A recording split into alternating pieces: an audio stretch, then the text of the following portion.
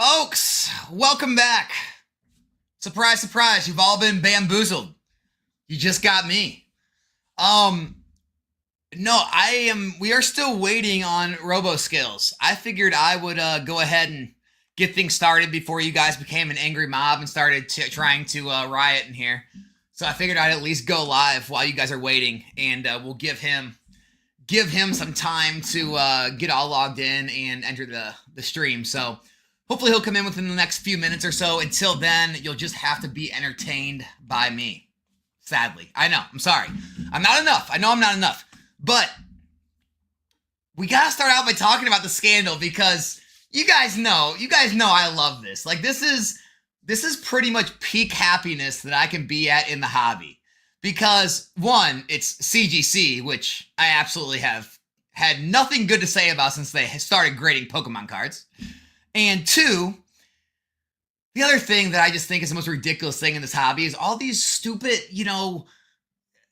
whatever you want to call them, test prints, all these crazy, like, vintage niche things that come out of the woodwork all the time that everyone's supposed to care about because they're old and significant to the hobby, when in reality, anyone that's, like, outside the hobby that looks at these things, they're just like, yeah, those things are ridiculous. Why would I want to collect that? All these modern cards are 100 times better looking. Oh, no, but you should care because these are the, like, very first print. These are so significant. Oh, my gosh. And then the greatest part was they sent them through CGC, man. And CGC has already done so many scummy things as a grading card company where, having people come on their YouTube channel or their show and, like, presenting them some pristine 10, which, have been very questionable pristine 10s, but because they're presenting them to a big, name in the community, it gets all kind of press, and, I'm sure there was nothing fishy going on with giving out those grades to those people, right? And, just like the way they're, like, paying off creators to promote their grading service and paying off creators to give out free grading just to run cards through them, and the ridiculous discount they give to certain businesses where, look, every company out there gives discounts for volume. Like, PSA even gives discount for volume, but it's very little. CGC lets the volume graders grade at, like, less than half of what you pay, just to run as many cards as they can through, so they can throw out these, like, astronomical high numbers to, like, show that they're competing with PSA, when in reality they're not, because they're not making anywhere near what PSA is. They're just trying to get anything they can to throw numbers in to make it look like their company is successful. And in all this intense growth, trying to do anything and everything they can to get ahead, grading the pre-release Raichus, grading all these different error cards, they tried to grade these test print only cards, and they put their name on it, and they said they were authentic, and they gave them all grades. And it looks like they got their hands caught in the cookie jar. And it looks like they may have jumped the gun, and they may be in some deep doo-doo. And so I don't know enough about the situation to really comment, too much on it, because I didn't dive into it. One thing I can say, though, is this man right here. This was enough to pull SM Pratt out from his Patreon. Hold on. Out from his Patreon to start making videos again. Guys, SM Pratt, I'm sure most of you know who he is. He's been in the hobby forever. He's one of the people I watched when I first got in the hobby. Learned a lot from him. But he has not posted an actual video on his channel for 8 months. So this was a big enough deal to get him back posting a video about it. So there's his channel. If you guys want to go, here, I'll even leave it in the chat for him. I'll even leave there's his channel. If you guys want to go hear his take, he's probably going to have a better perspective on all this stuff than I am, because I don't really dive into all the real, niche, scarce, all these crazy cards that come out of the woodwork and that are kind of, like, known about or talked about, but no one ever really, has any proof of. And then all of a sudden CGC has proof of all of it, and they're grading all of it and authenticating all of it. And they're just, taking any misprint or anything. And it's pretty crazy, like, how big of a deal this is. I mean, people are calling this a bigger scam than Logan Paul and the $3.5 million first edition case, right?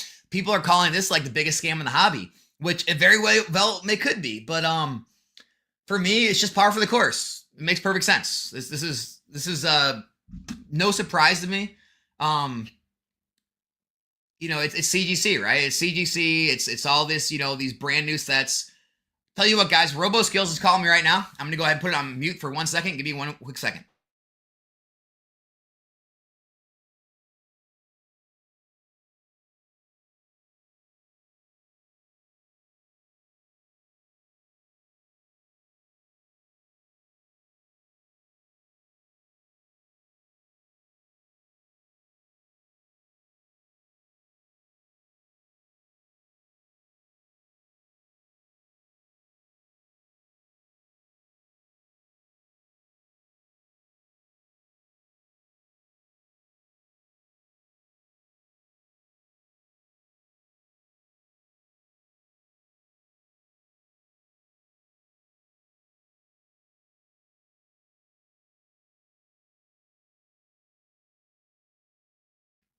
All right, guys, he is on his way. He'll be logging on in a bit.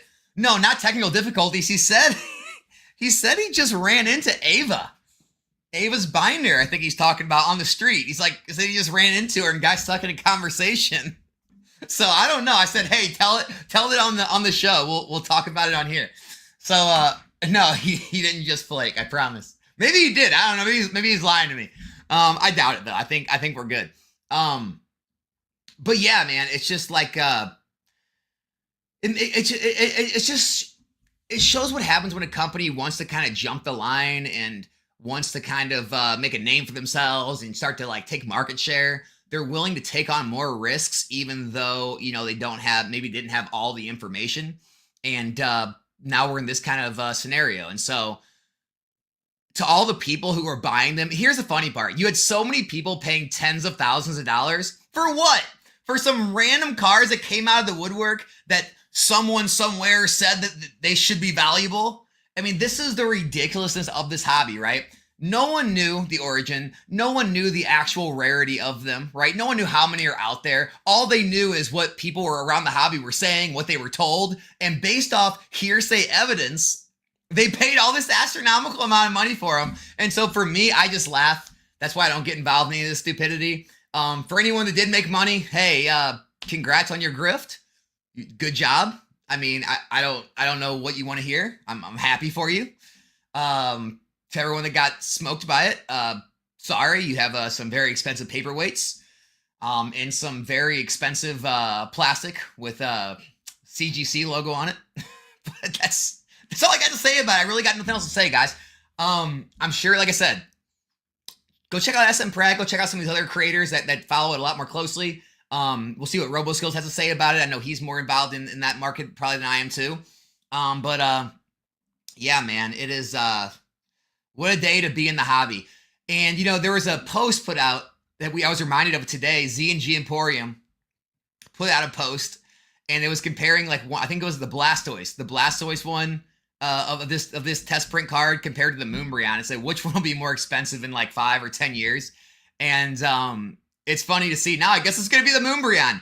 I mean, I would always take a set card that has an extremely hard hit rate that is now in a box that costs $1,400, meaning you're going to probably only have a handful of those cards actually come and be graded now per year after this. Then some card that no one knows where it came from, what it should be worth, how rare it is, what the demand is for it, and start paying thousands and tens of thousands of dollars for it out of the gate based on a bunch of hearsay evidence. So that's my take on all the craziness. There are actual grails in the hobby, that actually have, provenance to them. They like Pikachu Illustrator, is one of them, and these, where it was an actual contest card, or some of these trophy cards that were only given out to a certain amount of people at each event. There's Japanese exclusive promos that were only released in certain products and certain times and certain quantities, and they're very hard to find. They're very scarce. Like there are very real grail cards and trophy cards and all these cards of the hobby, but anything that nobody knows about that is coming to market in the last year, 2 years, 3 years, 5 years, very fishy. If anything else like this comes out in the future, guys, don't put your money into it, right? It's always better to miss out than it is to get caught and lose thousands and tens of thousands of dollars. And so everyone that thought they missed out, you didn't miss out. Everyone that did, make some money, congrats. Everyone that got caught with these, well, hey, whenever you play at high stakes like this, you're going to get your hand caught in the cookie jar sometimes. and you guys got to take your L, move on, and don't make the same mistake again. That's all I really got to say about it. I'll go see what you guys are saying until RoboSkillz get here, and then we'll kind of start our combo. Bradley, appreciate you. CGC authenticated that. Might be bootleg. CGC, man. CGC. Par for the course, baby. What does CGC stand for? Is it Cabal Grading Company or is it something else? I can't remember. I'm speculating on the name. I can't remember the name. Could it be Cabal Grading Company? I'm not sure. Seems like some Cabal tactics they're playing with though. Oh man, anything crazy happening in the chat? Let's see. Yeah, CGC could easily get sued for losses on those cards. We're selling for 10 to 20K when they were discovered. Yeah, I don't know how that works. I don't know how the authentication guarantee works and if they're liable for losses. I'm not sure. You know, like I said, I am not sure how that works. I've never paid close attention to it. I'll be honest with you guys. Like, I'm very honest when I have knowledge and I know about subjects, and I'm very honest when I don't. This is one of those subjects I just don't know much about. Like, you know, me and RoboSkillz had already had our live stream scheduled for today, and I changed the title. I changed the title this morning to reflect this, but we hadn't even decided to talk about this. We were just going to have a normal live stream. I just thought I'd throw this in, but I don't really have a lot to say about it. I'm not going to sit here and talk out my ass and pretend that I'm like some expert on these cards or know anything. One thing I do know is that I don't trust CGC. And the other thing I do know is these cards came out of nowhere. That's why I didn't touch them. And I wasn't going to take a bunch of hearsay evidence from what people were saying about them. And yeah, I mean, I'm glad I made the decision I did. That's all I really had to say. Maybe it's just me being too conservative and got lucky. I don't know. I really don't know. Let's see what we got going on.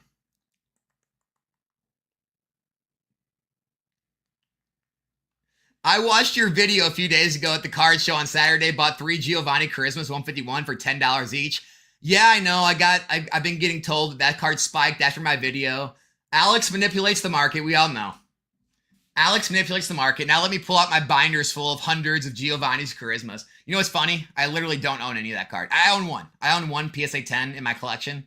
I don't have a big position in that card. I didn't make the video to pump that card. I was just giving my honest take. I said, hey, look, Team Rocket's coming out. Some of these other Rocket, Jesse James cards are pumping. Seems like the Giovanni's Charisma was undervalued. It seemed like a logical, obvious take. But yeah, I guess I'm a shill, man. I'm a shill. Uh-oh, we got him. Robert is getting brought to the stream, guys. Mr. RoboSkillz. Hey, what's himself. up? Oh, wait, no, I'm vertical still. You are vertical, dude. What's going on? Is that normal? No, turn it maybe. Can you turn it? Will it just make it look like I'm sideways? Let's see. Let's test it out. It probably will actually. Yeah, it's not gonna work. Oh, wait. Oh, it did work. Oh my gosh, Alex, Boom. you're a genius. You're a genius. That? Now all you gotta do is kind of angle it up a little bit. You should. Yeah, I'm gonna have to. Okay. Let me. All right, hold on. Wow, it did work. This. Yeah, that's actually really impressive. Yo, normally you gotta that doesn't tell me work. about Like, this. on OBS, it doesn't work when you turn a webcam up and down. I know. That's why, again, I'm very impressed with this StreamYard. See if I can like. Yeah, it's cutting out like half your head. So if you could angle it a little up. I know. I got you. I can. Let me see. I just need some flat. Okay. Move the camera like so. At least someone's saying, Alex, you weren't the only one touting that card. So it's not just my fault that Giovanni's Charisma went to the moon, guys. I'm not a pump and dumper. Giovanni's Charisma is going to the moon? Yeah, I made a video, like, I guess over the weekend or late last week where I said, hey, Jesse James is pumping. These other Giovanni cards are pumping. Yeah, what's up with that? I don't know. So I just said, I'm like, you know what? Giovanni's Charisma seems to be undervalued. I think this is the next card. And of course it pumped, and then I'm getting everyone telling me I made it happen. So. That you made it. My fault. That is how it goes. All right, all my fault. Hey, it's got to be somebody's fault. It can't, because markets don't just move based on organic demand. It's always got to be somebody's fault. Is this high enough now? Yes. That looks not bad, right? Perfect. All right, everything's well lit. Maybe I'm a little off center. I'll take it though. I'll take it. What's up, man? How you doing, dude? I'm doing So good. what Shout outs happened? to You wait, ran so into can I like is Ava's your binder? chat in here too? Is that who you're talking to? Oh yeah, we got chat. Yeah. I can't see I can't see them. I just Do you have like two screens or just one? I'm just working with one right now. I was gonna say you could pull up the YouTube stream and just put it on mute. That's how I see it sometimes. Oh, that's brilliant. Dang it. I'd have to get up and maybe I'll do it in a second. I guess it'll just depend on Well, yeah. So what's so up tell us what everyone happened. in You the ran into Ava. yeah, that's what I know. She'll probably see this because I was like, "Oh, I'm about to hop on with Nostalgianomics," and then I didn't want to be like I knew I was kind of running late. I was like, I told him I'd get on around this time, but literally on the street, I was dropping off some packages, and then just my local post office, she just like rolled up on a bike, and I was just, and then she was kind of like, "What the heck?" And I was like, "What the heck?" It was very it'd be the same chances of me thinking that like if I walked outside where I live, like you were just on the street and I just ran into you. It was just crazy. That's crazy, man. Yeah. So I didn't want to be rude, and then I was like, I so I mean, was I like know talking she's to got her. some stuff starting up too. She's working on that new business. And that I think that's why she's here. Exactly. So I'm in SF, and then I think she's doing some investor I don't know. Are you familiar with Y Combinator? No. Okay, it's like an incubator, like a startup incubator. Oh, she So did. I she's did hear her say something about that. Yeah. gotcha. Okay, so yeah, so I guess that's why she's, in my neck of the woods. Yeah. Not that I'm like super close to all the like Silicon Valley They're stuff, getting that but venture capital money. right, exactly. I think that's why, yeah. So and then it's just she was dropping off some packages too, so she just was at my post office. I'm still mad at Ava, so Oh, really? no, no. What?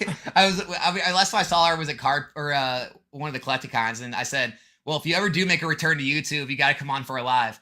And now she's back on YouTube, but she never came on for a live. I'm sure she would come on. I'm just Uh, messing, man. yeah. No, so yeah, I mean, dude, how are we gonna start things off? So I mean, I know a little about you, but I don't know a ton, dude. So No, like, I think obviously, that's yeah. your main following's on TikTok. That's where I started my like main content creation journey, I would say. At least in Pokemon, yeah. I mean, you got almost a quarter of a million followers. Yeah. That's a lot, brother. Sure. Yeah. Yeah. So what got you started? When did you get started? What brought you down this crazy road that we're all on? Yes, and I would love to hear the same for you as well. I'm sure maybe most of your audience obviously knows your origin story, but I'd love to hear about it because I mean I feel like you just recently popped up on my radar through Brian through PokeNE. Oh yeah, okay. So and I guess you and him talk a lot, right? And he is from my like I remember starting basically on TikTok with Brian. I started like a little before him, but roughly we kind of grew up in the same, class, if you will. And yeah, I got back into Pokemon before quarantine, like before the pandemic. Okay. Was just kind of casually collecting, but with adult money. So you got a piece of that of the action then. Yes, right. I was very much like I didn't just hop on the bandwagon when the rocket was. I actually just got back into Pokemon because it was around my birthday. There was some cards, and I saw some just like I guess news that like Pokemon Day was just on my birthday, and then there was like reveals for stuff back then for I don't know, probably something coming out with the Switch or a new game. I saw cards in my Costco, and I was like, "Oh, okay, I'll pick up some of these." And I just kind of got hit with that. I got bit by the nostalgia bug, you know. See, if you buy Um, packs at Costco now, you get attacked online. no, right? Yeah. So exactly, I remember when they were just sitting there, yeah, for anyone to get, and and I very much saw the wave happen. I saw when Logan Paul and Justin Bieber and Steve Aoki were doing like their box breaks online, and I watched those live. Right, I feel like the Logan Paul one really I think turn the heat up a bit. Like I know a lot of people tuned in for that, and I think a lot of the I felt the energy kind of shift after that, and you could kind of see it, because I was already kind of going into stores maybe every week or so, picking up some cards, and it was very easy for me to go to the shelf, pick up what I would want to open and then take it home. And then I would show up a week later and there'd be like, 25% less on the shelf. And I was like, oh, that's weird. Usually there's more stuff I can, Yeah. pick from. And then like a week later, it was like 50% of it was gone by the time I usually, and I'm like, I didn't pick, wow, there's a lot, and So then so at this by the time next week, you weren't like keeping up with any of the online communities. That was how you like kept track, is how full the shelves were. In a way, yeah, yeah. Like I didn't see like a huge, yeah, because I guess again, I was probably still so I didn't have like a Pokemon business, and I wasn't necessarily creating just solely Pokemon content. I didn't really do that till lockdown. I feel like a lot more people just got onto TikTok. I know TikTok started as like I actually used to be on Vine. Funnily enough, Oh, did you? yeah, yeah. So I was like a Vine creator, and So what I did you would do on make there? vines. I did like comedy videos and some Pokemon openings, like mostly comedy skits though. I mean, you only had 6 seconds, remember? So it was like I mean, you so just what do you what is comedy like the main thing you do these days? Is it Pokemon? Like, that's my yeah, yeah. I do stand-up comedy, not okay, like how probably most people see it in the realm of, these famous comedians like, Theo Vaughn or Tom Segura. I know people that have like opened for those guys, and I've met these guys through in passing. okay, But I do stand-up comedy, and I used to work like a day job until stand-up comedy was like something I could kind of do while also doing this as like a yeah. side hustle. And I started to just kind of make more money doing Pokemon, I guess. And then, so then it was like stand up kind of became my side hustle, even though I would still refer to this as like my side hustle. So Pokemon's your the main source of your income now. Correct. Yeah. Yeah. So now it's right. Really, I would say it's my main hustle. I just, create Now, would you say Pokemon it's content full time. would you say it's Pokemon or the content? I'm pretty split of both, I would say. Yeah, I do content for both TikTok and YouTube now. Luckily, YouTube was able to ramp up really, really fast because I just had, well, I mean, I filmed one of the or I guess it is the most viewed Pokemon video now, like just online, like on YouTube. And that What? yeah, yeah. So that's probably like my real. I mean, if anyone in your audience has seen me before, it's probably, well, it's not even like I'm in that video, but I'm sure a lot of people have seen that video. It's the trade up challenge, where I go from like an energy card to a Charizard. All right, Have you let's do it. you've All seen right, that video, so I think. is it a short? It's a short. Yeah, yeah. It's a short, and it's I don't know what would This be. Oh one, yeah, it's that first one. I guess, yeah, I guess it would have to be that first one. 71 million views. Yeah, and it's got about 60 mil on TikTok, another 40 mil on my other TikTok channel. At the time I was doing content for Drip, I had put it on their Drip page and like tripled their following on TikTok. It got like another 50 mil there. So it's So what is a if you don't want to say this, don't. But like yeah. on average, what it's like a normal 1 million view short. Does that pay any money? Yeah, yeah. It's Is it like pretty good? no, I don't mind talking about that. Yeah, it's like a mil. So it also depends on the short, and it's kind of skewed, especially because that one video. And the reason is because I was not monetized on. So this is the funny story with that. I was kind of going viral on YouTube, like with that YouTube short, without even really knowing, because there was a period of time where I would just like post to TikTok, and that was like my main thing. And it's like if you posted to TikTok, you could get some ad revenue from your posts. And so ads there, I was like, okay, as long as I'm just pumping out content there, I'm sure it's very little compared to what you might make for like a long form YouTube video. Well, I know even But TikTok pays pretty well from what I've heard. yeah, well, it's just you can put out content so much faster, and then if it goes Yeah. viral, like for example, you probably put out a video and you can make 400 or 500 bucks, and in the same time, I could make that too, but I just put out like 5 or 6 little ones. You see what I'm saying? Yeah, I don't know much about making 400 or 500 a video, but I'll take your Oh, word for it. Really? I thought, I don't know. Yeah, see, and I would love to talk to you about, like I feel like your long form, as well as Brian's. I haven't done like a I don't know, like a deep dive into the exact, I guess like CPM and what you can make. But I feel like when you put out a video, that's longer than 10 minutes and you can Yeah. get, I don't know, 10, 15,000, 20,000 people to watch it. I feel like that's really good. That's something that I'm still working on building myself.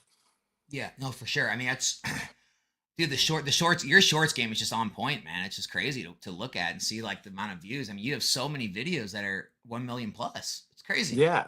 Yeah, it was just how I consumed content for the longest time and how I got used to creating content. I think I was very conditioned with Vine to make very, very short videos. And then people forget about this, but TikTok in the early days was just a copy. It was like Musically, and it was the same thing. You were a 6-second cap. And then for the first 2 years, I was like a, Pokemon content creator. You could really only make, I think it was like 6 seconds, and then I think it got expanded to 15 seconds, and Yeah, that was the longest you could make a video on the whole platform.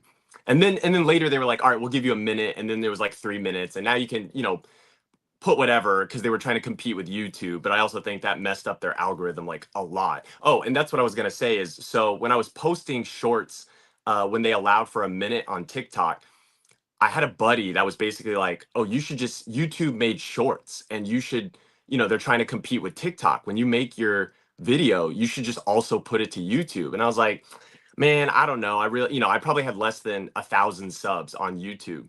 And I just put that one video on YouTube and I like didn't open my YouTube app for like a month, and I don't really have like notifications like that on my phone because otherwise it's just too much. My phone would be blowing up constantly. So I actually put that video up, got lazy, wasn't putting up more, just by like random happenstance, didn't go back into YouTube to upload some more shorts.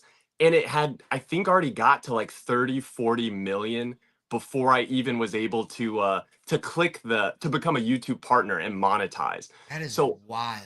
yeah. So when I check the stats of what that video has paid me, it's like off. I don't know exactly how it translates per like 1 mil or 5 mil, because it's like I only got paid for, I missed like the brunt of the money on that, which Yeah, is like, oh well.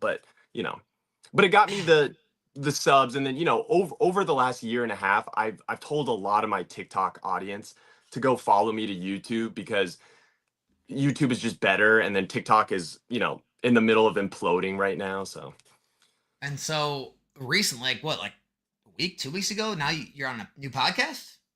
yeah, yeah. So I'm starting a podcast, or I guess I have started. I wanted to break the news if we had talked last week, I guess before episode 1 had dropped, but we're gonna try to put out a new episode every week. But it's me and Twice Baked Jake. So we'd So you love guys for. may know who those guys are. Yeah, yeah, yeah. So if you or any of your following like to talk, well, I mean they got to, because they're following you. I mean, we're going to talk a lot about, I think, a lot of the things that you discuss on your channel, just economics of Pokemon, Pokemon trends, huge news stories like this whole fake playtest, beta, alpha, gamma card stuff. Like what do you think about I gave this? my take. Why don't you give yours and I'll give mine again? What's your take on this whole Okay, situation? I'll have to be. Actually, you know what? I can talk about it a little. This will be regurgitated, but yes, Do you guys. have one? Do you I have any? well, I'm talking with Jake about it on Card Lounge, Okay. which Card Lounge is the name of the podcast. So yeah, if anyone wants to basically check it out, Card Lounge podcast on YouTube, you can search like Robo and Jake podcast. Like it'll come up. We only have Well, one episode right now. nobody really watches my channel, so no one will hear it. They'll hear it for the first time there. No, you got people. So I've come into your live streams, man, and I feel like you've got a great, following. Like you got a lot of people that are, watching you and, joining in on your Pokemon rips, and it's a fun Yeah, it's a good time. time. It's a good time. Exactly. Yeah, and I do the same thing. I don't know if I also discussed that with you, but I also will go live on YouTube. I usually go live way later in the night just because I'm a night owl, but yeah, Well, we and we do the you're on same thing. Pacific time, so yeah. Yeah, exactly. I know, and it sucks because it's like I almost wish I were in your time zone or somewhere towards the middle. You know, if I were to go late, if I go live midnight here, it's already 3 a.m. sometimes for East Coast people. But I will catch people that are on the East Coast that follow me that, just stay up late or work the, graveyard shift or whatever. Right. Yeah. No, But yeah, I get okay. it. So yeah, I'm probably gonna. I know me and Jake are going to talk about this a lot on Card Lounge, and then it just sucks because we already filmed episode 2 and 3 before all this came out, but we are gonna uh, Well, discuss you don't have this to go whole too thing. in depth. Just give like your, And kind of just brief sure, overview. sure. Yeah. I remember when the first kind of information of it came out, and I remember making a video being like, oh whoa, these are the playtest cards, this is pretty crazy. I thought initially they looked a little too clean and pristine for being, cards that were what supposedly made 30 years ago. So that was kind of my first okay. But then, and I think this is where a lot of the controversy arises, you had people coming out saying, "Oh no, this has historical provenance now because Akabane has cleared or has vouched for these cards. Like these were what was used originally to kind of then playtest and then create what we now, all trade, collect, and love. Today's Pokemon cards." And I thought, okay, so that if truly, but I don't recall ever like a video being out where it's like him on camera saying, yes, these are legit. It was just you just heard through the Pokemon community. It was like, yep, Akabane said these were good. And then And then I the Pokemon guess, community is so weird because like, you know, it's always been one of like my things that irked me about this community is it's yeah. like there's certain, and I'm not naming any names, so No, don't yeah, yeah. guys, if you guys think I'm gonna name names, you're not, good luck. But there's just certain people that people hold in very high regard that if they say something, everyone just kind of takes it as Oh, it gospel. must be law. Right. And they're just like, Right. well, they said it, they're real. It's just like, what? Yeah, I mean, I would say I think I can kind of guess who you're. I mean, maybe not right without any specific names because It doesn't honestly, matter I who it don't was. It's just like it's weird that like someone says it now I believe it. It's like, believe. is there Right. proof? I don't even think there's any like specific names. I think just to add to kind of that what you're describing is I feel like whenever you get into the hobby and then you get in for or at least as deep as you or I, I'm Yeah. sure just people that casually collect Pokemon cards and maybe watch a Pokemon video here or there might not even know some of the people that you or I know, but there are just people that you get to meet fellow collectors and then you meet people that never stopped collecting or they got back in so early that you just view their um I guess opinion or maybe what they say is like, oh, he, that's got to be true because he's been in the hobby for 15 years or For 20 sure. years. But to your point, that doesn't necessarily validate anything when it comes to like, oh, is this real, is this not, unless they can directly speak to it. So yeah, I guess to your point, I would hear certain uh, people make content or say like, "Oh, these are good. These have been cleared by originators of Pokemon." And I remember there was one post that was made by someone where it had the CEO of, oh my gosh, why am I blanking on his name right now? Is it Ishihara? Just some top figure in Pokemon saying like, "Oh, these are legit," but were they just using that for like marketing materials? And and then CGC decided to certify and guarantee and authenticate and grade all these cards. So I feel like as a, again, that's why you have the responsibility as a grading company to, I mean, if you're really going to stake a claim like that, you better for sure have checked like crossed your T's and dotted your I's. And I What do don't you think think they this did means for that. CGC? I mean, I would say this is like I think some things have happened in the past where people already had kind of like a bad taste in their mouth about CGC. This for me makes me feel like, as far as, in my personal collection, especially if I get something, I don't know, really, really valuable or like a grail, I wouldn't necessarily want it to be graded or authenticated by CGC just because this has just been like if this was just a one-off thing, but it's always like CGC with like a questionable thing like this where it arises, and this goes against the exact premise of their the whole company of the comic book company being like, oh, we're going to grade cards now. It's like, do you even have the people in place to really like authenticate and grade? I think that Well, they'll and still again, apparently they did. they, They have, they thought again, no they did, names. They've got right. consultants and that I would, are very high valued names in the Pokemon hobby that are supposed to be able to tell the difference. sure. You know what's so funny? So where I've gotten to on that is, some people shared information with me because I know people in the Pokemon hobby, and then people know that I also cover like Pokemon news and stuff like that in my content. And basically, uh, there's basically a trail of people that are like, oh, CGC did get, the only reason they graded it was because um, Akabane said everything was a-okay. And I was like, well, so what? Was Akabane in CGC headquarters, and like, did they have a discussion about these cards? And they were like, no. And I go, okay, so then how did that communication happen? It's like, oh, well, I just heard it from a guy. And then so I go, okay, so who's that guy? And if I can find that out, then that guy goes, oh, yeah, I told him that, but I heard it. Oh, it came from like some gossip, or like I heard it from, and then basically it's just, now we just are on this little telephone line where it's got to go to some guy, where either someone has to stop saying they heard it from someone else, they saw something, or they really were there when this exchange of like Akabane clearing it and saying these were real happened, or you have malicious intent at play. You have malfeasance where someone just made it up, and then if that guy gets found out, then there's probably going to be some questions. It's truly amazing, like what you can do in this hobby with just like some word of mouth and some claims. I mean, Yeah, you can get people to spend tens of thousands of dollars on things. I know, right? Yeah, a lot of people spent.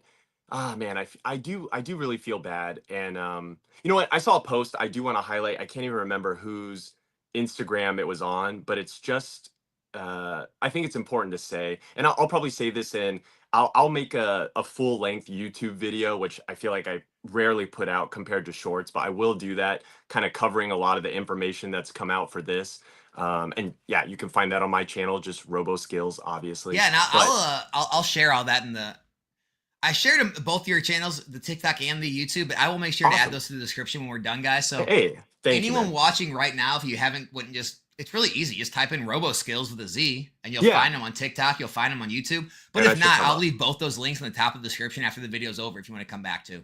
Yeah, and I haven't made a full length video of it yet, but basically what I do want to say, and I think is very important as everyone's trying to like figure out what the truth is here, is like, don't make fun of, or don't like, I see a lot of comments that are like, ha, it's okay, like that so and so got scammed, or I guess it's like this like victim blaming thing where, you know guys, people thought, based on what they heard, and people thought they should sell off. I saw a couple story posts where people sold off like personal grails to get the money to then buy like a play test of their favorite Pokemon, like the play test Mew, or the playtest Squirtle, or the playtest Starmie.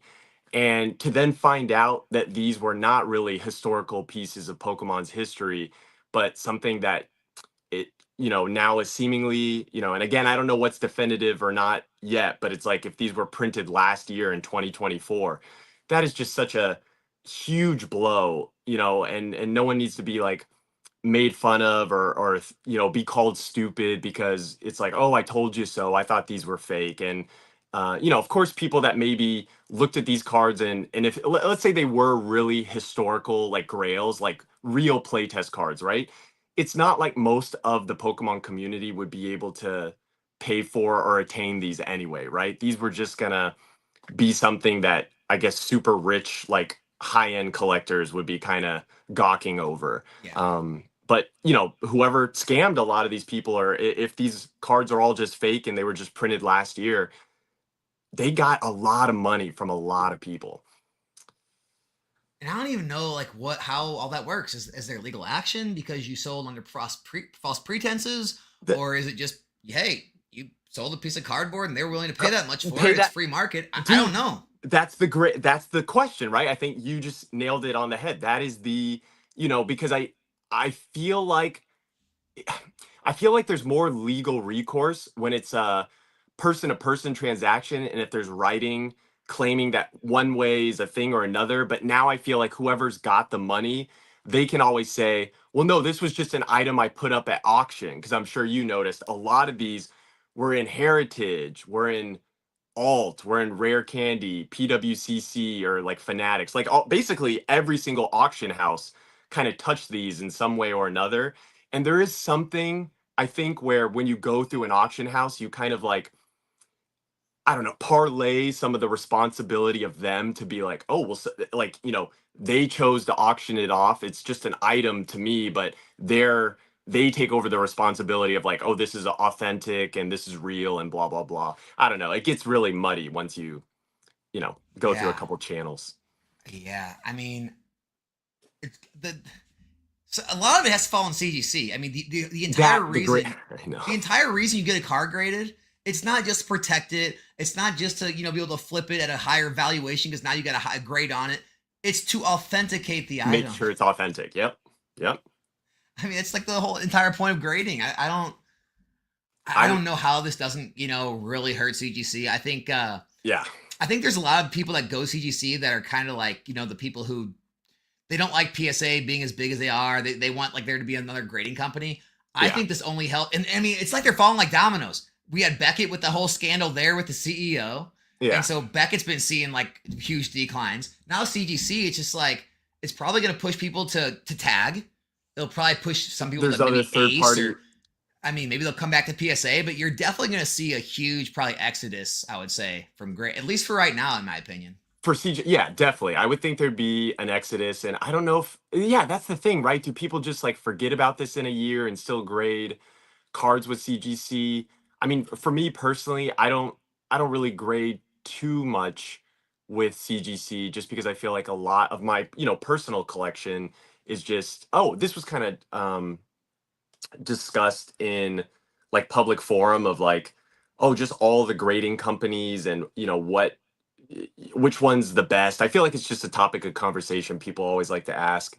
And it's kind of like they all have, their own screw ups. And it's because they're all people in those companies. People forget that. And then people just make mistakes. I will say the Beckett thing is like, for Beckett, it wasn't necessarily the CEO of actually BGS, like of Beckett, the grading company. It was like the CEO of like the parent company that owns all the, True. which is like kind of out of the wheelhouse of what it's kind of like how Twitch operates, and Twitch has a CEO. But if Amazon, like if Jeff Bezos does something, it doesn't necessarily mean there was nefariousness going on in Twitch. That's true. Yeah. That And that then that is an important point. You're but I right. but I know people have had their like, I know BGC has had a tough time like with grading inconsistencies and adhering to their turnaround times that they're given.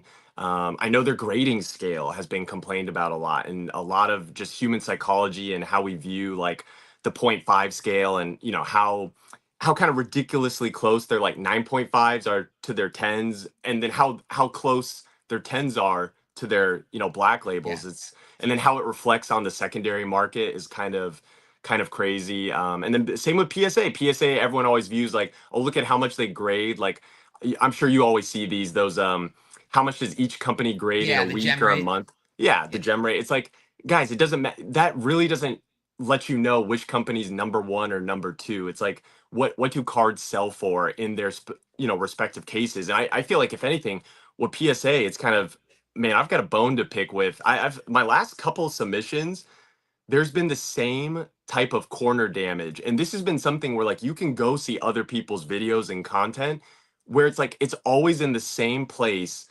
in the top corner, um, on the back, where people are like, I don't know if it's like something automated in their intake process or how they're handling stuff when they're shuffling stuff around. But then I got a bunch of stuff back that had a bunch of PSA 7, PSA 8 on it. And I was like, this was not how this card looked when I sent no. it to you.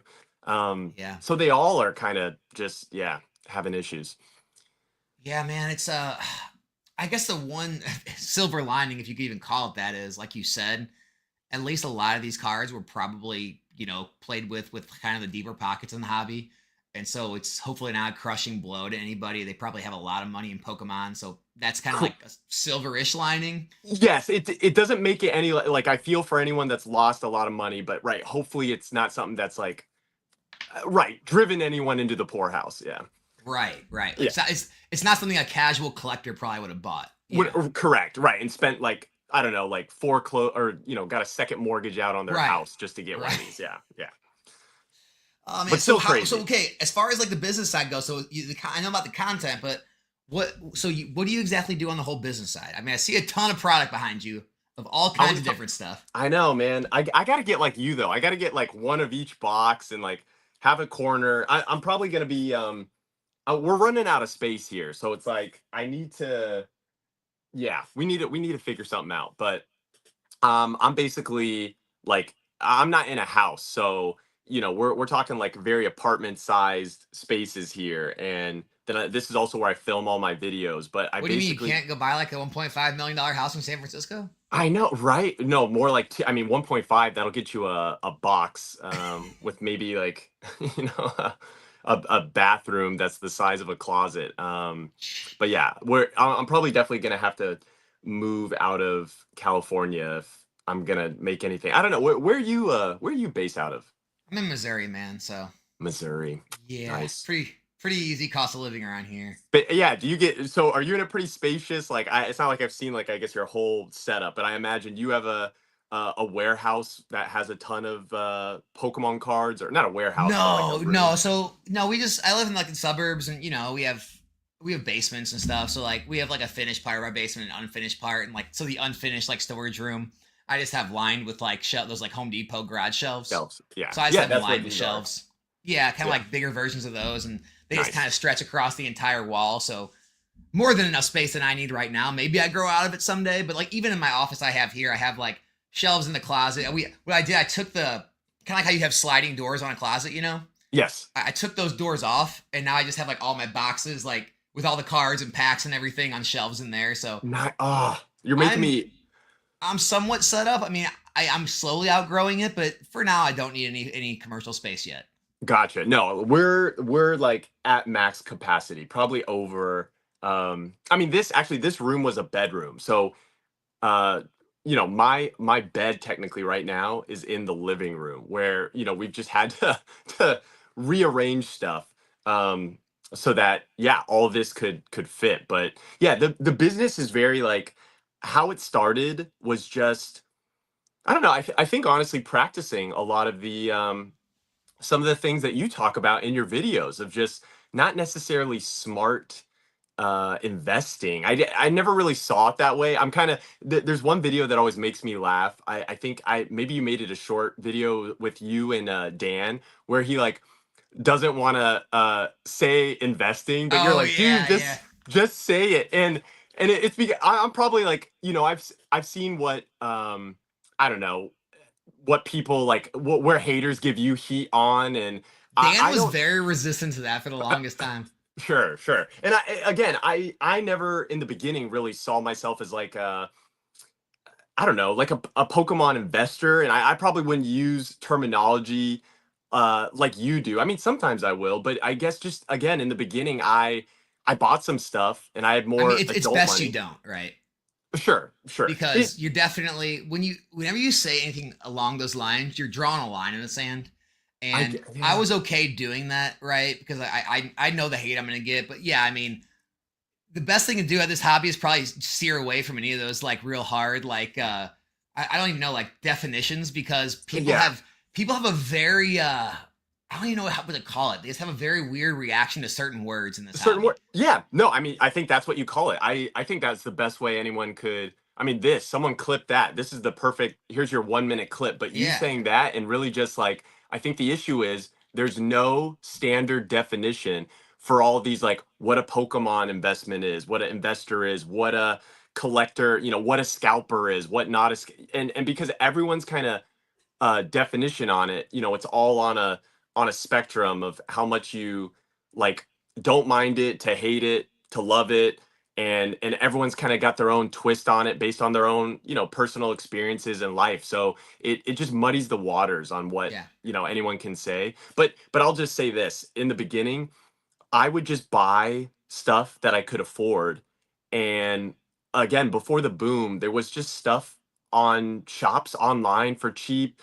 You could, I remember one of the first things I ever found was just, I knew when I realized that the hobby was booming, is I would be like, all right, let me go look at some older boxes, because I feel like older stuff is going to be harder to find because it's older.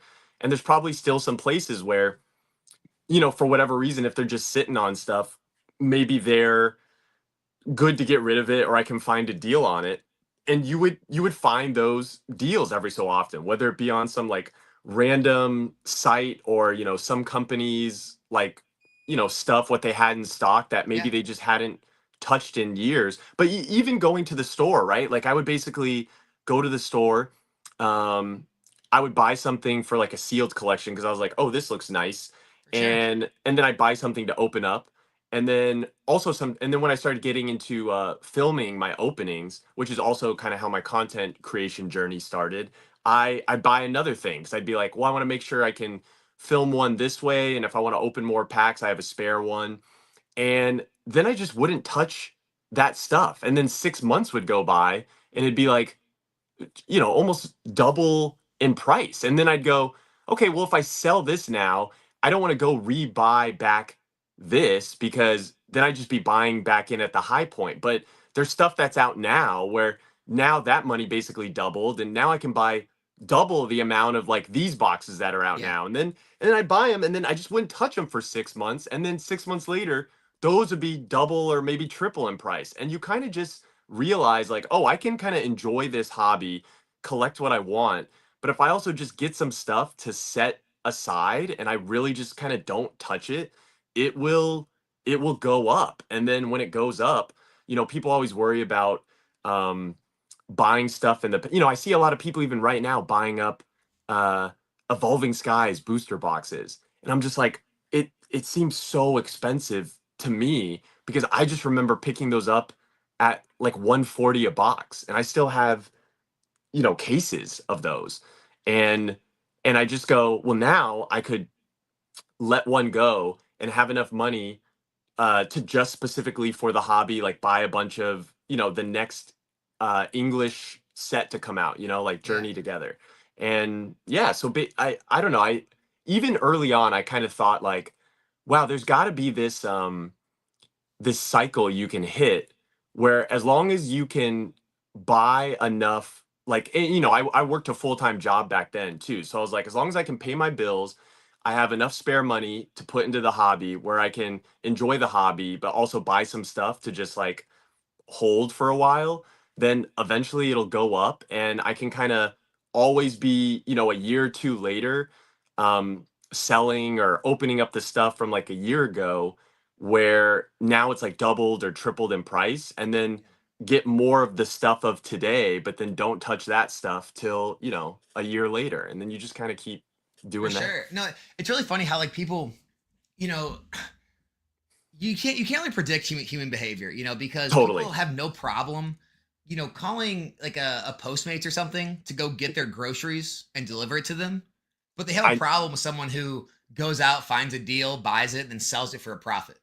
Right. So That's so like funny because I people never will do that. value some labor, like they'll pay someone to come shovel their snow off their driveway or rake Right. their leaves, but they won't pay someone to go out and find a product and then sell it to them on eBay because they did the work of finding it.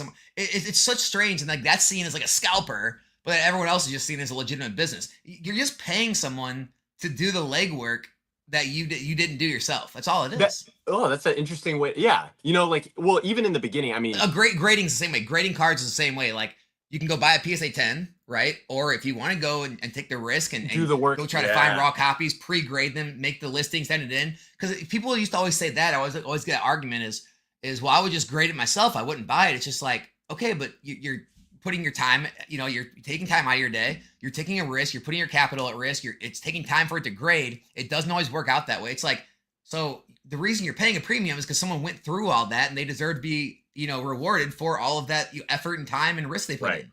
It makes And I sense. guess they wouldn't be doing that, or if like no one would pay them for doing that, it wouldn't get done. It's so funny, and this will come out in the second episode Oh man, I'm of stealing Card all the Lounge. all the We got to get, ideas. yeah, it's you're touching on something that me and Jake had almost like a 15-minute conversation about this whole thing, where I think a lot of the hobby, if there's one thing I could say to, your audience, and I'm sure maybe a lot of your audience already knows this, um, and because you probably know this and have probably been telling them this, scalpers are not a problem. A problem, like by definition, means like it originates the like scalpers are not a problem. They're a symptom of a problem. Yep. And so as soon when people can understand that like scalpers are a symptom of something, you can then kind of draw from like economic conclusions. Like you can go back and reverse engineer, well, what's causing them to be here or operate or do what they're doing. And then, of course there's a whole um I guess spectrum of people that like are truly, and I'm not saying I'm pro scout, I think a lot of people that like just go and, buy up everything and don't, like leave any for the kids or leave, just anything. It's kind of like there's definitely people out there that um are kind of just solely in it for the money and don't even care about this hobby. But then there's also people call scalpers that do collect and have their own cards, and they might leave some stuff on the shelves. But then, from your perspective, if you're not there at a Target or a Walmart to scoop anything up, who's from your viewpoint, it's like someone either is taking it all, or if they didn't, someone else would just come in there and take it all, or what you view as like a real collector would just be like, oh wow, no scalpers hit here, and this is my first time I can actually get product. I better get more than what I usually get, which is zero, so I'll buy it all, or like, buy more than what a fair share would be, so it's all just the Right. same. Exactly. Yeah, man, it's just such a touchy subject now because everyone's just so angry about everything. And like you said, it's a symptom of not enough supply with a increased demand. And Right. like you talk about when you used to get in that hobby, you used to go to the store and there was endless amounts on the shelf. You had your Yeah, pick of anything. It's just like everywhere, yeah. if back then, there would have been quote unquote scalpers and they would have came and did the swoop and cleared off the shelves and bought everything. Guess what? Yeah. It wouldn't have worked because no one was buying it for more back then. Right. It was actually cheaper on the online sites like eBay, TCG Player, independent LGS websites than it Yes. was at Walmart. Walmart and Target used to be considered bad price. Like That price, that was yes, and overpriced. now I've seen it. I remember that, and I remember the stuff I would buy. It's so funny. I probably still have some items. Man, I'm wondering if I could. Ah, they're probably in boxes, but you might know. Well, actually, when did you get back into the hobby? Like 2015, but Oh man, you've been in like for 2016 is when I really started to like increase buying. In 2015, I was just like collecting my old childhood stuff again. So I sure, wouldn't same. consider myself really deep in the hobby then. Yeah, it takes about or About a not that I year. started in 2015, but like Yeah. your first year getting back in, you really aren't as deep as you and I are now. It's like you Yeah, I just was just start like buying collecting what. like old binder sets, and I started buying some Right. theme decks and some packs, and like Exactly. I wasn't even opening modern until Evolutions came out. Exactly. Yeah, yeah. In like 6 months in, you're still you might not even know what like a graded slab is. And then you see Right. one, you're like, oh, what's this? Like it took me over maybe like 8 months to a year to even send off my first submission and really understand what like, oh, okay, I could get this authenticated and graded and then it'll preserve the Oh, my condition. first submission wasn't like till like 2017 or 18. It was late.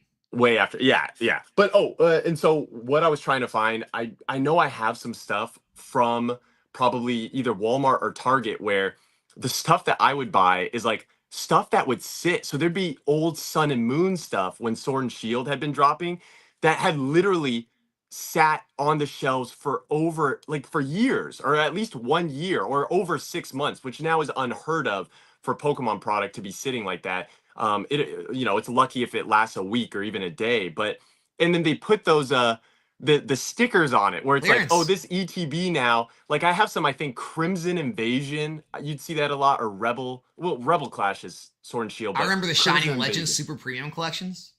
Yes, Those and were on clearance for like on 39.99. dude, dude, and people Oh, look at those the items now, they're Snorlax like, GX box. yes, yeah, That one. actually, Do I have with Snorlax? the I remember because the attack was like pulverizing pancake or something. That's the name. I mean, even this one, maybe this Umbreon.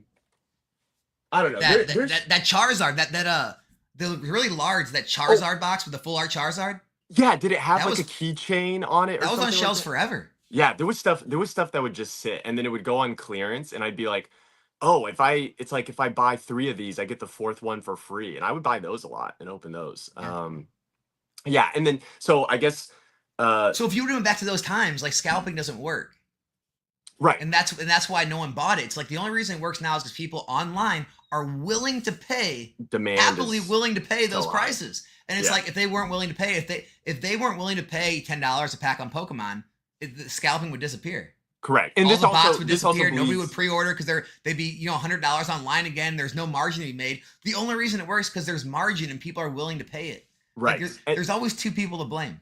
It's the same with the shops too. And I think I've seen a piece of content of yours where you kind of cover this pretty thoroughly, but so it's Well, not to don't like take too much of my content too seriously. Sure, sure. I, No, I was I talking don't. to Pokey Plumber about this, and I was telling him like, dude, here's the secret to my content. It's very simple. I go, all I do is I take whatever's happening in the hobby that week, Sure. and I do one thing. It's real simple. I just pick a side. Pick a oh, I gotcha. just Yeah, yeah. I do the opposite of sit the fence. I just pick a side and then I throw it out because you're gonna get all the people who are on your side. You're gonna get all the people who are against it, That's and they're true. gonna fight Actually, in the right. comment section, and it draws engagement. And it's like that's the whole secret to anything I do on the shorts and stuff. So It's don't so take it too funny. serious. It's just built for engagement. I feel like I try to not pick a side or at least try to see both sides, but I do get what you mean by that. And right, and see, I don't take your content so seriously that like when you say right, certain things with like a hard stance, like I know you're not really meaning it like where oh the other side is like implied to be dumb or less worthy. It's just like you're stating something that like when you were talking about the shops um that are selling things above sticker. I think, and I can say this because I don't even think it's really like a hard stance, but I would say I disagree with people saying, oh, shops, you should be selling at MSRP, you still make a profit. And it's like, well, were you buying MSRP when all the other items that like when market is below MSRP, are you still giving that shop MSRP? It's like you can't have both lanes of the road. That's not Well, and what not only do they not do fairness that, is. like even if you want to say they don't, I mean, people are so ridiculous with it. Like it'll be, say a box will be like 109.99 in the shop, and they'll be like, it's on eBay and TCG Player for 100. It's just like Yeah, right. there's got to be some kind of premium to have it in your hands right here. Right there, You can pick the exactly. one that's minty. Like it's like you got to give the shop something. They're a brick and mortar. Right. And they're forgetting about all of the like costs of even just what it would take for that to ship to you, the tax online. Right, you having to wait, which has a cost. People always And what's forget. funny is neither one of us have a shop. Yeah, well, So we have you no, like, we're not even trying to shill for a card. We don't own any card shops. correct. Well, I have an online card shop, which I'm Right. sure Me you- too. It's just like, but not having physical shops, but talking in favor of them should tell people like, the hey, brick. Yeah, we don't have a dog in this fight. We're just being reasonable. right, right. We're just reasonably like, looking at the data, like thinking about it logically. I think also when you talk about how like shops set their prices, it's like I think a lot of people forget, guys, you as the consumer, like how any business has anything priced is based off market data, is based off of how we as consumers go and make purchases. I can go put a broom if I had a brick and mortar or even online, I can take a picture of a broom and put it up for $1,000. It doesn't mean the broom is worth $1,000. No one's gonna buy it. So I gotta drop the price to a certain amount where someone might go, hey, I will trade X amount of money for that broom. And people forget that like if something is too high, you leaving a comment being like, oh, that's too high, I would buy it if it's low. If someone else is gonna buy it at that price, clearly it wasn't too high. These packs, man. Oh man, yep. They're That's the so there's never been prismatic of more anger than now. But here's what I tell people too is so I've had multiple openings on my channel for my rip and chips of these packs, right? Yeah. And I list them for the price that I think is fair on the market. right. And of course, I get people come in, they're really upset. But what I say every single time is, I'll list like 300-400 packs a night, And a Yeah. lot of the times before the stream even goes live, they're sold out. That's wild And to so me. it's See, like, even here's the thing. If they're that price, you're upset, but they sell out that quick. What do you think is going to happen if I make them cheaper? right. They're going to sell out even faster. Exact and that person that wants to buy them cheaper, they forget about the scalper that they don't like, or the someone that isn't you that's just going to clean you out and realize that Yeah. unrealized gain anyway. Someone's gonna make it. So it's kind of like, I the thing I like to say about it is, people talk about modern packs and they're like, oh, it's just a modern, like when Shining Fates came out, it was just like $5, $6. Like this pack can't be worth $15. It's like it can, because it still follows the same economic rules. Like when you think of an older pack, why do you pay more for an older pack? They're like, well, it's rare, it's harder to get, so the hits inside are harder to get. And it's like, exactly. Well, let's look at the hits inside Prismatic Evolutions. Let's see what they're selling for. Okay, you have the Umbreon EX, you have all the Altar Evolutions, and then you go back to XY Breakpoint. You're like, oh, why can this pack sell for as much as almost an XY Breakpoint? Well, look at the top hit in that pack. Is it even selling for as much as the top 5 hits in Prismatic Evolutions? Does that explain why then this pack should probably be worth more than that pack, considering what's inside this one and what's inside that one? It doesn't even matter that it is newer, because it still follows the same logic, and you just see more expensive packs as you go back in time, because hits usually from back in time are more expensive than modern hits now. Yeah. But yeah, right now we just have a modern, like, I mean, yeah, Evolving Skies 2.0. Like, Prismatic just had so much pre-built hype for this set. It's insane.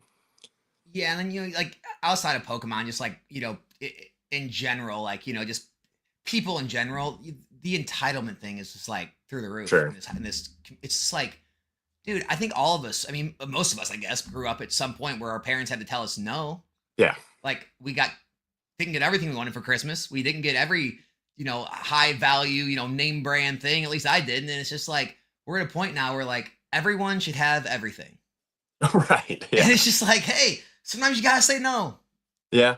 And I think Yeah. if more people got into that mode, then prices may come down. But it's just like there's still too many people out there that are saying yes, and that's keeping the prices where they are. Because if more people stop saying yes, there'd be more price competition down. It would get to a point where people could afford it again. But the fact that they're selling as fast as they are tells you there's still enough people that can't afford it, meaning it makes sense. Right. It is funny because tapping into that mentality, I bet there's even a bunch of people that are saying, no, it's too expensive, I don't want to buy it. And then secretly they go online or they go to like a channel and they buy a couple packs. And it's like, if truly no one was buying it at these set prices, and you have all these shops that are selling it at a certain price and none of the packs are moving, eventually one shop would be like, it's like, oh, Nostalgianomics is selling it for 13. He can't move them. I can't move them at 13. Maybe if I put it at 12, then I mean that's how Pokemon boxes have gotten down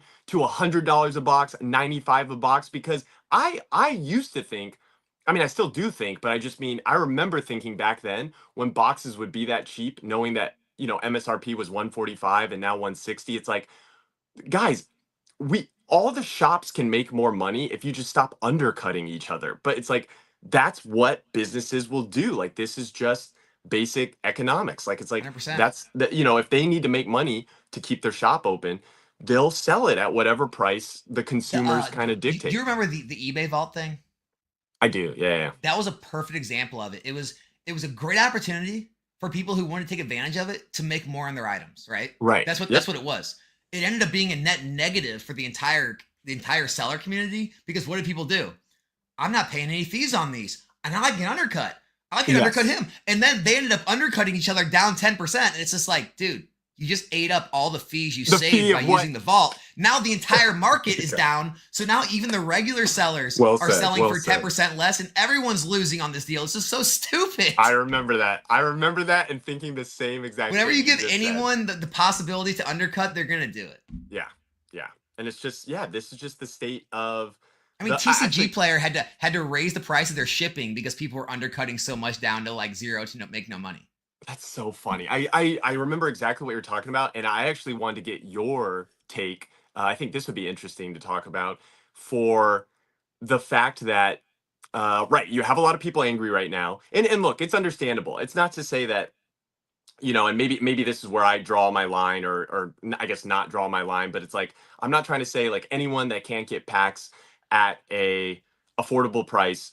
That's sad. Like I want people to enjoy this hobby because I love this hobby because I'm in it and I'm not going anywhere. So I want as many people in it as possible enjoying it because I think it's awesome. And so, but again, guys, that's a supply issue. So it's like we got to all be mad at Pokemon. It's like Pokemon needs to print more of this because they should know like how many people wanted this set. But I'm curious, what's your take on, even though there's so much like turmoil and people angry and people sad and mad and some people happy, with the state of the hobby right now, but it's because it's low supply, but also just this unprecedented demand where I didn't see like in 2020, mixed with COVID, like, Logan Paul didn't do a first edition box break that like a million people tuned into. Like, what is your thought of why there is this sudden like little boom happening?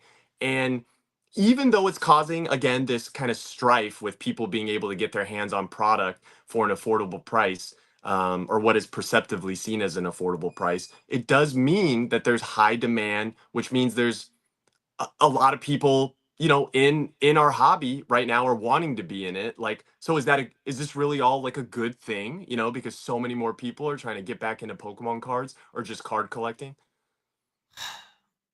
I think it is. I think any and all growth is good growth. I think a lot of the most vocal people are the ones that probably weren't here a year to 2 years ago, and they Yeah, probably won't be here in a year to 2 years. right. Fair point. It's So like like the that people that's that are that's kind of passing where through. I'm at with it. Like I think I could probably in 2 years probably go to a lot of the people in my comment sections that are like giving me the most hate and most grief, and I could probably like click on their profile or message them in 2 years from now, and they're probably not even in the hobby. They're probably In not even Pokemon. collecting Yeah. anymore. And I think it's just people like to like be a part of a group. They like to get their pitchfork and their axe and go after people and like get their torches and like they just like to be a part of a group that is all like hating on Yeah. something that they all feel like is justified. And right now, it's justified when you see the Costco videos of these idiots, and Yeah, that's crazy. Yeah, yeah. and then you get online, you see people that have this product, and you just immediately equate, well, they must have got it by doing that. They're all evil too, and it's just like it's just weird mindset people get into. But no, Yeah. I mean, I think overall, it's going to draw more people, and I think more people stay than leave. Mhm. If it draws in another million people and 10, 20, 50,000 of them stay for the long run, it's still a net positive. Agreed. Yeah, that's true. If there's always like some subtraction from any hobby. And I guess so that's the other thing. And I would, any of your audience that's listening right now, if you really enjoy this hobby, like regardless of, the tangible money that's involved, and I get see that'll probably open up a whole nother can of conversation between us because it's like I do really enjoy like collecting, and I enjoy this as a hobby, but also now I have a business related in this hobby, but that now I don't have to work a 9 to 5. It's like I can just stream, make videos, make content, do stand-up comedy at night, and like it's like, Yeah, oh, this is a great that's life. awesome, by the way. Yeah, exactly. It's like and it's a lot of work, don't get me wrong. Like I need to sleep more, and work out more, but that's a whole nother conversation. And yeah, that's something I need to pick a bone with Brian, because like, man, Poke Ne, he keeps building this business, but also building himself up, and it's like, Well, you gotta remember though, he went through years where that wasn't like that. and I do remember that, and that's why it's always funny when people do. I see comments about like that's why I can joke with him about it, because I even specifically remember a video of him talking about how he himself viewed himself as like looking like sickly and skinny, because he was just burning the candle at both ends to Yeah. build the business he has now, which is like that's what you have to do sometimes to build anything I great. know, I mean, I've been suffering from it. I haven't been hitting the gym as much as I used to. I mean, I'm eating more No. fast food than I used to because I Yep. just like, Yeah. I run out of time and then I'm like, Time. I okay, well, know. we don't Even have the time. schedule. Yeah. Time is. Yeah, it's tough. Yeah. So, dude, and I wanted to say thank you, man, and I appreciate you being able to carve out some time. I know you got a busy Oh, for schedule sure, man. I've been to looking have forward to some. it. I wish we could have made it work last week. No, yeah, yeah, no worries. I'm glad we're talking now. But yeah, but all that just to say, it's kind of like the balance of the work life balance and trying to build this business. I with my collection and everything I personally collect, if it all just went to zero tomorrow, I'd still be collecting all the same cards that I think look awesome. Like this is I'm trying to still get one of every Sparkle in my collection. I got a Sparkle Dang. Zard, and look, Well, hey, at it's least those just have gotten a cheaper for two. you. Yeah. Oh yeah, dude. If any one of your audience has any of the harder to find from Series Two, the Topps Chrome Sparkle specifically, that's a big kind of collection goal I'm working on that I've been working on for the past like 4 years now. Some of the Series Two ones are tougher to find, specifically for just Topps Chrome Sparkle. And it's And got to be I PSA 10. wait, what? And it's got to be PSA 10. No, no, that's what I was saying. This is a two. Oh, I just don't any even, of but them. it's a great looking two. It's like Yeah. you wouldn't even think this was a two. It's because there's a crease, and actually the crease is on the back. And I really disagree with how PSA labeled this a two, because it's very clean. But I could care less what the grades are. I just want one of each Topps Chrome Sparkle card because I remember collecting them as a kid, and I just think they look super good. But at the same time, it's like I can hold that thought in my head while also appreciating that my cards do hold value and that other people besides me give them value, or I think that that card is valuable. Again, if everyone were to leave the hobby tomorrow, which I don't think is going to happen, I think there's enough people out there that go, I would still collect this card or spend my hard earned cash on this card. And what people don't understand is it's not like I think people have this mentality. It's like, oh, if you're a true collector, you should not care what the value of your collection is, or you shouldn't care about the value of cards. And what they don't realize is it's just the same. If okay, let's say a Charizard were to get down to $100. If no one cares about the value, if every base set Zard in a 10 was $100, I know what it takes for me to earn $100. I'll just buy every single one. I'll keep buying them. And me and about a million other people in this world also feel that same way. So that's why you never see it get to 100. But there's also people that are like, oh, I'll do that if it gets to $101. And then someone else is like, I'll do it at 102, I'll do it at 150, 200, 3, 4, 5, 6, until eventually you get to 1,000. And then you go, oh, now less people are willing to, someone's trying to offer this for 1,000. No one wants to buy it. Oh, that's probably just where the value is. And that's all within the scope of just trying to collect and buy what you think is precious, but other people also think it's precious. And that's ultimately what gives any random inanimate object value, right? Like Yeah. just, we all would sacrifice something to get that item. And there's just different levels of that, right? Yeah, I mean, there's different like values that we all like assign to certain aspects. Like, there's the rarity aspect, like how Yep, many are actually rarity. out there, and a lot of people hold that in very high regard. Then there's the conditional rarity, like how many PSA 10 copies, what's the population report people really care about. Yep. Then there's like the actual pull rate rarity, like, well, how hard is that card to pull? Well, these older vintage cards were pretty easy to pull, and out of a case you probably pulled a couple of every hollow, and with this Moonbryon you probably need about 25 boxes to pull one on average. Yeah. And well, maybe there's way more population of that, but it's way harder to actually pull. So it's like there's so many different ways to assign value to things, and that's kind of where the market comes in, and everyone's got different opinions, and everybody votes with their dollars, and then the prices kind of get established, and people can agree or disagree with them, but they all got there organically. I mean, sometimes you Yeah. can say they happen with buyouts, but like over time, right? It's When they find their range, it becomes an organic range no matter how correct. it It's got just there. free. It's just the free market. It's just how it Yeah, works. Like, people will scoop stuff up at certain prices. And people were like, that's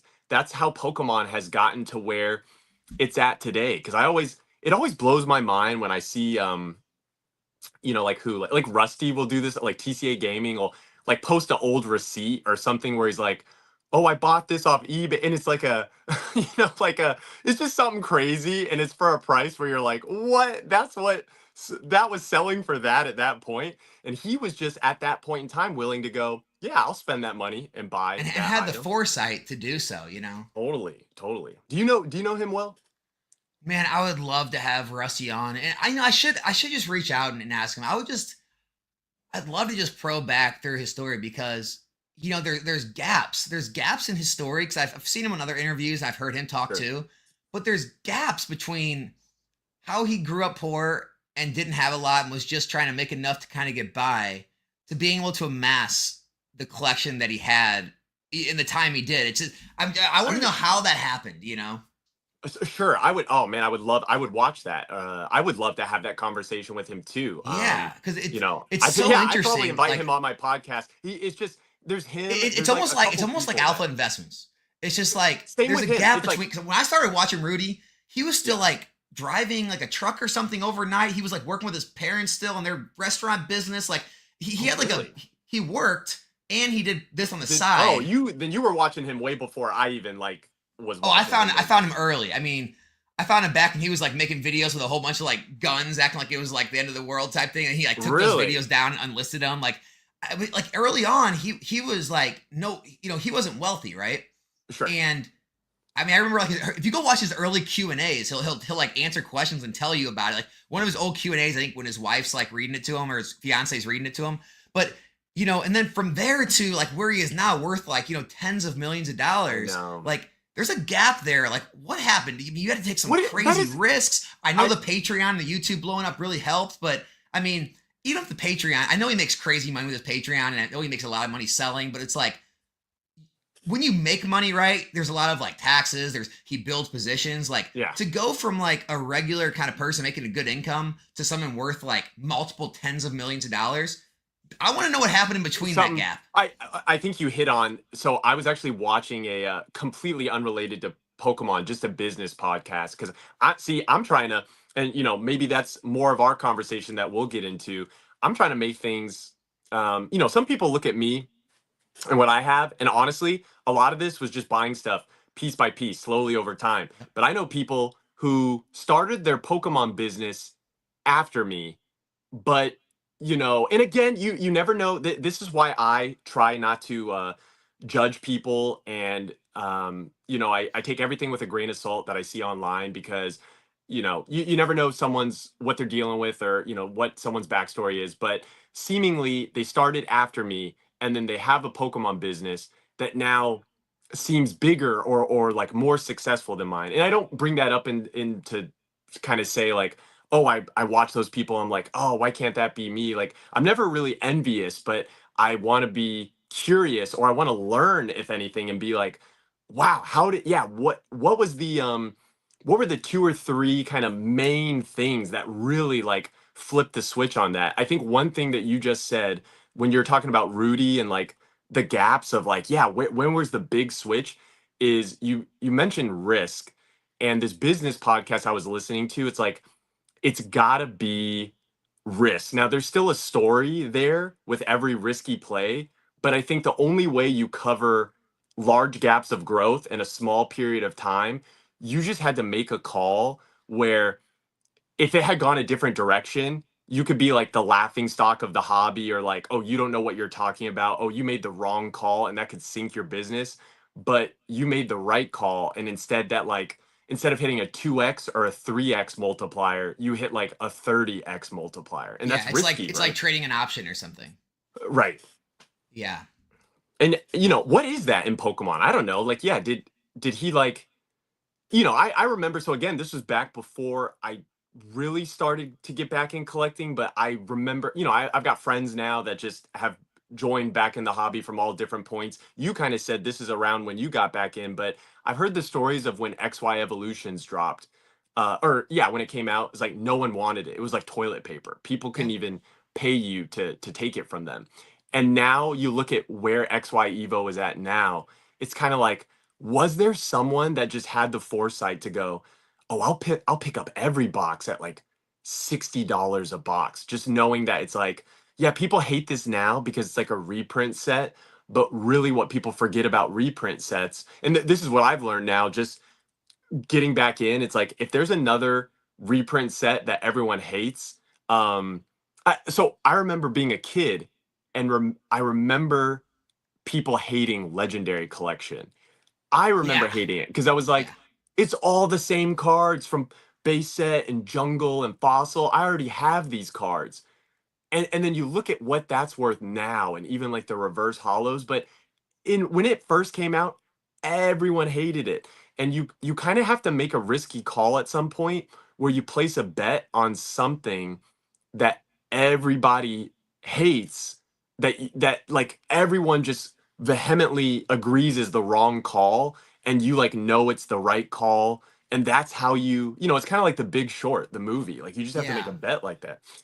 Yeah, but you definitely have to, hit those crazy multiples. Like right here, like Jimbo Slice said, Pokemon Bathroom, he also bought a lot of vintage Magic collections before the prices really exploded. And like, yeah, that has stuff to do with it, but like, you have to have a lot of money before that even happens because okay, let's say you put a couple $100,000 into that stuff and it Okay. goes up 5x, like it's $1,000,000, Yeah. and then you also have to pay taxes on that when you sell, and then like, you're if you make income, say you make $100,000 a year, say you make $200,000 a year, 300, it's like there's taxes, there's regular expenses, there's growth, you're growing your business, so that costs money. Like there's all these other things. It's really hard to build up investments and build up like net worth in a Just straight. small amount of time. Like the Mm, whole concept of investing in net worth is like built it on takes 10, time. 20, 30 years Right. time periods. And so whenever I see someone do it very quickly, it always raises red flags. Like, hold on a second.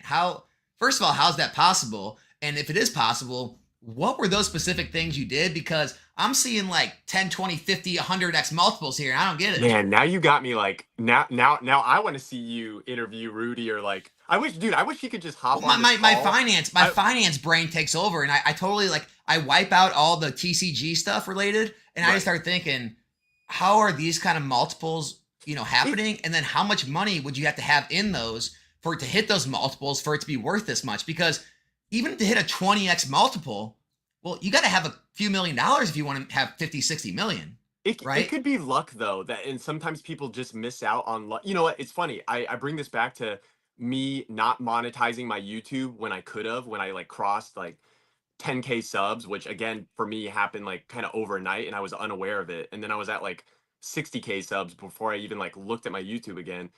That's Um, amazing, by the way. but I know, right? But so you just saying that, and then you also in your previous statement when you were talking about how we started like the Patreon, I'm wondering if like if it's not just purely with the investment, but you can tie things, because that's kind of what we do, right? It's like, and that's why I think Pokemon's so cool. It's like all the money doesn't just come from, oh, me just buying cards and selling cards. I also make content, and if that makes views, I get some money. And then I also have like sponsorships because I make content and I have a wide reach. So if you're a business and you can give me money to help me pay the bills, I can kind of make a video on something that you want a lot of eyeballs on. And I could see a thing with maybe where Rudy made the right call on a thing, and because it was such the right call, then what if he like made a video about it? People see that his right call was just so right that they're like, oh yeah, I'll subscribe to his Patreon, and he got like I don't, like 1,000 Patreon. Again, I'm just spitballing, but Yeah, I mean, he that could definitely be something makes, that could give yeah. you an influx of some capital real quick. And it's kind of like, not that you have to be a genius to set all those pieces up, but if I was better prepared with my YouTube video, for example, I would have made a lot more money on that YouTube short than I did. And Right. it just is about kind of being lucky a little bit and having the right things in place, like having the right buckets in place to catch the rain when it 100%. downpours. Yeah, 100%. Yeah, I mean, that's why, like, and I've said it before too. It's like there's certain things that I won't compare myself to if I know that I either can't or I'm unwilling to compete with. And Mm, like you brought up Pokemon, like I've told Brian this, like I'm unwilling to compete with him because I can't. I can't work as hard as him. I can't, sure. I just can't put forth the effort that he does, both in his content and his business, right? I know he's killing it. He's doing Or, great. or like other people, I'll tell them, hey, I can't compete with you because I'm not willing to take the kind of risk you do. I'm not willing to use leverage.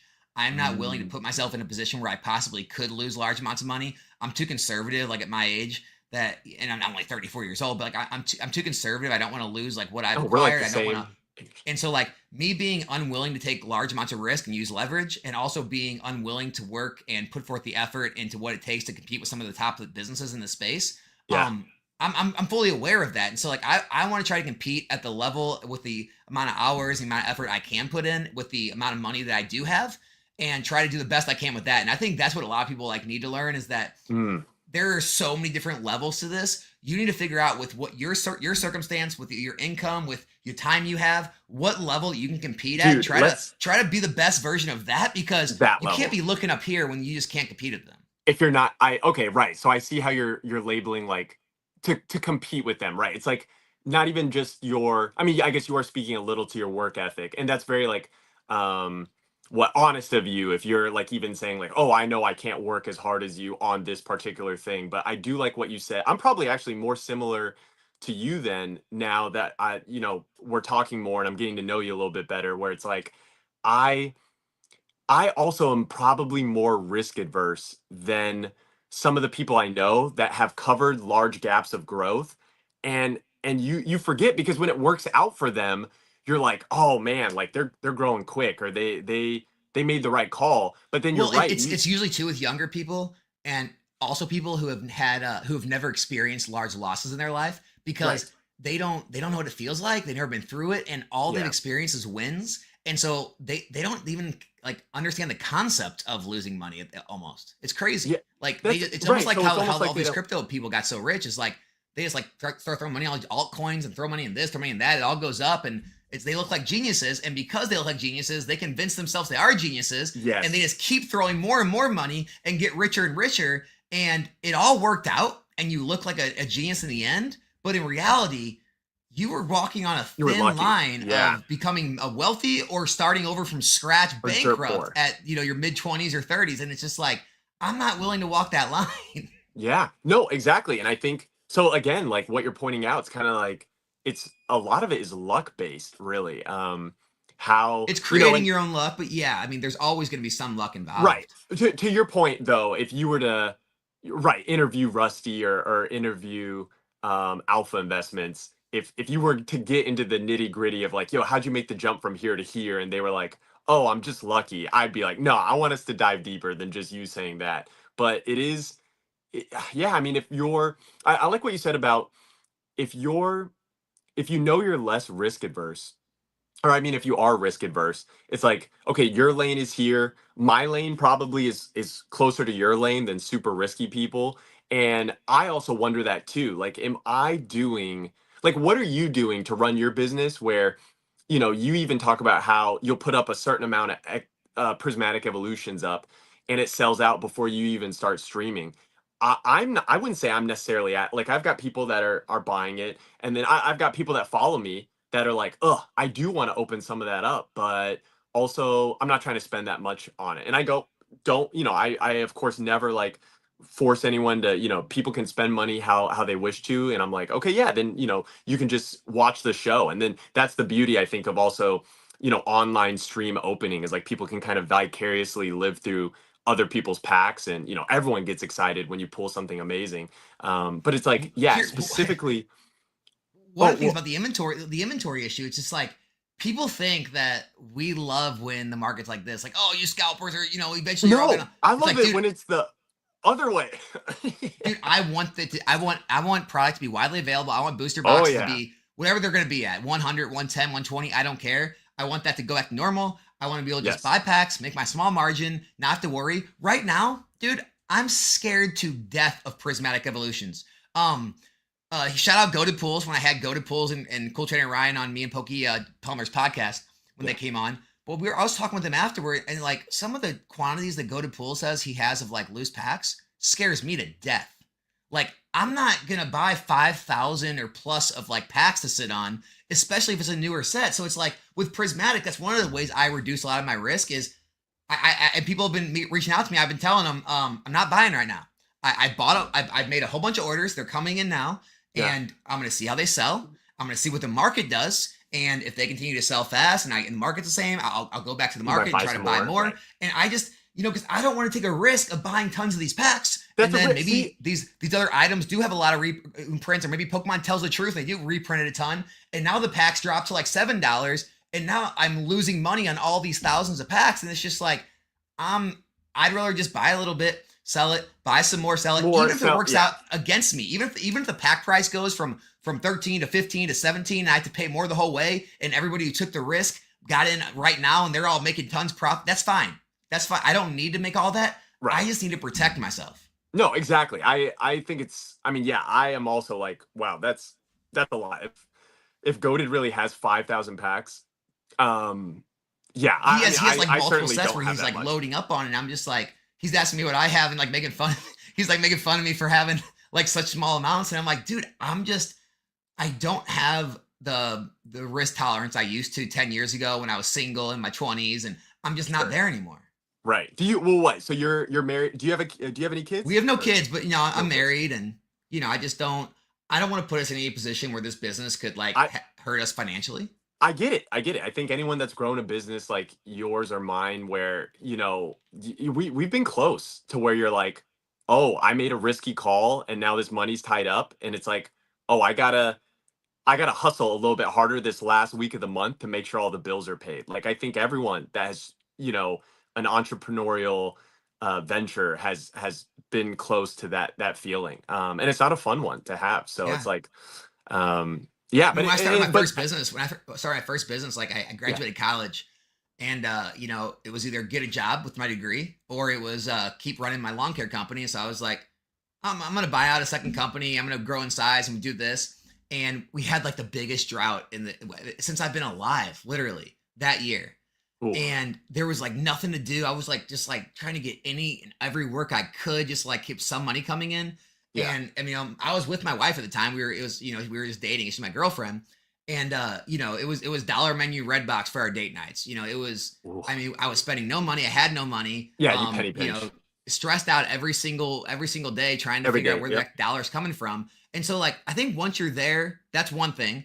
And then I also lost money, when I was in my mid 20s, trying to like day trade heavily in the Mm. stock market. And so I feel like once you've been in that position in business, once you've taken risk and lost money before, I feel like it changes you to an extent. And the people who haven't been through any of Yeah. those things, I think they're the ones that are really benefiting from this market, not just this market, the crypto markets, the stock market, Mm. because they had never seen loss before, and it's benefiting them because they're so less risk averse to just throwing everything at something and What do believing you in it.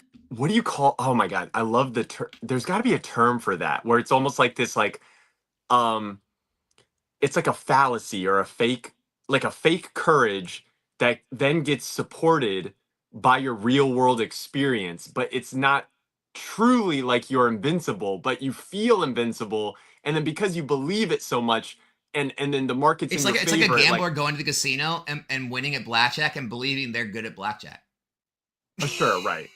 It's like, It's even beyond that, because it's like you still have to, because I mean, do you think Goated has never like lost like a bunch of money? Like I feel oh, like I he's, don't know. I don't know him well enough to and speak maybe for right, and him. yeah, I guess I don't know definitively, but I I don't know, But but it's yeah, not to just, buy the amount of and I packs, wasn't really meaning go to pull. I just meant like he would just tell me about his packs. But like I just there's just so many people I know in this industry that are just taking such large amounts of risk, and like everything they right, make, right? Everything they make, they'll like pay their bills and then it all goes back in the hobby. Or like with crypto, every bit of their last dollar goes back into crypto. And the next month they'll pay their bills and throw it all back into whatever like options on, Palantir or what. It's just like people are just taking all in risks, and it's just they just believe it's always going to work, and then it does work, and so it makes them look like geniuses and they feel I like know, geniuses, yeah, and it's just like this self-fulfilling prophecy that eventually that's a that's what I was eventually thinking people of. will get hurt. You just don't know when it's going to happen.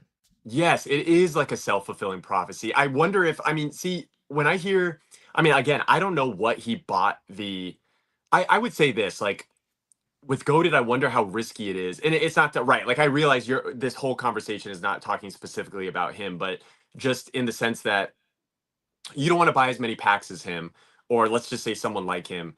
And if you, like, I'm assuming if he bought that many packs, he got them at a pretty good price point, and I would he assume.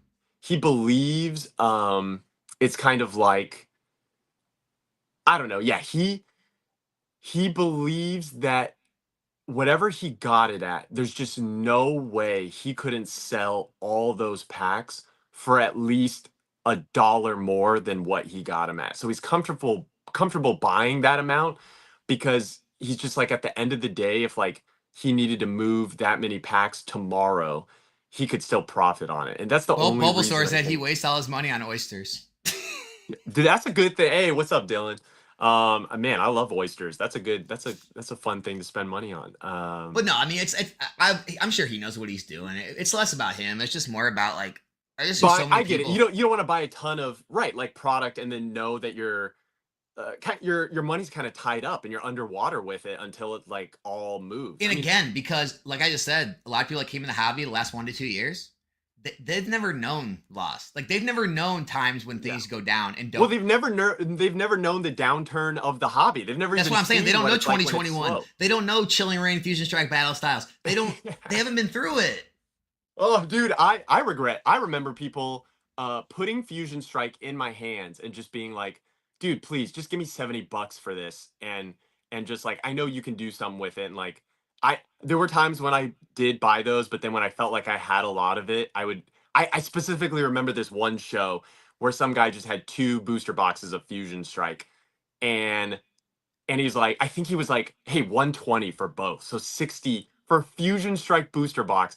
And because I just spent so much money at the show already, I said no. And I just remember even a month later after that thinking, dude, it was a 60. What was I doing? Like why didn't I just pick those up? Like it was like free money. And I then now remember you look back. at So, where a yeah, I had Fusion the same Strike. scenario. I had a local card shop that it was weird because I didn't really know he owned a card shop. I found because he's on Facebook in one of the Facebook groups marketing the boxes. And so anyway, I show up to his house and find out he owns a card shop. That's why he has so much. But Sure. he opens up his SUV and it's packed to the top with Battle Styles, Fusion Strike, and Chilling Reign. Oh my And God. he's like, yeah, 480 in case you want 480 each. And then he goes, and if you want to take them all, I'll give them all for 450 each. And Oh I'm my just gosh. like, You didn't hit well, I me up can't about take this, them all man. because I was nowhere near what I do now. I couldn't even come close to affording. Right. So like, I took a couple of each case, and I'm just like, yeah, I could have bought as much Fusion Strike and Chilling Reign as I wanted for 450. I know. I know. But we also, I bet in both those stories, it's not like we were a setup. Like I know there's been a lot of opportunities that have also presented. Ooh, this is a topic of conversation we should flow to, which is like, um, I think I left a comment on one of your videos about this, but it's like, this perfectly ties in where at every stage of growth, or even just collecting, like let's not even talk about business, but Yeah. just people want to buy stuff, and the market is everywhere because we have the internet and online, and it's like you and I have probably both been presented opportunities where even in that moment we could think, oh, if I were a millionaire, I would just buy all this. Like if I had all the money in the world, yes, I know economically this is a smart buy, 110%. So I should buy it all, except I'm limited by my personal resources. And it's like, what are the best questions you or I or anyone could ask themselves as a catch-all or a safety net or like a smart way to efficiently deduce if one should maybe be more risky and dip into personal, maybe not personal savings, but maybe to some degree overextend or spend a lot of money on something that you may feel is just a no-brainer, 110%. This is a good buy. I should be buying this as much as possible versus tapering it off and being like, well, I also need to think about paying bills and like I only have this amount of resources in my bank account. Is there any kind of thing that you go through in your thought process in deciding when to buy and spend heavy versus not? I mean, I think this is really dangerous to say, but I think you have to Okay. kind of like come up in your head with how safe you think your job is. Which, in my opinion, I'm like hold on, like you know Dave Ramsey. Uh, yeah, yeah. I like a lot of what he says. Or some things I do it a little different, but like one of the things I like about the whole like debt free concept is you can't quantify risk. Whereas like no one ever quantifies risk. They like they'll load themselves Hmm. up on bills and car payments and loan payments and credit cards, and it's like they tell themselves as long as they can afford it, right? The payment they can afford it. So like, oh, I'll go buy $10,000 in new furniture. I can get it on a 0% 60 months. I can afford $150 a month. You know, and this whole like concept of like I make enough to afford my lifestyle. I think you should get to the point where like you make so much more than your lifestyle on your job that whatever you do with this isn't going to affect anything, whether it goes good or bad. That's where I would be with it. I would be at the point Hmm. where you feel your job and your industry or whatever is safe for the time. Again, you don't ever know, right? It's always a risk, but you feel like you're in a safe job and that it's paying for your lifestyle so far above that whether these investments don't take 10 years to perform or they perform in the next year, it doesn't matter because you're not going to need the money. That's where I would be. Dude, then you're way more risk adverse Yeah. than the average. See, and that's why it's funny.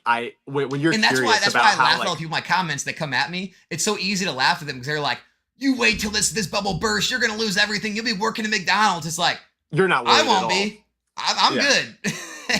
It's funny. It makes me think of like what you want to ask like Rusty or Alpha Investments, and I just feel like if they heard that, they must. I feel like they would disagree because I don't think they get to where they got following that kind of like mantra you just And outlined. that's why I know that. And Um, that's why like it doesn't bother me that I can't compete with some of those guys because I right, and know that's why you said I that. limit Yeah, myself because of yeah, my own safety. Yeah. yeah. So it's like you wouldn't. Okay, here. Well, then let me, for the sake of conversation, I'm going to push back on you a little bit in the sense that you're. I think right. I agree with what you're saying, and that makes sense. And it's like, can you?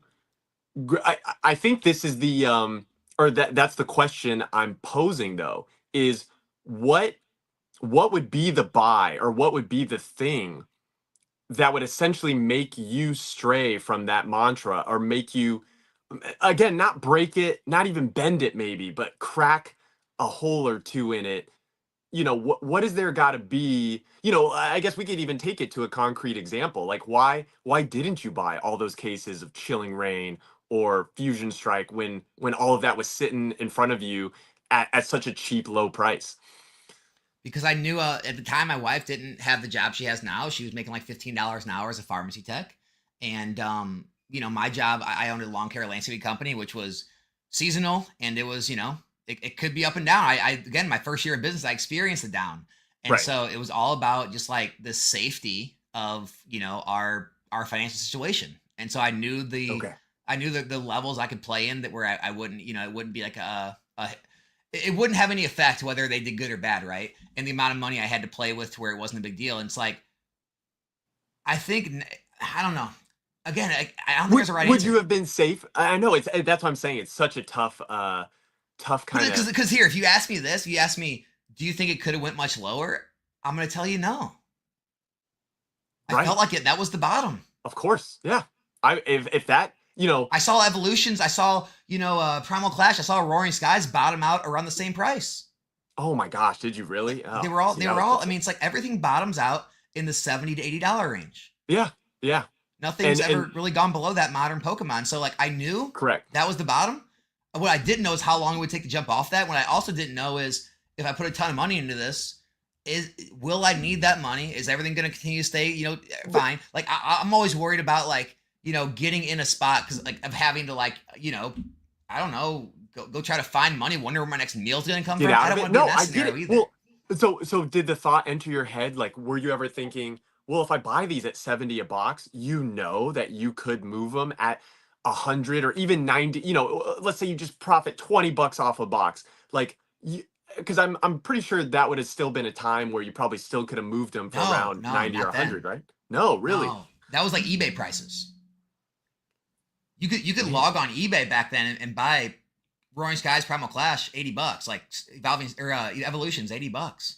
Dang. Wait, when you saw, well, wait, when you were presented with cases of like Fusion Strike and Chilling Reign, No, is that was that when later on, but that's what I'm saying. right. I had already seen what the XY prices did back in like 17, 18, Oh, I see what 19. you're saying. Okay, okay, I So see what you're saying.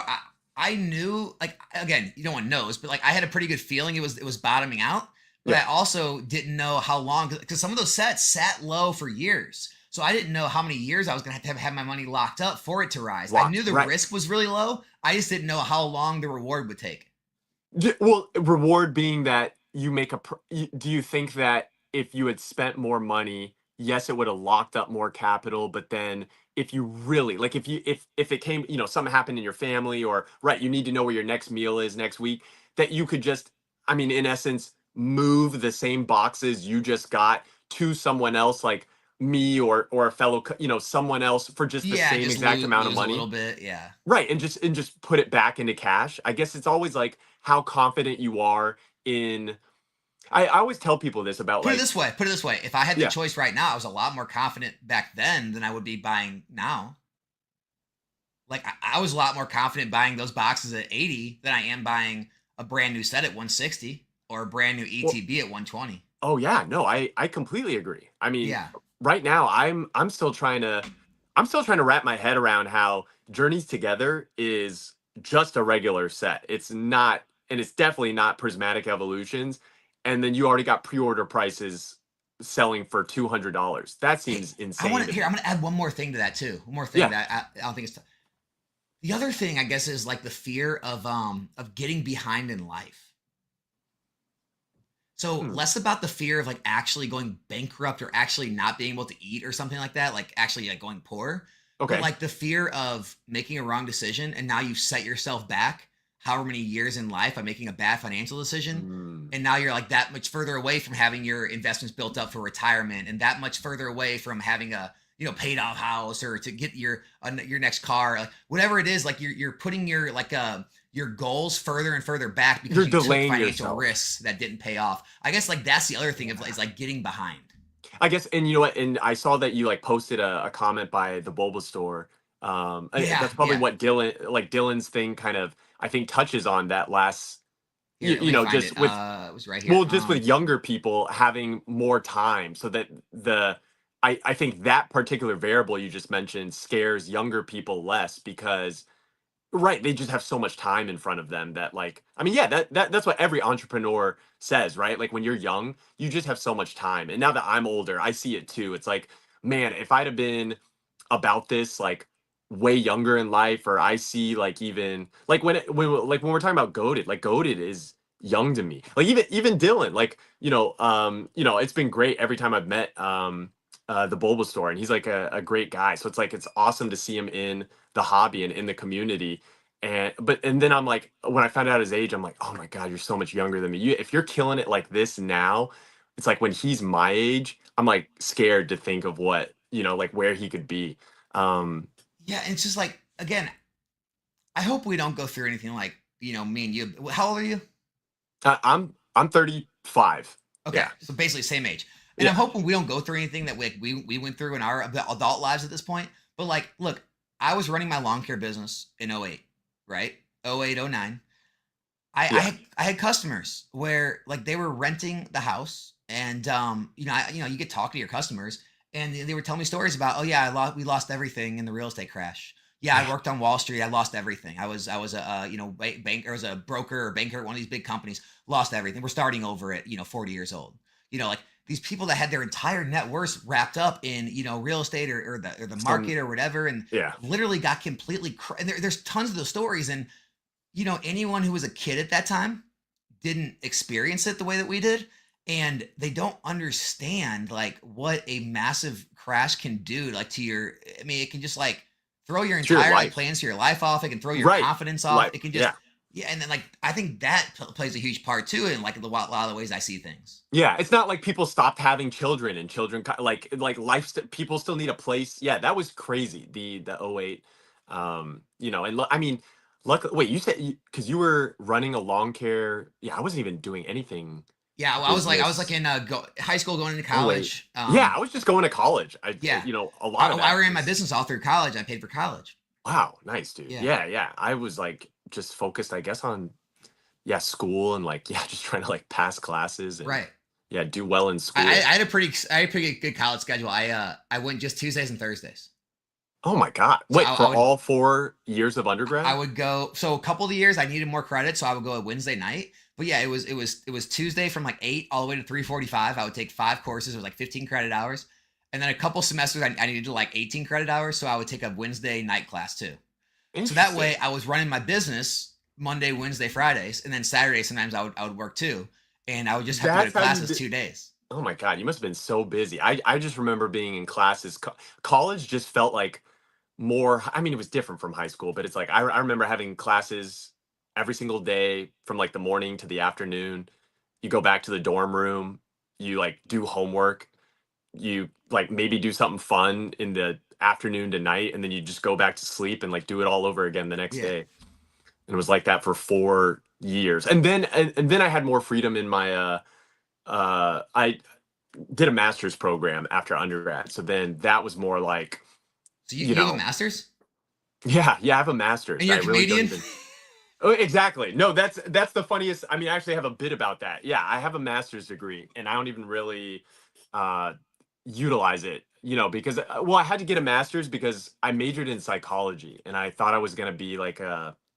Actually, I that like. does help being a comedian for sure.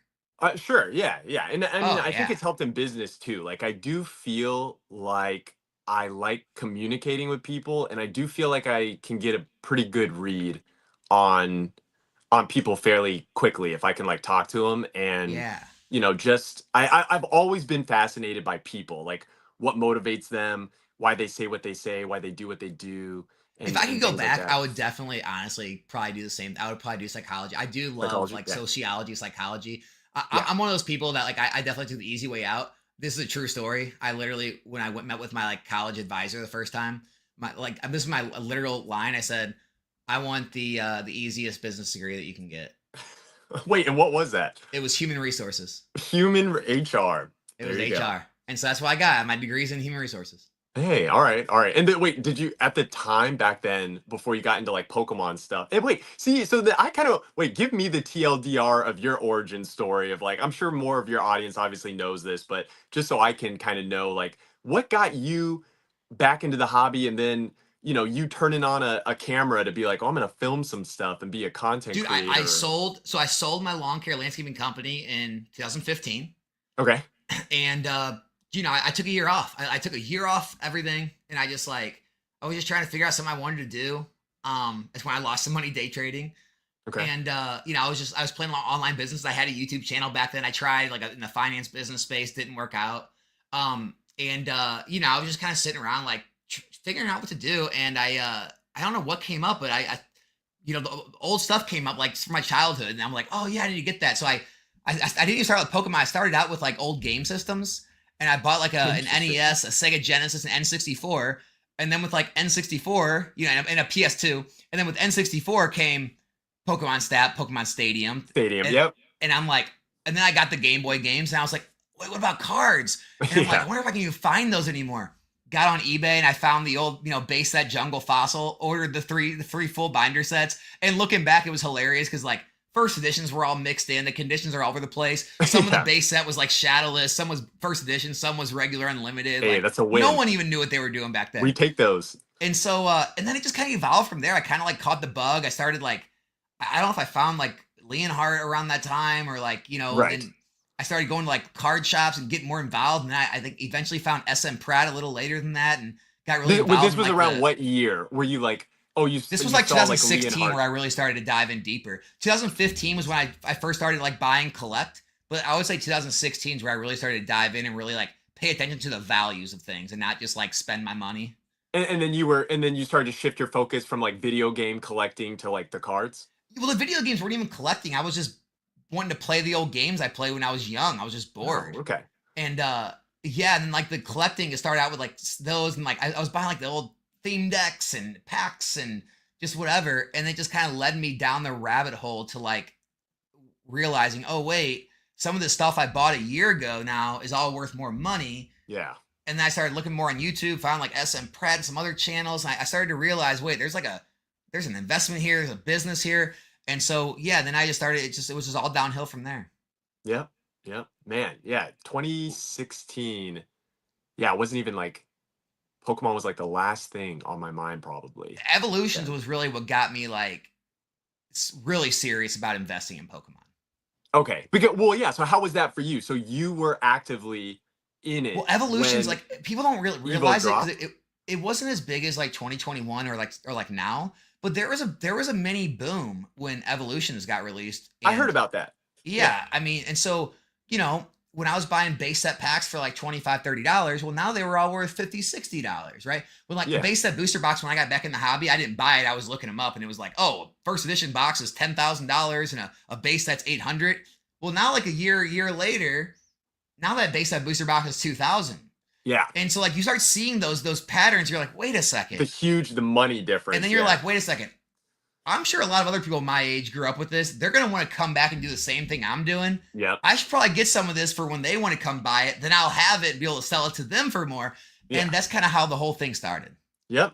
I do remember, because I think XY Evo, I feel like I kind of was glancing at the cards. Again, didn't really start making content till way later. But 2015, 2016 is also, I mean, I know XY Evo came out, but the mini boom kind of coincided with, or at least this is how it's told by other people that were also collecting back then. Isn't that when like Pokemon Go dropped, right? Yeah, same time. Yeah, just before it, like a few months before it.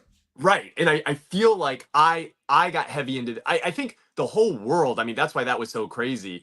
Like everyone was into Pokemon Go if you were a 90s kid for like the first month and a half. Like I know people that still play it. Obviously, there's still events for it. World still has championships for it, but definitely in that first month or two, you know, I remember running around the city when when it was announced that like, oh, Gyarados is like here for 15 minutes, and like you could be out on the street and you'd see everyone converging to like the same spot.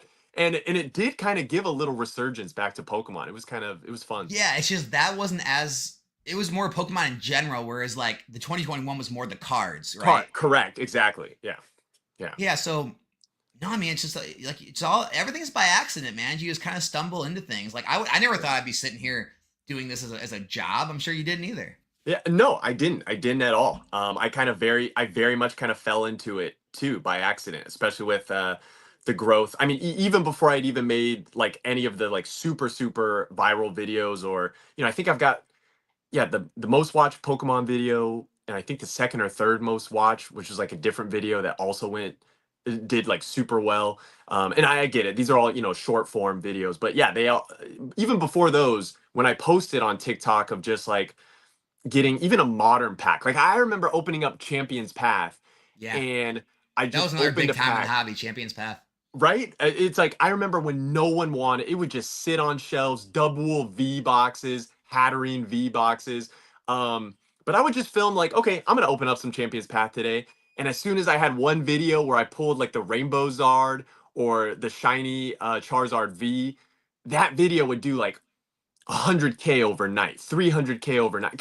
And also TikTok back then was like, it was so I don't know. There was something crazy about it back I guess because it also coincided with quarantine and everyone just Yeah. kind of going to TikTok and following anyone. Like if you saw a video that you liked, you wouldn't just like it, you would like follow that person. Now, I feel like to grow on TikTok is almost harder than how I can grow on YouTube. And really all I'm doing on YouTube is Well, here, putting up perfect a lot of example. the short form Perfect, videos I put on TikTok. perfect example. At the beginning of this year, I made it a point. I said, I'm not only gonna post a video a day, I'm gonna post a short, a reel, and a TikTok every single day as well You for short should. form. You And should. my Instagram just broke 4,000 followers, Okay. but the TikTok has only just broke 1,000. Yeah, that's crazy to me. So that gives you an idea. It's about 4 times harder to grow.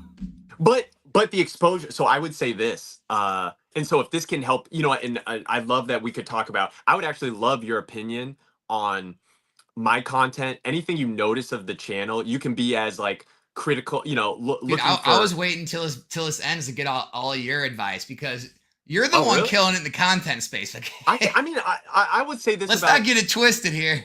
Well, no, I would say this about your, like, I mean, I can speak very candidly and say, since you've been posting, and maybe this is just because more of my free time, I feel like people naturally scroll maybe TikTok more so than YouTube. I've always felt YouTube as the platform, like, I'm trying to think, like, I've been subscribed to, say, like, Philip DeFranco since, you know, for as long as I can remember. Right. And, you know, I know he puts out a news video every day. I want to be informed. So it's like, I go to YouTube specifically to watch him, and then I'm not really scrolling or discovering new things unless you fall down a rabbit hole of something where you see, you know, and then Yeah.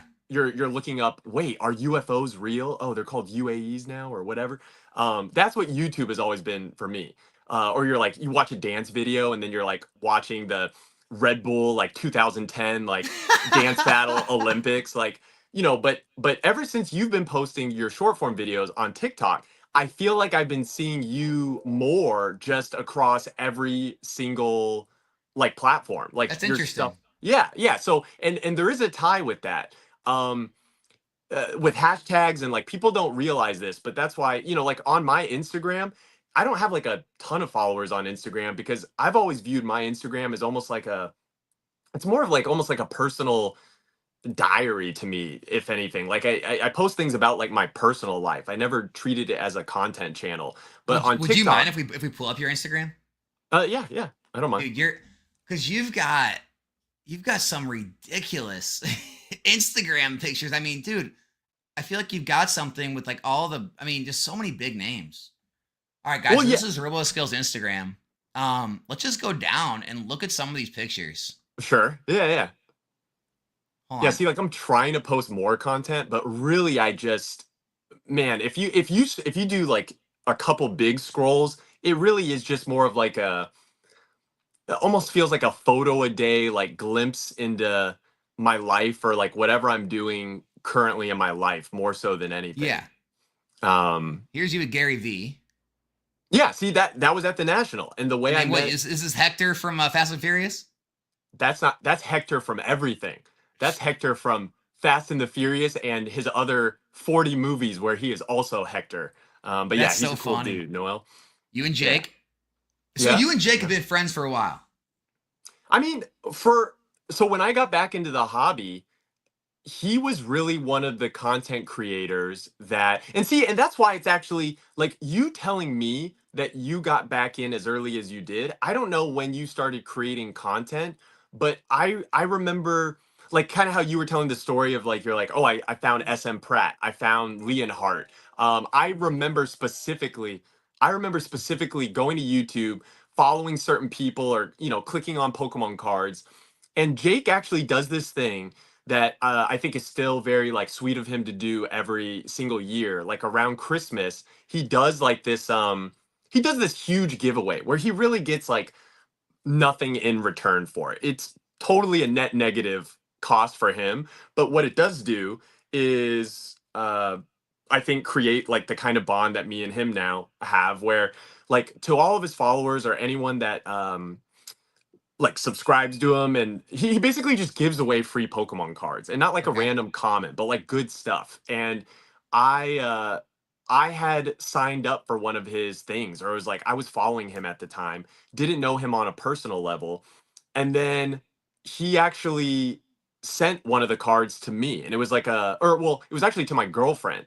And he had this nice like note in there, and then we had reached out to him via comments and said, yo, we got one of your it was, I still remember the card. It was like a tag team Mewtwo GX. And then from there I started talking to him, where it was just like, That one? oh, yes, that exact card. Love Or that no, card, dude. wait, that's the promo one, right? Oh, this is the promo. Okay. Yeah, the non-promo one, but still, like, but like both of them are super cool cards. Just started talking to him in that way, and I was like, "Yo, I create content too." I'm sure I was like much smaller.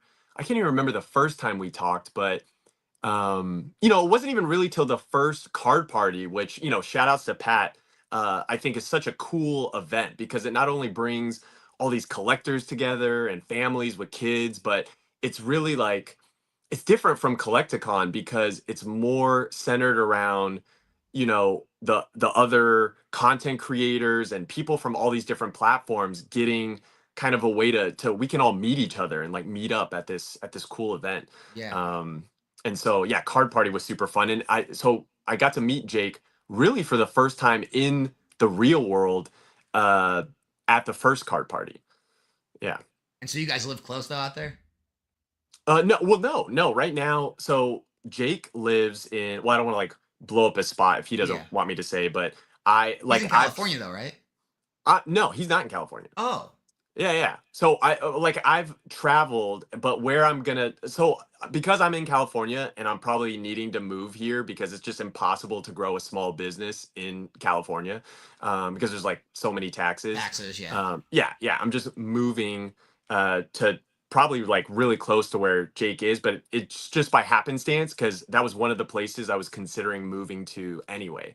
I gotcha. Okay. And then it's meeting him in person. It was just very serendipitous because we like hit it off right away. I mean, I would even say like me talking to you like this, like, just easy conversation. Like some For of the things sure. that you're even saying, I'm like, oh, he was there, or he knows how I felt like when I was dealing with, a XYZ. So it's just kind of like it's cool, even though we haven't met in person, I'm sure we can still DM and like talk, and then eventually we will meet in person. And it's just like you become fast friends. And that's one of the things I always say and preach about the hobby. Like what's so great about Pokemon and like the Pokemon card hobby isn't even like the cards, but the cards are like the conduit. And then you just get to meet all these great, people. Like some of my best, friends now I've like met through this hobby. So it's awesome. Yeah, it's one of the things Ryan, cool trainer Ryan, said on that live stream, last week, was like the best thing now is just like the community on like in the Yeah. live streams, and like doing the pack breaks. Like, a lot of the same people show up every single week, and everyone's just like having fun in the chat, and it's just great Yes. to pull Yeah. someone that big card, and everyone's like cheering for each other.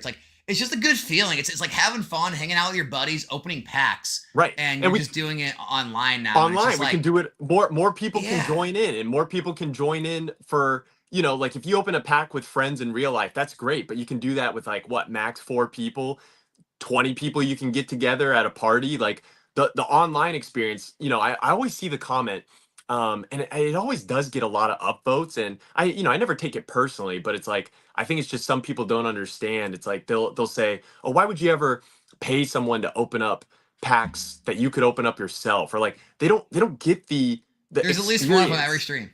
Yeah. There's always, and it's like it's more so about the community and everyone getting to open up their stuff in front of everyone else. Everyone can see it. It feels like we're all together in the most possible way you can make it, for all of us being literally like I've got people that follow me that join in my live streams from all across the world, from America, Australia, Europe, South America, Asia, and it's just fun. I like to have fun with my community. Like my community's great. We try to just keep it positive, and everyone's like even people that don't even know each other in real life have become friends Yeah. from being like in my Discord or from my YouTube channel, from us live streaming. And so I just think it's a real great way to like, bring people together. And then, some people are like, oh, well, you have to pay more money to get it open live. And it's like, well, yeah, I'm doing something. I'm spending I can't just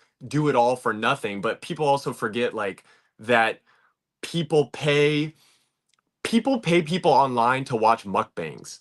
Like mukbang streamers make thousands, like tens of thousands, like across everywhere in Asia, here, like, and people are just donating or giving money to watch someone eat like 50 chicken wings in one sitting, and they get nothing out of it. It's like, hey, you can spend that money here on my channel, and I'll at least send you some Pokemon cards. Like, you want to talk about what's the better Yeah. deal? Like, people Yeah. donate money to people playing video games. Like, that's all what Twitch is.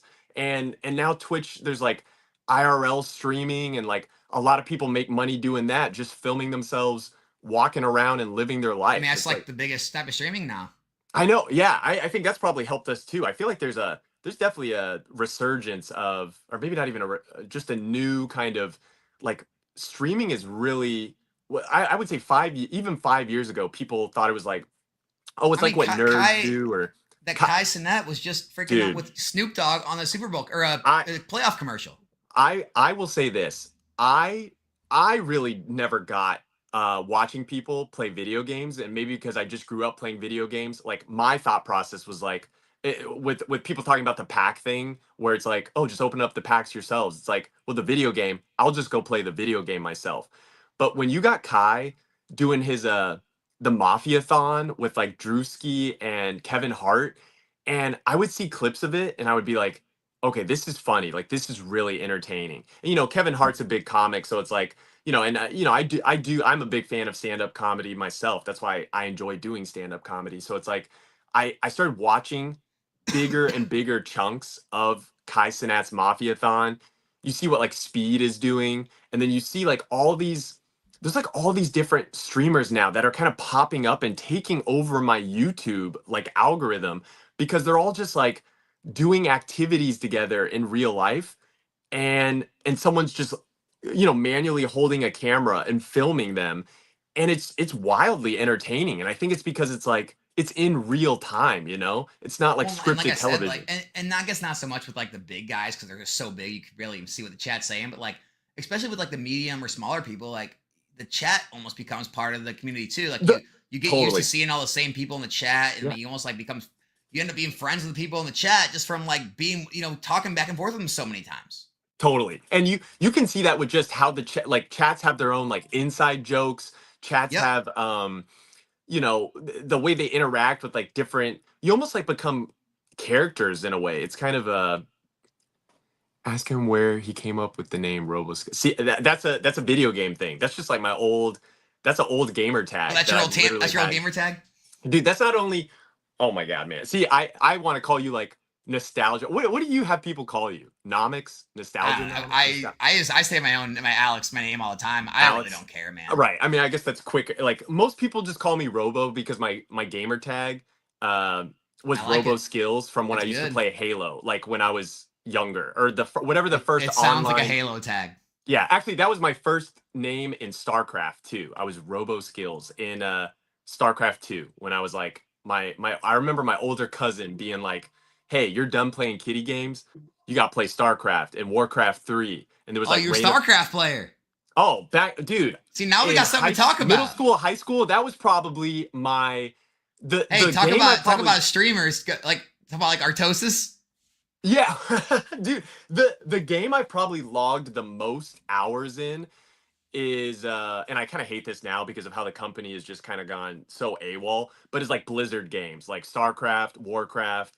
Yeah, I played the Frozen Throne forever, and then even when you were done playing that game as like an RTS, people forget this, like why even League of Legends exists. You know, it all originated from Dota, which was just a custom game on Warcraft, and I played that game forever, and there was no ranking system. Someone could just leave the match and ruin a game, and you'd just be like, all right, queue up for to donate another hour of my life to this game. yeah, And I played that so much when I was dude. younger. Hours just disappeared on those games. Yeah, yeah. But you know, again, it's all like the, you know, I think back at that, and it gives me a lot of like positive feelings, like the nostalgia of that. And then that's also why I love, you know, I collect not even just Pokemon cards, but I collect One Piece cards because I love One Piece. I'm still like watching the full anime all the way through. I'm actually currently in the middle of that right now, and it's like That a is an big part. undertaking. It is, exactly. But my channel's like we're all kind of like doing it together in a way, or at least some people are. And Oh, you know, you're but like I watching. remember You're as a like kid. watching it live. Oh no, no, not what? No, Oh, but you know, they'll you know, like every week they'll be like, "Oh, where are you at?" And I'm like, oh, I'm okay. still in Dressrosa," and like they know I'm like watching it. I've really enjoyed playing One Piece, and you know, a lot of people that have like questioned my, I don't know, like authenticity in the hobby. Like I've also played You mean, are Pokemon, you a like true collector? yeah, yeah, right. A true, you know, it's like, am I a true fan? Like I played Pokemon professionally for like a year to 2 years ish, and then I kind of switched to What One is Piece that? because What I do you just mean by what does play professionally mean? I would, dude, I would go to just every regional. Like I was competing just at the level that, you know, these guys that play I mean, professionally do. did you like make anything or Uh, I, or did you I get guess like my biggest, did you win I any promos or like no, no, like not in Pokemon. For uh, at an NAIC, I placed 100th, and I just that's easy to remember because I was like, oh, 100, nice. Um, and NAIC is like the Nash or North American International Championship. It's just like the for the US, like, and then they have okay? the one NAIC, and then you have to do well at there. You have to do well at regional tournaments, and if you earn enough points, then you get an invite to Worlds, and Okay. Worlds is the big thing where you're like competing with all the best So a players. hundredth wasn't good enough to get And to Worlds. no, no, dude. I mean, I think they're gonna change this next year. I don't know how closely you follow like the professional play, I but don't. two That's one thing I don't know really anything about. much about, dude. Right now, I mean, it's not even like I could tell you what the most meta decks are. Right now, like I've so much of my time has gone into playing like One Piece, because I find the card game to be, I mean, just quite frankly, a little bit better, and more fair, or like more. I mean, a lot of TCG players, they do kind of like feel Pokemon's more like, I guess, elementary. It's not even. This is what it is, and I'm sure anyone that's played Pokemon, that's like, once you play 500 match, once you play 1,000 matches, it all becomes the same. It's like you're almost playing solitaire, because it's not even like the skill set is elementary.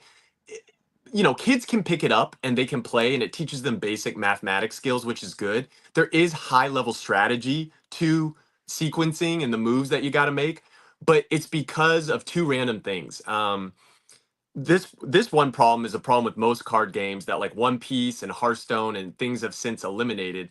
It's the more randomization you can have in how your deck builds, the more complication it creates. And so by shuffling your energy source or your mana source into the deck, Yeah.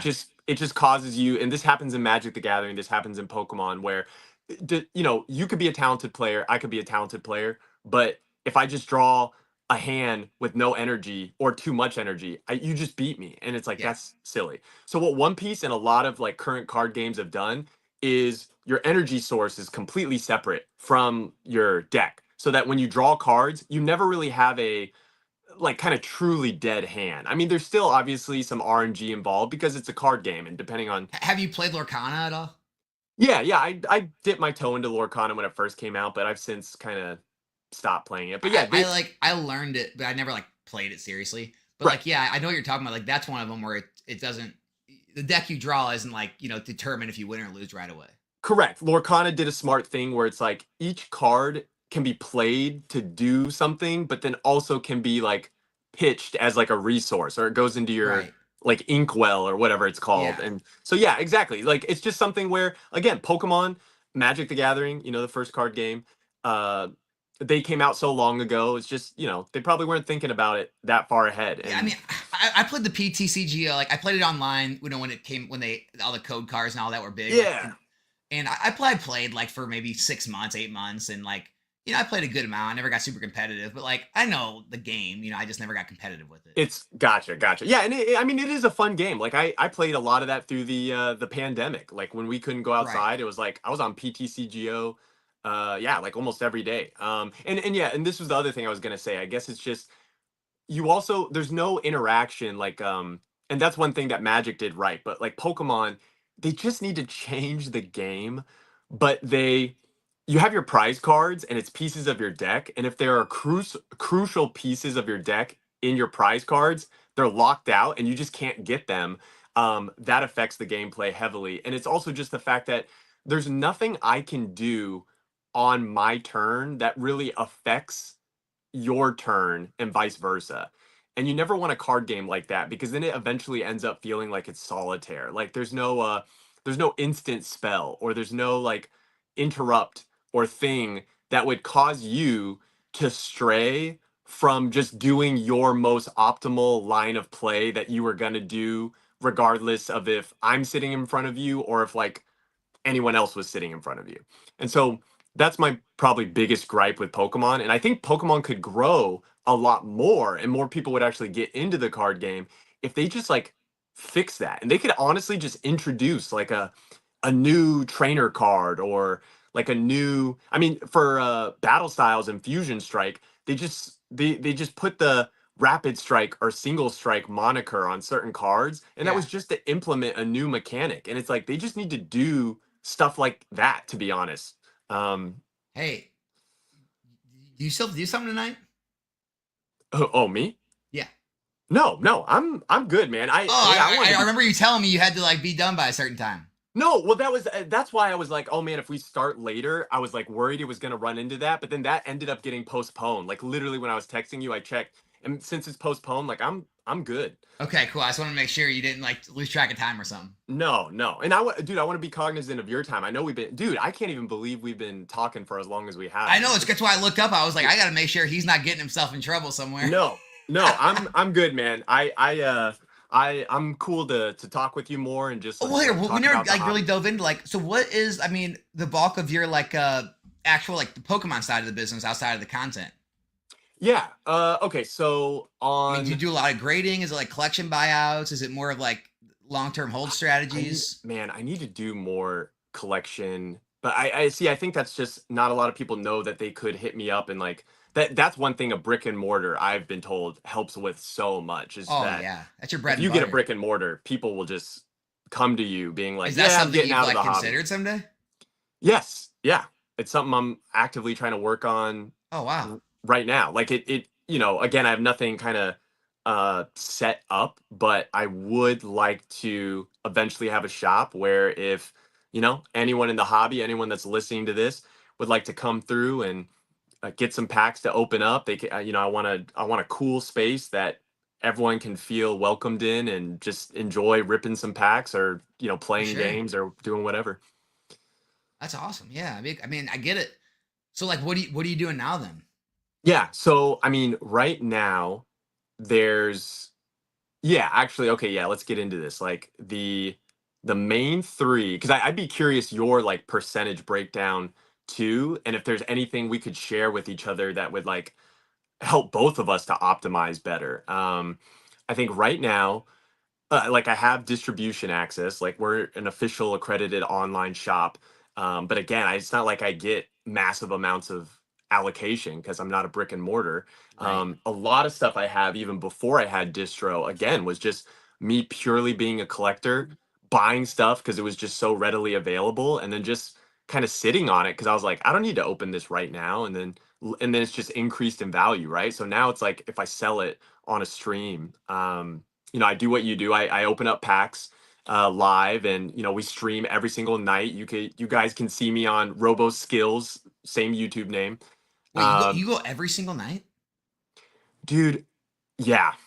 We might take one night off if Okay, well, like how long are the streams? like 4 5 hours. I know. See, do you have time? Well, see, okay. I know it's not something that's sustainable because I don't have kids yet, but I'll say this. Hold on a We're second. not. Wait, stop. Wait, Yeah. you had a 10-hour stream? Yeah. Is that Yeah. real? I mean, yeah, the number, dude, you should go back to, dude, we were pulling views. No, Nine hours? someone had to tell me that. Well, hey, but it's not also, me, like my girlfriend, she streams too. She had a TikTok channel. She's great. Like she's someone that I know you haven't met, but if we were to ever meet in person at a Pokemon event, I assume Well, she would she be can with she me. can come on the next one with us. We can do a three-way. Sure, sure, yeah. Maybe even bring Jake on. Yeah, yeah, sure. We could definitely do like a card lounge, like yeah, stream all together. But what I That'd be was awesome. saying was the the uh the times that when we stream for a long period of time, we'll kind of like have a break, or like I'll have a break where she'll kind of like Do like a tag switch team. off with me. Yeah, yeah, and we'll give each other that time, and that's just because for the beginning part of when I started to get into online streaming, I would say, I mean, I still worked a day job. Again, like it's not like comedy like fully paid the bills. Like I worked a 9 to 5 all the way up until maybe 2021 or 2022. I mean, I still had a full-time job even during COVID. It just everything became remote. Um Well, I seen and some of your content like had it was comedy. So like, was your like very beginning of your content, was it comedy or was it always Pokemon? No, correct. I mean, I would say it was a mix of both, but definitely when I started my TikTok channel, right? My goal wasn't like, oh, this is going to be a Pokemon channel that I will eventually live stream from because TikTok will create live stream capabilities and I'll open up packs. It was like I said, I originated from Vine. So I actually had a Yeah. pretty good, I think I had close to this kind of sucks because I had a slow start on Vine. I wasn't like these guys like King Batch or, Yeah. you know, Rudy Mancuso that have, you know, built these huge followings, or Brittany Furlan, but you know, King she Batch does is great. comedy in LA. Shout outs to her. But I did do comedy vines, and I did amass like almost 500,000, like maybe it wasn't quite 500,000, but it was more than like 200,000. Like I was growing fast when it was starting to die. And that was kind of sad. It was like Vine wasn't making money. I guess they couldn't figure out the ad thing. Um, TikTok took it over. Then I had a couple vines that like were funny that started to blow up, and then Twitter killed Vine like a week later, and that was kind of like my, you know, and then I didn't really do much on social media. I had an Instagram, but as I said, you didn't even really create content. I mean, this was back when Instagram didn't even have video. Remember, they only made that Reels to compete with TikTok. Right. So then I got a TikTok, because I was like, oh, it kind of reminds me of Vine. And yeah, I was doing like kind of small comedy, like skits, I guess you could Yeah, say. for sure. Yeah, and then again, so how this kind of like transitioned into what I was doing, even just part time at that time, was like, uh, so I was one of the very first people that could go live on TikTok, just in general, because people forget this, but when TikTok Live first launched, it's not like now where like you can just create a TikTok account and go live if you have a, you know, a business, if you make a business account. You actually had to have 100,000 followers on your account before you could go live. Wow. Exactly. And not a lot of Pokemon people had that. I think there was like you know, there was like, Oh, so you're saying you started streaming pack breaks on TikTok?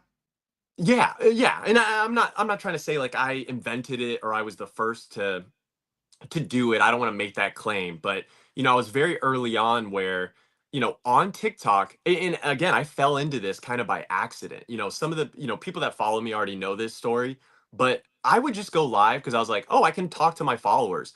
And a bunch of people would be in my lives. And I guess it's just because, I mean, you would think now I'm like 8 times bigger.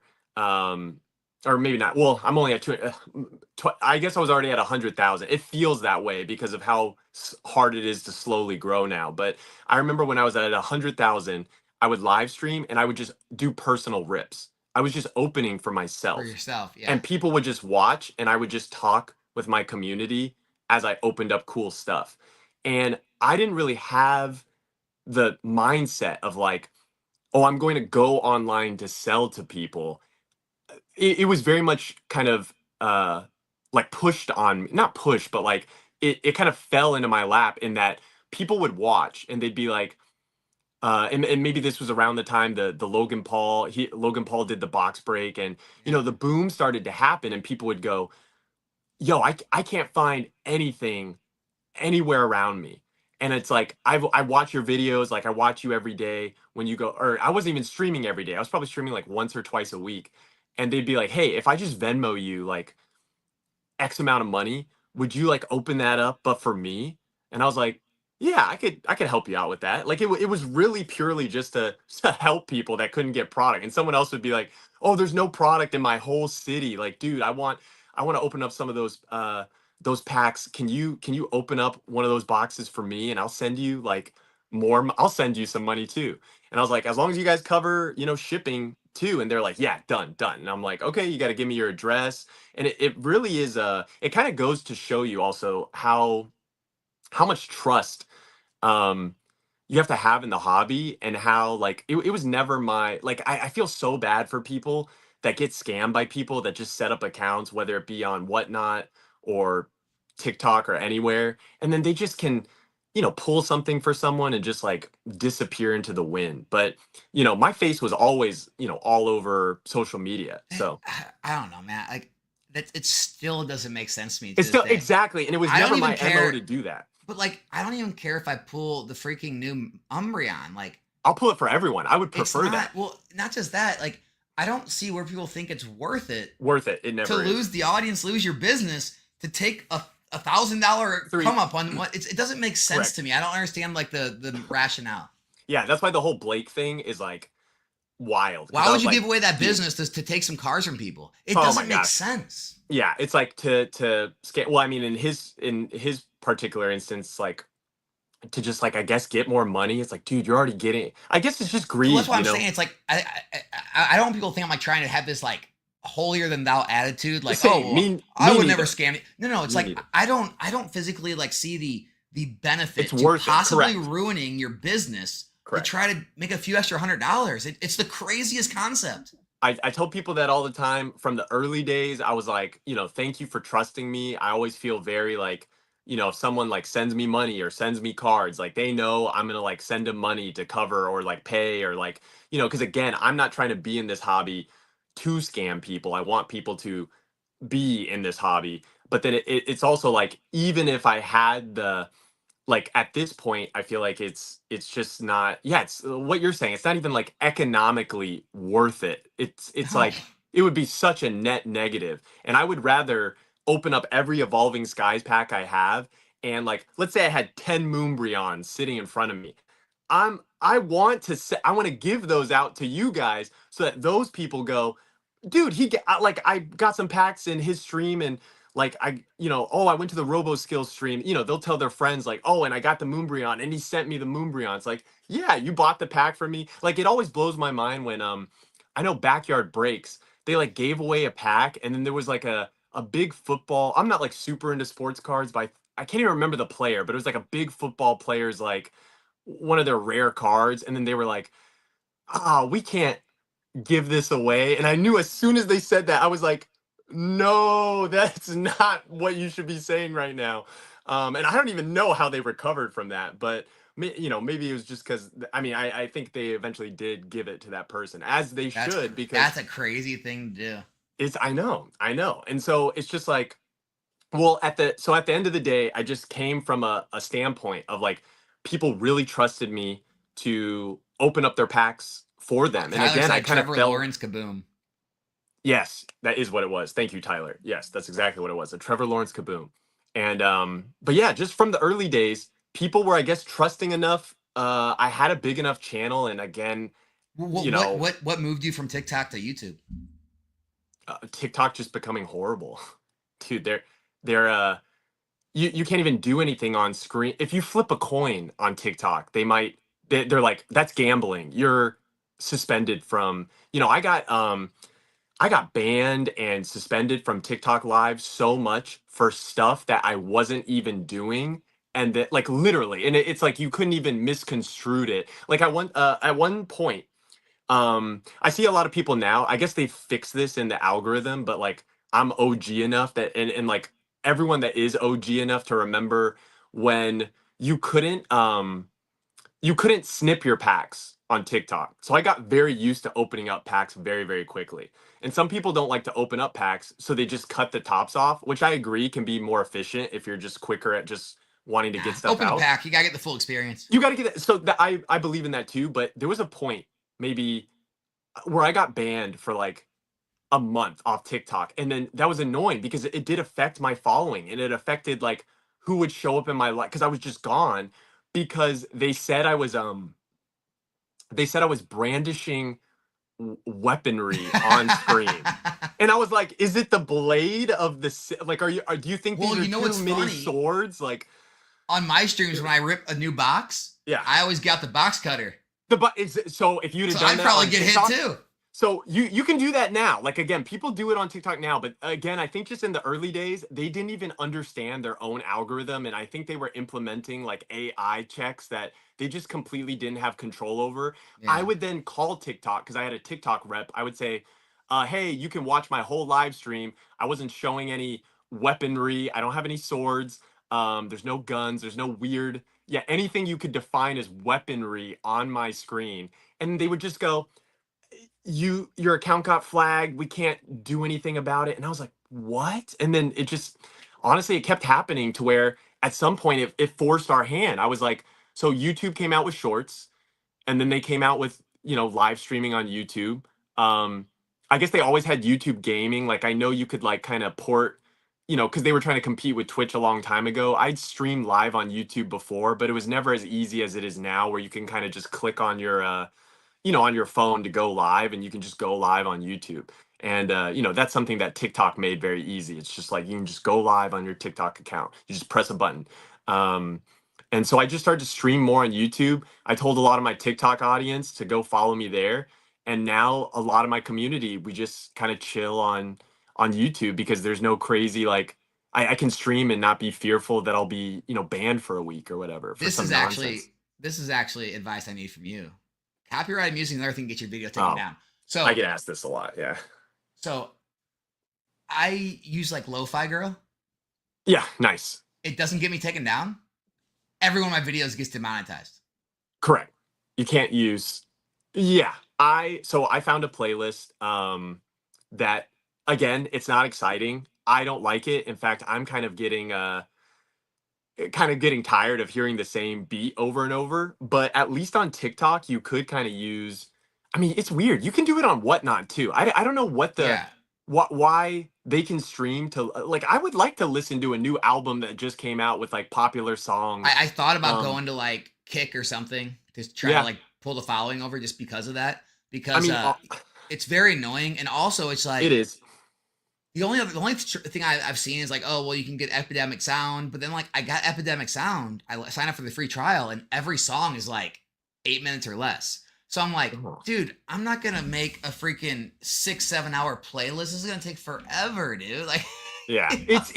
I'm not gonna do that either. It's like I will say this. YouTube's one maybe negative is I guess the copyright music thing. And it's like if you have one thing in there, right, it demonetizes your whole video. I'm still working on this one Well, video. here's the other thing. Yeah. I'd be okay if it demonetized my video, but when you play like actual like artist music, it takes your video down midstream. So I was Oh, playing like Linkin Park and like everyone makes fun of me. I was playing Creed or like I was just playing a bunch of different Blink 182, like all that kind of stuff. yeah. And it would always get taken down about the 3 to 4 hour mark.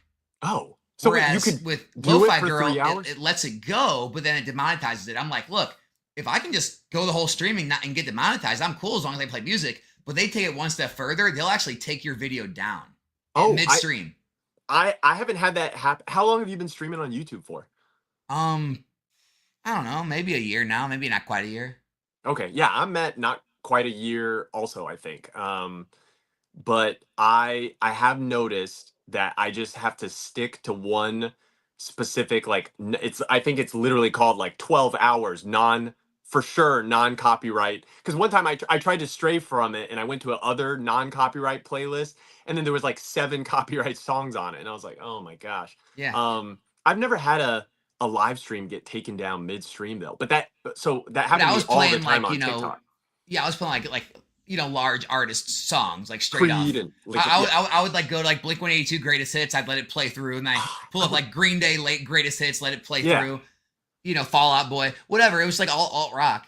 And Yeah. yeah, about the 3-4 hour mark, it would just be like the stream would go down. I had to get a new stream. Then like only half the people would actually make it to the new stream. It was a mess. That's annoying. Yeah, I do feel like I wish YouTube could have some more clear, concise rules on like what we can play. Even because I'm also sure there's some like music that like I don't know, like I'm thinking of like Kendrick Lamar. I know he kind of had this whole thing because he wanted Not Like Us to be just everywhere, and he's got no copyright. He's like anyone can use that for anything, any creative licensing, whatever. Really?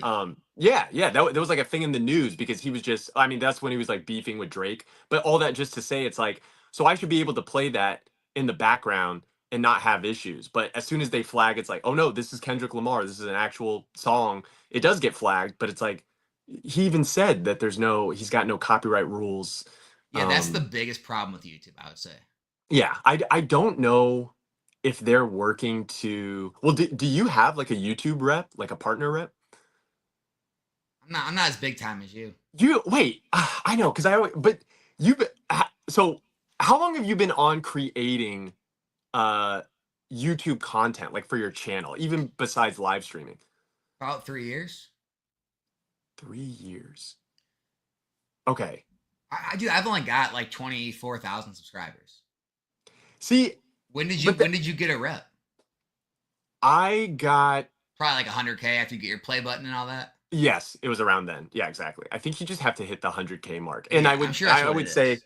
it's very indicative of the times now, but if you can post more of your short form content, I think that will help you. It definitely helps with like gaining subs quicker than I think if you just only were to post uh, you know, horizontal video Right. or long form content. Yeah. Horizontal. I love how you say it. It's like a, I don't know, like That's a what negative, I like know because horizontal I'm content. dude, I'm That still boomer content. dude, even with how we started this video, it's like I'm so used to Yeah, that was. Oh yeah, filming. you had it. We had it. That's Dude, funny. yeah, I always do vertical because I've just By the that's way, what I've been doing. what are you? What camera are you using? I'm just using a phone right now, like an Oh, iPhone. okay. Okay. I was Yeah. gonna say I was wondering what camera would switch like that. Yeah. Well, it's on a I have it on a gimbal, like a tripod, but You know, it is yeah, very that makes sense because a webcam won't do that. right. But I do like that the Streamlabs knew to, because I thought I would just end up being sideways, but it was Right, nice how it automatically just, changed the orientation. That was for cool. sure. Yeah, and that, I'm curious for you then. So, see, you view yourself like I I feel like the amount of people, like how many people does it say are even in this live stream watching you right now? We got over 300. We were up to almost four. That's see, that's when I live stream. So you could say, okay, I have a bigger sub number than you, or I have more subs than you. But I feel like you got, if you have 300 people watching you when you just press go live, that's amazing to me because that's like I view that as like Oh, don't I'm get me trying to wrong. figure out how to. This is guys. Don't I appreciate every single one of you. This is like this whole life's like a dream come true. This is I love it. You know, so no, Yeah, I 100%. I'm on board. It's amazing. I was just saying it because you're like 5 times the size of me. That's the only reason I said that. sure. No, but I mean, you got hardcore, like, supporters though. And I respect anyone that can build up, an audience that, again, I mean, you could have, I think it's so weird when people, and I know other people like this, even in our hobby. And I think it's strange when, they're like, oh, you don't have 100. Like, I could care less if you have 5 million followers or 500. Like, Yeah, and even if you had 500, if you can still get 300 of them to be in your live stream, that's all you need to that's really huge. kind of support. Like if you think of yourself as a business, if you were in just a random town and 500 people from or 300 people from that town go into your general store to buy something from you every day, or and do that just Well, because they would I think rather of it all the support time you. as like getting up at a podium and speaking to a room of 300 people. Yeah. It's a lot of people. I also think Have you about been that. in comedy clubs with 300 people? I have. I have. I've done comedy in front of 300 people. I've done Pretty comedy in crazy, front of right? yeah, it is wild, especially when you go from like a club to like a theater thing. I haven't done too many theaters because again, it's not like I'm like if there was like a tier, I'm not even a B lister. I'm like a C list. Like, I can go to clubs and if they'll let me do stage time, I'm happy to perform wherever. Like I'm actually Like trying to your name is like known now in the comedy scene. no, I wouldn't even say, I mean, Well, at least maybe your local comedy scene. yeah, correct. Like locally, every sort of like Like comedy you're club. past like an open mic guy. Correct. Yeah, because I've been doing it since again longer than Pokemon. I mean, I started comedy in like 20 2016 technically. So yeah, next year it'll almost be like 10 years. And yeah, I mean for the first years of comedy, like for the first year or two, you're just like an open mic, like you're just basically just bombing and like trying out stuff and trying to figure out your voice. And even now, to try out new material, I'll still go to like open mics. You don't really ever stop that until you just have like a dedicated, I think until you're like a touring comic. And then even then, some would probably argue, oh, you should always just be going to open mics or doing rooms. But yeah, I mean, that's just something that's just I've always found interesting and was always like my go-to hobby before I even, got back into card collecting. For sure. Yeah. But to your point, you have that audience, when you live stream opening up your cards, man. Like you have more of an audience that's willing to like support you than, I don't know if I put up a flyer and said, "Hey, I'm gonna do a comedy show. Come to this random venue that's not a comedy club," and just I don't know if I could fill 300 seats in that, club. You know what I mean? I mean, if that flyer was put on your TikTok and YouTube, I think it might be.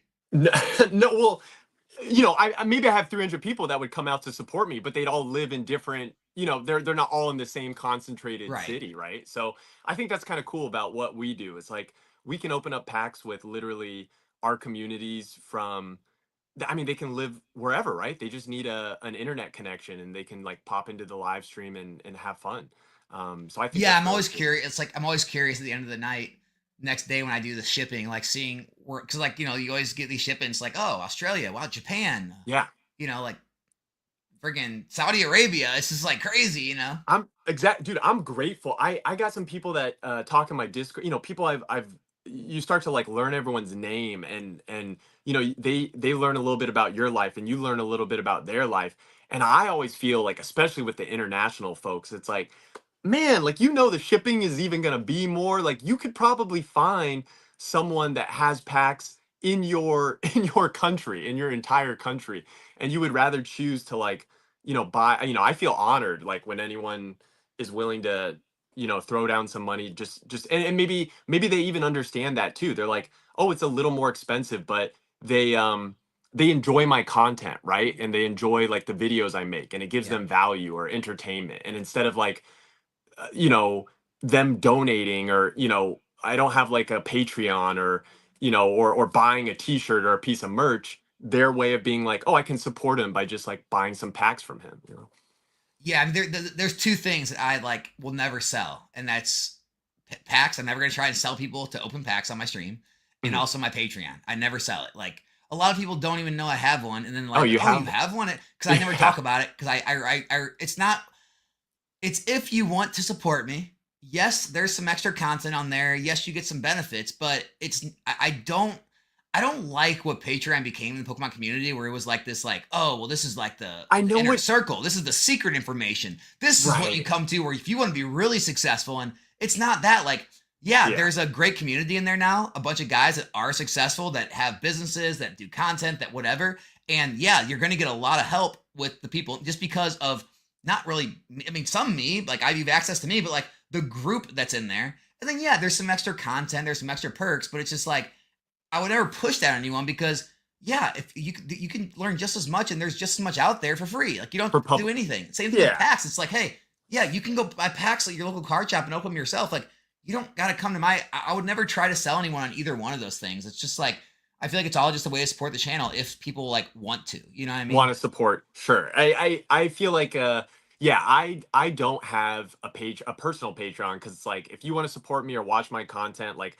every video I put on TikTok, I also put on YouTube. You can just go to my YouTube channel to watch, you know, whatever content of mine. If anything, the only reason now I'm even thinking of creating a Patreon would just be for the podcast with Twice Baked Jake, because what we can do extra, and it's not like, oh, we're gonna gatekeep episodes that we're still going to put out every week. But I know some people, like, because you know, a lot of podcasts do this, where it's like, if you want maybe like an extra episode a week, or you know, an extra two or three a month, you know, whatever it ends up being, For and sure. you know, love the podcast that much, then, you know, even for a small like amount, like it's not even like we'll be like, oh, we need an extra 20.99 to make that happen.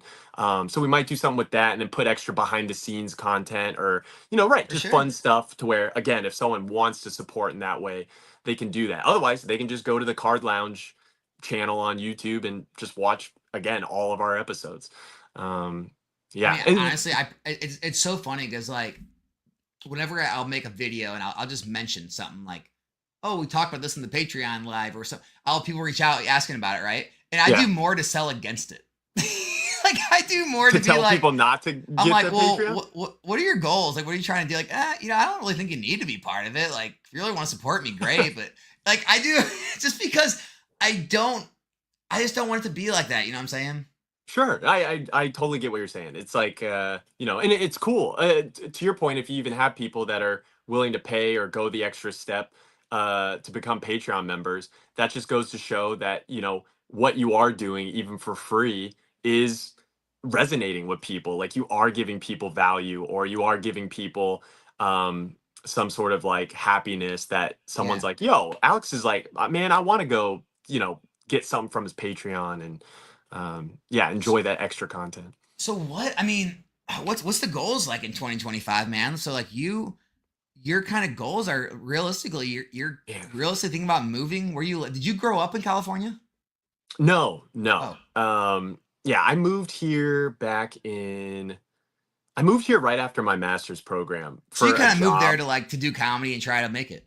Well, no, so not even that. Like I didn't start I had done comedy before. I didn't even really take comedy seriously, I think, really, really seriously till like maybe 2018, 2019. When I first moved here, it wasn't like I was hitting up open mics every single night. I moved here for a job actually, and with a Okay. friend that was working at like a startup, and that friend has since moved from it. He doesn't even live here anymore. So it's like I was at a startup, funny enough, that like was trying to tech revolutionized the real estate industry, and then just I thought it just had I was so green, I was so like bright-eyed, and I was like, whoa, I've got a job in the big city. And like 3 or 4 months later, they like burnt through all their cash, they imploded, there were layoffs, and then it was just like, oh, what do I do now? Yeah. And so yeah, I was a pencil pusher for like quite some time. Like I got some jobs doing like sales, and for like very low pay. Like I had to really kind of be economically resourceful for a while, to just kind of make it on my own.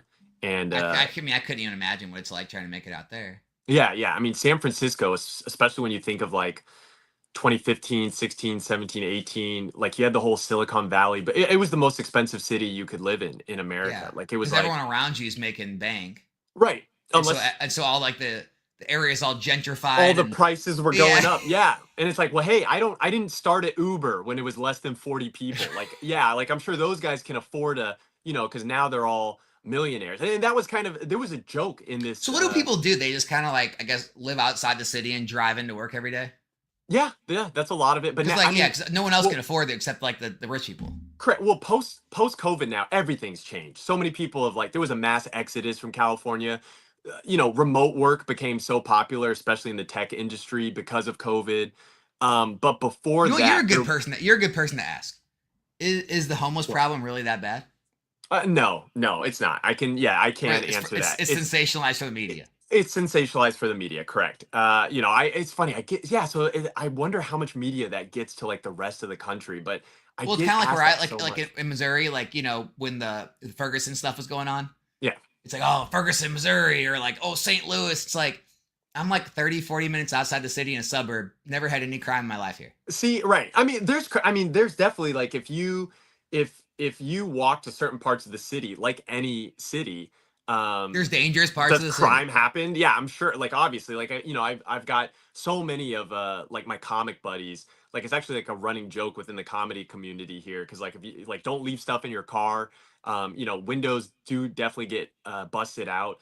But it's I will say this is not any more than um like the homeless situation in LA or in Yeah. Portland, Oregon, or Seattle, Washington, or New York, like every big city where there's a concentrated amount of people and there's wealth disparity, I would say you'd see that. Even in probably your major cities in your state, right? You're just far enough away from stuff if you live in like a suburb or like, a different area where obviously you're not going to be around it as much. We just stay out of it. So like it might be problems with it. It's just too dangerous to even go down there.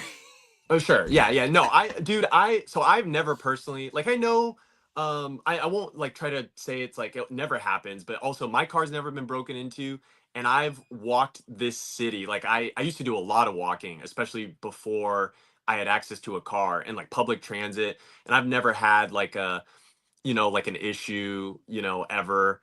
Um, I mean, when we went to New York, I don't know where the dangerous areas are. So, but like, me and my wife walked from the very bottom, like all the way down where Wall Street is, all the way through entire Central Park, like up to the entire city. Like, so yeah, I never yeah. felt unsafe. There was people everywhere. It seemed like there was a cop every other corner. I mean, I never felt that unsafe, but Of course, yeah, it's like that with any major city, I think. Like, I think SF, it gets sensationalized, I'm but sure there's once it gets to never. like 2 3 a.m., there's probably some dark alleys you don't want to go down, but Correct, right, and you could say that in, like, every major city across America, like, especially right. here, it's kinda like there so what you just said about New York, like, and that's not to say it hasn't happened to someone before. You could be walking a very safe street that 1,000,000 people walk, and the wrong person is there, and you're in the wrong place at the wrong time, and something bad happens to you. But also inversely, you could be walking so, like, here, the kind of area that's questionable is the Tenderloin, because it's like just more. Yeah. There's probably just like more people out on the street. There's more homelessness there, but it's also like I've walked through the Tenderloin 1,000,000 times, have had nothing happen. Right. But has someone walked through there and like something bad happened? I'm sure. Like, Well, of it's like course this it has. hobby. There's a million transactions a day. One person gets scammed, everyone's a scammer. Right. Exactly.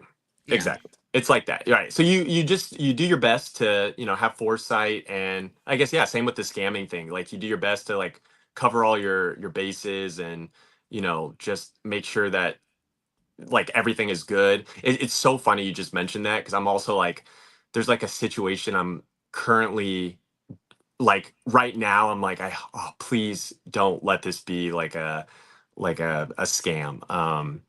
If I need to come back on here a month from now and like do a whole trauma dump, and I'm like, Oh it's also no. because it's been so long since I've gotten got, because everyone's got, I'm sure you've gotten got before, right?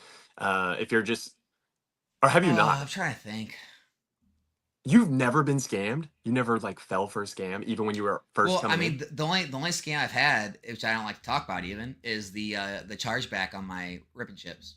Oh, and those are annoying too when But as someone far as really like like, buying, like I've never bought a scam. man, Yeah. dang. So then you've always just made sure the source is clean, the purse, like it's. Yeah, like I've never bought from accounts on like eBay or TCG Player that aren't like 99 or 100%. I just Mm, don't take the chance. And all the like if I buy packs from random people online, I have them send to me first. I'm like, well, hey, I got online presence. If you don't want to send first, that's fine. But if that you want to do business with me, you gotta send dude, I've first. I'll got pay you when I online get it. presence.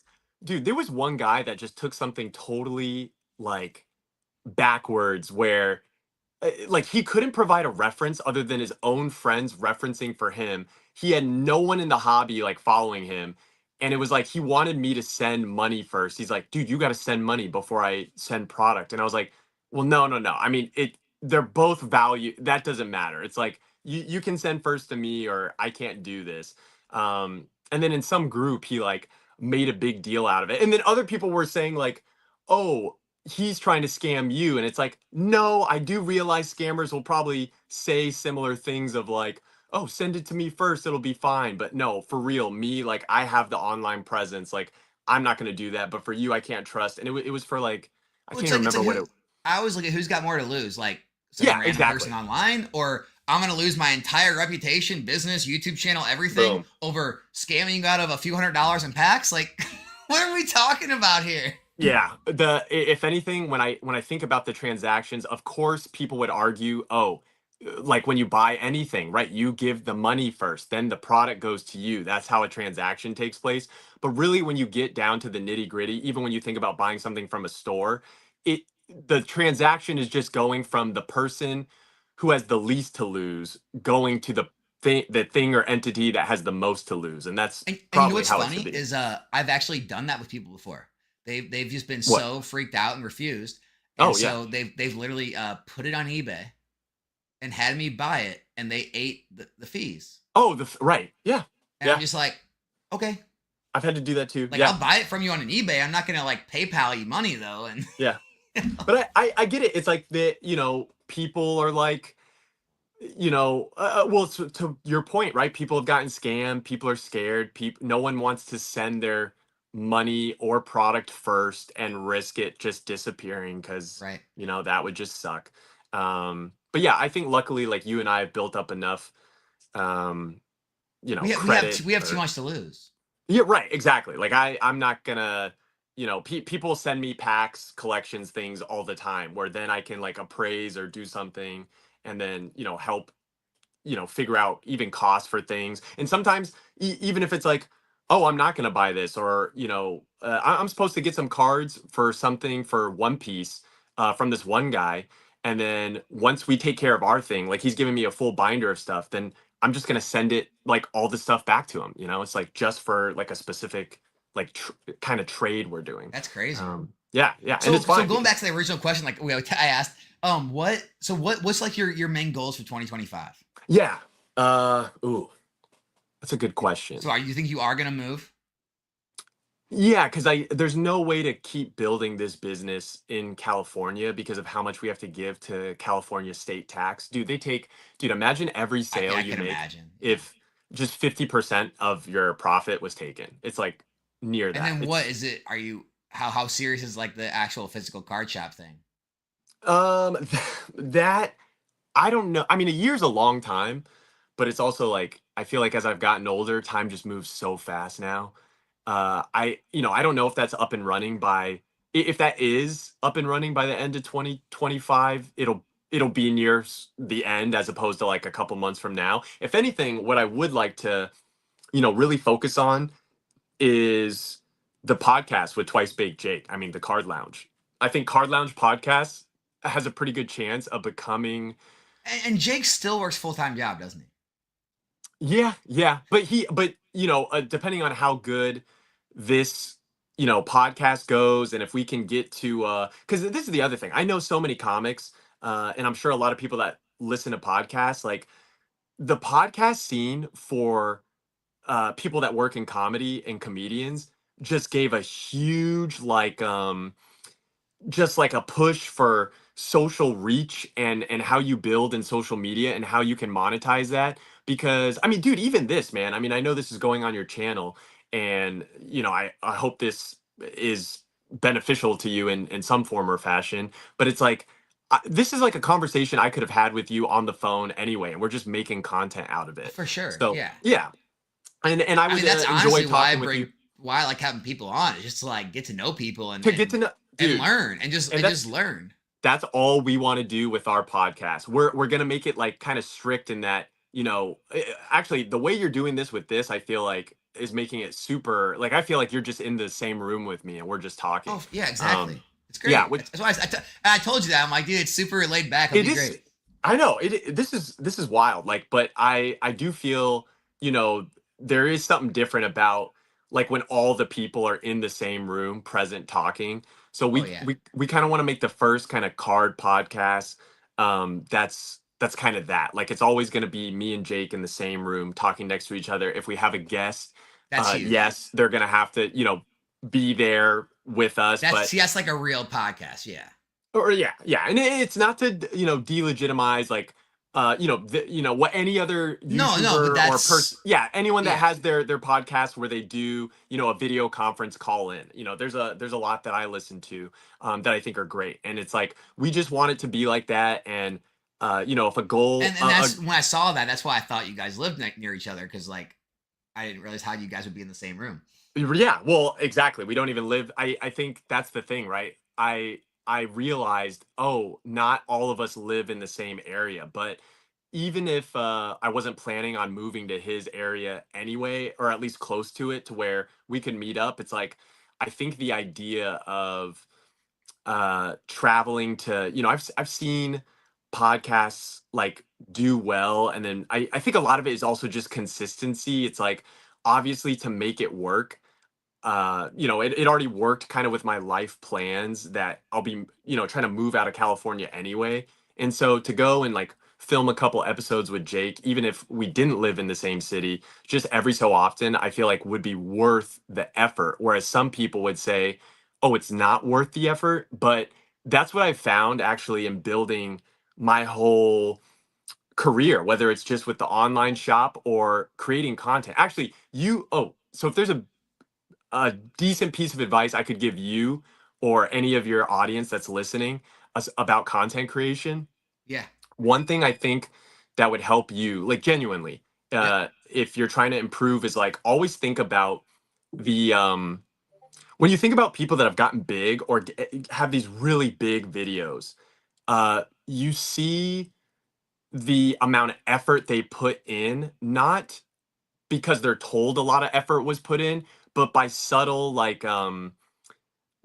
things in how they're willing to go to a different even place of scenery, right? Like they're able to go outside of their house, right? Like it's not just open a pack here outside my house, but oh, let me open up a pack in front of the Golden Gate Bridge. And when you watch that, you know subconsciously, oh, they had to get in their car and drive to a place that's special and do this. And it's funny because it's something that yes, does make more time and is seemingly inefficient, but what makes it actually the efficient call is that over 95% of people aren't willing to put in that effort that isn't even that much of a effort reach or like that's something anyone can do, right? You or me could get in a car and drive 20 minutes in any direction. You see what I'm saying? For sure. But people are unwilling to make the sacrifice to just increase their effort value from 5% to just 9%. I'm not even saying like go all out with like scripts and buy, props for your whatever. It's just like the 5% to like still staying under 10% Yeah. to 9%. 95% of people won't even make that jump. So if you just do, you put yourself literally ahead of 95% of other people. Pokey, I need like that tip.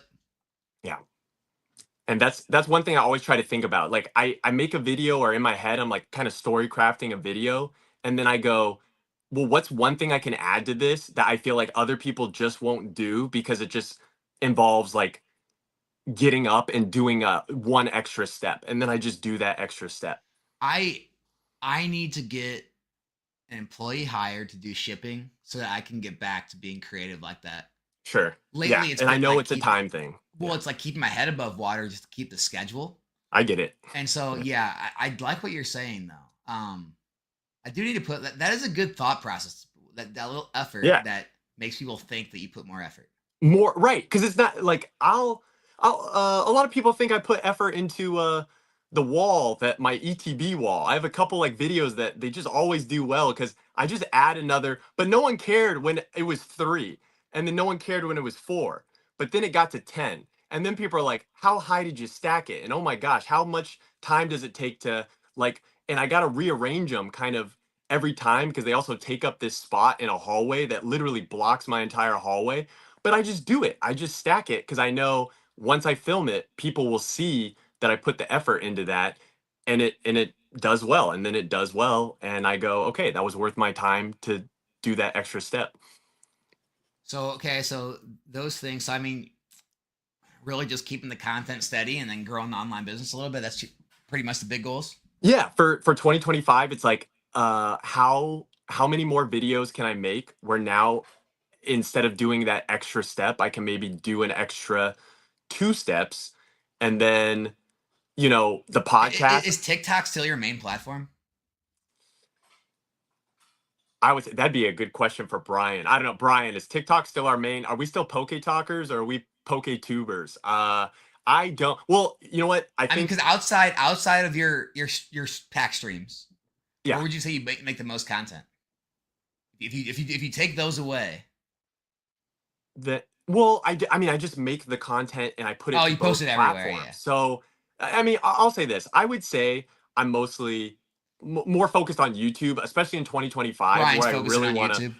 I focus on you exactly. Like I'm probably gonna be focused on YouTube, and again, that's kind of TikTok's fault. They really had something special, and they kind of just have. I've been like, oh, well, shy away from YouTube, TikTok, please accept me and help me build on your platform. And then TikTok just goes, no. And they just say, no, we reject you. And then I'm like, I've been rejected enough now where I'm like, okay, YouTube, please help me grow. And then they're actually helping me a little bit. And, if TikTok disappears in 3 weeks because it's January 19th or whatever, or no, wait, no, that already, I mean, Yeah, the, after the I made a video extension about it, and then like 4 hours after the video got released, it came back and it made the video look terrible. for, yeah, yeah.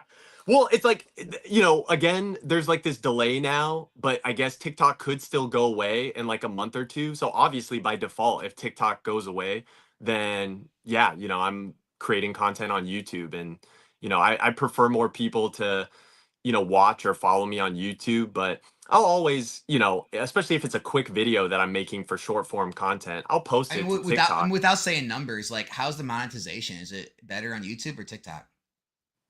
Oh, man, it always switches because they're always switching their.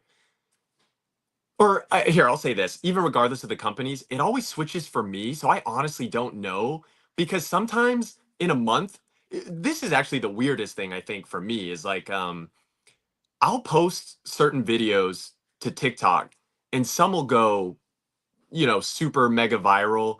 And those ones won't go viral on YouTube. And then the ones that really do well on YouTube that I'll get, you know, paid some decent money for, they Yeah, don't do well on TikTok. So it it's really so is weird. like, but I would feel like it's the same viewers on both platforms, but it's It's how definitely the not. it's well, okay, that's Yeah, well what I can tell from my comment sections. It is different. The really dude, what the Instagram and TikTok viewers, they are like rabid animals. Instagram and TikTok are rabid more than YouTube. Oh my gosh. I feel like I get more negativity on YouTube comments. Oof. Not me. What does that mean then Not for me. what is that? Huh. Well, You, what do you okay, so what do you feel like is the difference in the viewer on TikTok versus the viewer on YouTube? you know what? Brian said it perfect right here. Okay, what do you TikTok is say? kids, angry kids. YouTube viewers are more mature and have more money. So I think, yeah, I Hmm. think because YouTube is longer form content that I put out mostly, Yeah. it's people who like obviously have a longer attention span and are wanting to watch something for some kind of value. Uh-huh. Whereas like the Instagram Reels and TikTok audience is like the swipers, and they're the people that just have like low attention span. They just want to kind of lash out and then go to the next video.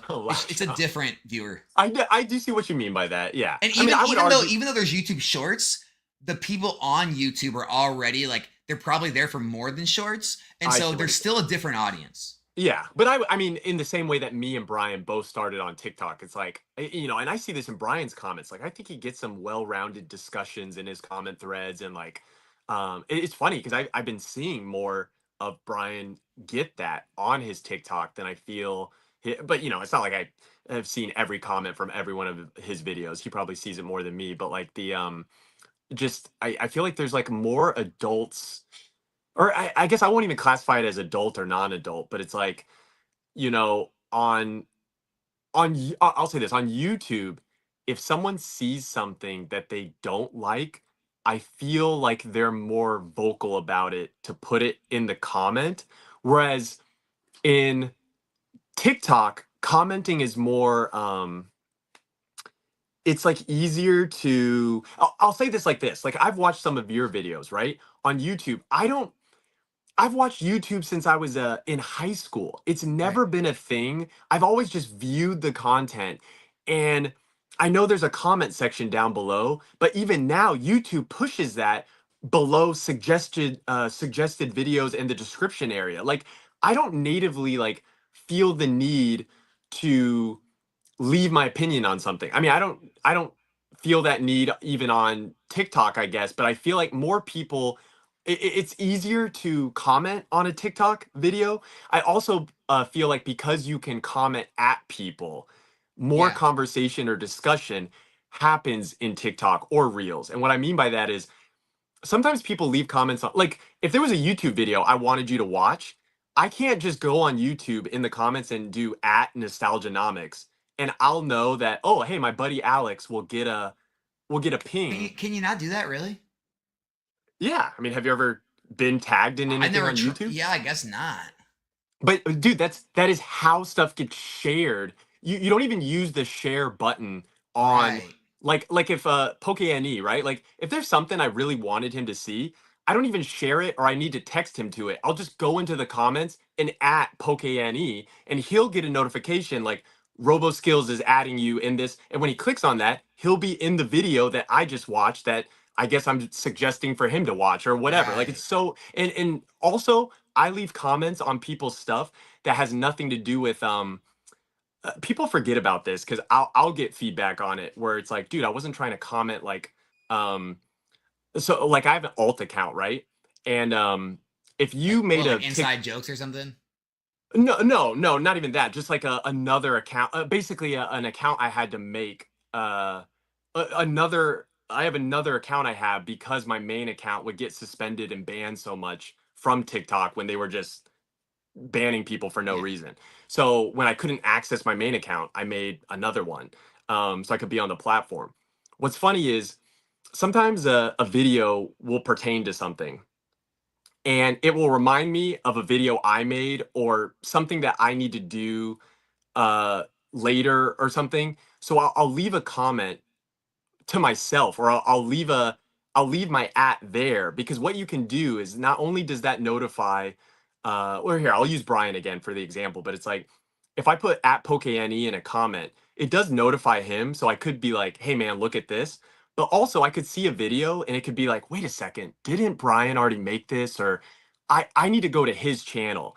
And if I back out of that video, I lose that video in the algorithm, and then I have to Hmm. go to Yeah. the search bar in my Right. FYP. Then I have to type PokeNE, and it's more steps. But in the comment, if I just tag him, I can then click on that tag, and it'll take me right to the front page of his channel. So it creates like this portal is what I like to call Yeah, it. I get it. And so people are like jumping in portals in comments and getting to the information that they want to get to. And so it just creates a more what I So feel is that's like a why there's more more like comments on those on TikTok comments. and Yes, Instagram. there's more cohesion in the communication. Whereas I feel like on Here's the one thing YouTube I don't comments, understand, right? Is okay, like with the haters. yeah, I understand the first hate comment, right? Because sure, maybe you just showed up in their algorithm because whatever hashtag you use, whatever they got recommended.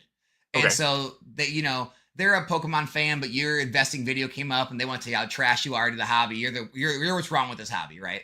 What I do don't you get understand that a is lot? how what I don't understand what's up? Do you get that a lot? I just feel Every like video I make.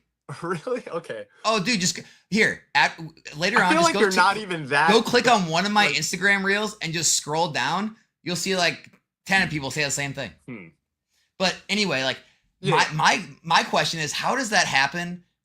Why would they go to like every video and start like, because you can click on their thing and see how many times they've commented, and they comment like 5 different videos, and I'm just like, if it's me and I come across someone I don't like, yeah. I don't feel the need to go watch all of their other stuff that I know I don't like. It's such a weird way to I live. don't get see, I understand maybe this is a psychology background talking, but dude, I mean clearly that guy or that person just wants your attention. I Well, mean, I that's all triggered that them to is. that level. They felt they needed to go to every one of my videos and tell me how bad of a person I am. Sure, maybe they like you to some degree. I mean, they're watching 6 of your videos in a row that they seemingly hate. Like maybe they Because then you click on the little secretly profile icon, and you see every comment. Everyone's just straight like, "You're the worst." No, actually, you're crap for this community. You. It's like every single one's the same. You're just like, bro, it's not that dude, that's serious. Alex, that's flirting, man. Didn't you haven't you been in elementary school that they just love you that much, man, that they need to get a response from you that badly. Yeah, I have 10 people to watch every video. They hate on all of them. It's wacky. That is, yeah. I see. Yeah, and I'll say this: that is abnormal. Like I think it's so weird that people would just so brazenly like, and I'm not afraid to do it. Like people that have like tried to, bash me or do whatever. It's like, you can call them out. Like I don't care how small you are and how big I am, because I know some people say like, oh, they're so much smaller than you, and Don't to a punch down. degree yeah, to a degree it's like, because of time and you can't answer to everyone, it's like, yes, move, spend your time wisely. But there are some times when it's like, oh, I've got the time today, and I don't view myself as being above them in any regard. It's like, hey, you're a person and I'm a person, so we're equals, man. And so I'll respond to stuff sometimes, but I can't remember the last time I've seen someone like comment on one of my videos negatively and then also comment on the last 6 negatively. I feel like I very rarely Yeah, have that. it's unfortunate because I used to reply to every comment. Like that was like my Oh yeah, you can't do that. Yeah. it was like my thing though. Like that I really like I don't know. I felt like some kind of pride in that because like it was just one thing that like I didn't like about content creators is that they would, they They kind of wouldn't take dismiss their yeah, audience. So I would I get always that. at least give someone a heart, if not like type something back to them. Sure. And it's something I got away from. And the reason is just because with this new boom, it's brought in a lot of hate and anger to the hobby. And I can't post anything anymore without getting a ton of that hate and anger. And it's just like unhealthy to read that much every single day about all these It people hating on is. you. And so Yeah. I just got away from it. I said, you know what? I'm not reading the comments. I'm not doing it anymore. I'm just going to post my content. I'm going to run my business and forget it. And that's just kind of where I've gotten to. I feel like it's the healthiest way to deal with it. Do you feel like you get more hate than positivity on your content? On Instagram and TikTok, yes. On Really? YouTube, no. YouTube's Hmm. still pretty positive. That's crazy. I feel Yeah. like so and maybe this is also a good this is also why I love meeting new people in the hobby or communicating and just talking. Like I'd be happy to do this with you again. Like, you know, Anytime, 2 anytime. months from now or yeah, just whenever we want to do this again. But if you want my perspective on your channel, I feel like at least seemingly from my viewpoint, it's like a lot of people view what you're saying in a like a high regard or in a positive light, and that you do have like I get when you said you draw a line in the sand, like you could argue, okay, you have strong takes. That's not a bad thing, but I think most of your takes are good, and they're not like um I don't know, powered by like a malicious intent, or like you're not trying to like tell people, "Oh, buy all this stuff," and but secretly you don't want them to buy it, or vice versa. You know what I mean? Like because there I are try to channels keep as out there many that do disclaimers as that. I can. Yeah, yeah. I Yeah. try to, it's just I think that trying comes through, at least to me, man. I think your content, I feel like, has been more recently exposed to me, in that I've and again, I think I've seen more and more of it as you've posted more short form content, because then that helps bleed into like seeing more of your long form content. So I think you should right. keep up with posting the short form content. And I've enjoyed like watching things. I think when you do this too, like I got to see the last time you did this with Poke Ne, and with Oh man, Dan, who's someone I've that met. was a wild day. Yeah, yeah. And I think it's cool when you do it with like Dan and like other people that I don't get to see too often, but I know that they're, running their own Pokemon businesses. Yeah. Plumber is someone that I didn't really know, but I'd like to get to know, just in the same. It seems like you talk to Plumber a lot. Is he live near you, or are you like good friends with him, or? No, he's in New Jersey. Ah, No New one no one Jersey. lives near me, man. Well, you're in, yeah. Well, exactly. See, that's why it's hard to, You know what? um, Brian's probably the closest to me in Nebraska. Oh, really? That's crazy. In a whole nother state. Actually, dude, there's not a lot of like Pokemon or just like card content creators really where I live either, like in But you NorCal. guys have like the coasts have such good show like scenes. Right. That brings There's people to, so yeah. many shows all the time, Yeah, that is true. That is true. which And I helps. guess, yeah, that's, yeah, I guess there's just larger populations like on the coast, so it helps to, I feel like Texas seems to be like the central like For meeting sure. point for a lot of the hub of, if there's like a collecticon, or and you know what, you mentioned this in the beginning. I was gonna say, I feel like you're someone I would have met earlier had. Do you go to a lot of collecticons or travel for a lot of shows? I just started. So like that's probably why so like, even though I've been in the hobby a long time, Yeah, I didn't like interact. Like, how you talk about like going to watch videos, never commenting? I right. didn't interact with anybody. I didn't leave a Exactly. single You comment. gotta. Yeah, I that's uh how. I lurked a lot on like online, forums and stuff. I Sure. never, and then I will also have like, different like you did, like have alt accounts, like just because like I just didn't want to like have I back then I didn't want to be a personality. I just wanted to kind of do things in the background. Sure. And I took advice from a lot of people I'd listened to, and I would just kind of make my positions based on that. And yeah, man, it wasn't until like 2021 where I finally created my channel.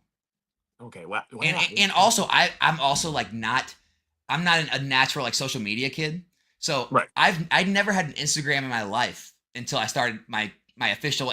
So I don't have like an Alex Instagram. It's just Nostalgianomics. Oh, that's so funny. Yeah, I've had an Instagram since like Yeah, college. yeah. But And I never again, like everything I have is like it's just like I never did anything except until I made like this channel, and so it's just like I didn't start meeting people until probably last year before, when I started having live streams. I went to my first Collecticon in 2022, I guess, or 2023, and then like 2024 I went to like 3 of them. So I've Okay. just started kind of getting around.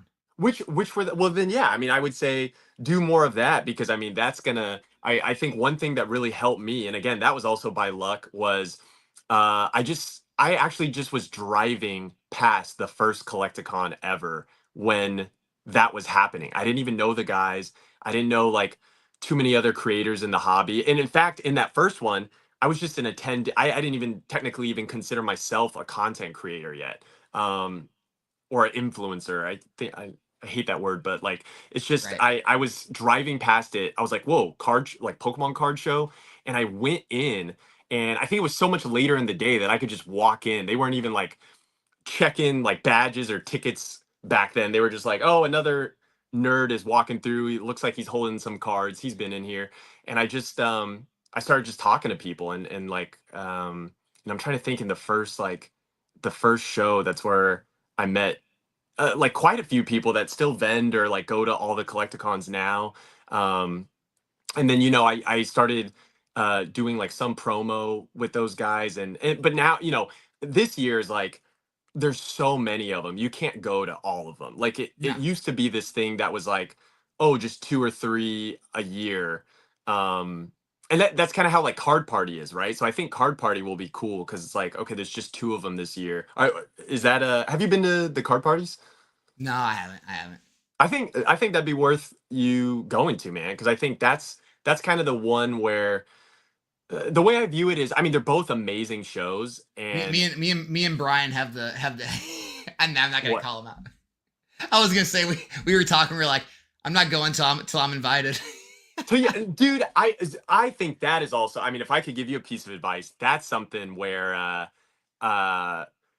well, speaking back to psychology like stuff, like when people feel that He said, way "Call me about out." Yeah, we and Brian were just both talking one day. call We're me like, out. "No, we're not going to card party till we're invited." Like, because we were I just don't looking at think, all the people, like all the like sponsored creators that were invited, and we're just like, "Well, how did that person get invited? but not Not me. no one from Oh, the but see, investing but dude, finance were like part. That doesn't make sense." is that but is that not like a insecurity thing, or just you No, judging? it's just like a no, it's not insecurity. It was more of like a I guess they don't want this type of content creator there. Like, Oh, oh, I they see what don't you're want a saying. finance business creator. They want just like the pack breaker that, and like, okay, well, if I'm not welcome there, I don't really want to go, I guess. I don't, but see, that's also assuming that like I don't even think I see what you're saying now. It's like not so much a ins I'm entitled, you arrogant, and insecure. not arrogant and insecure. See, you dude, here, I guess I can only speak for like myself and personal experience.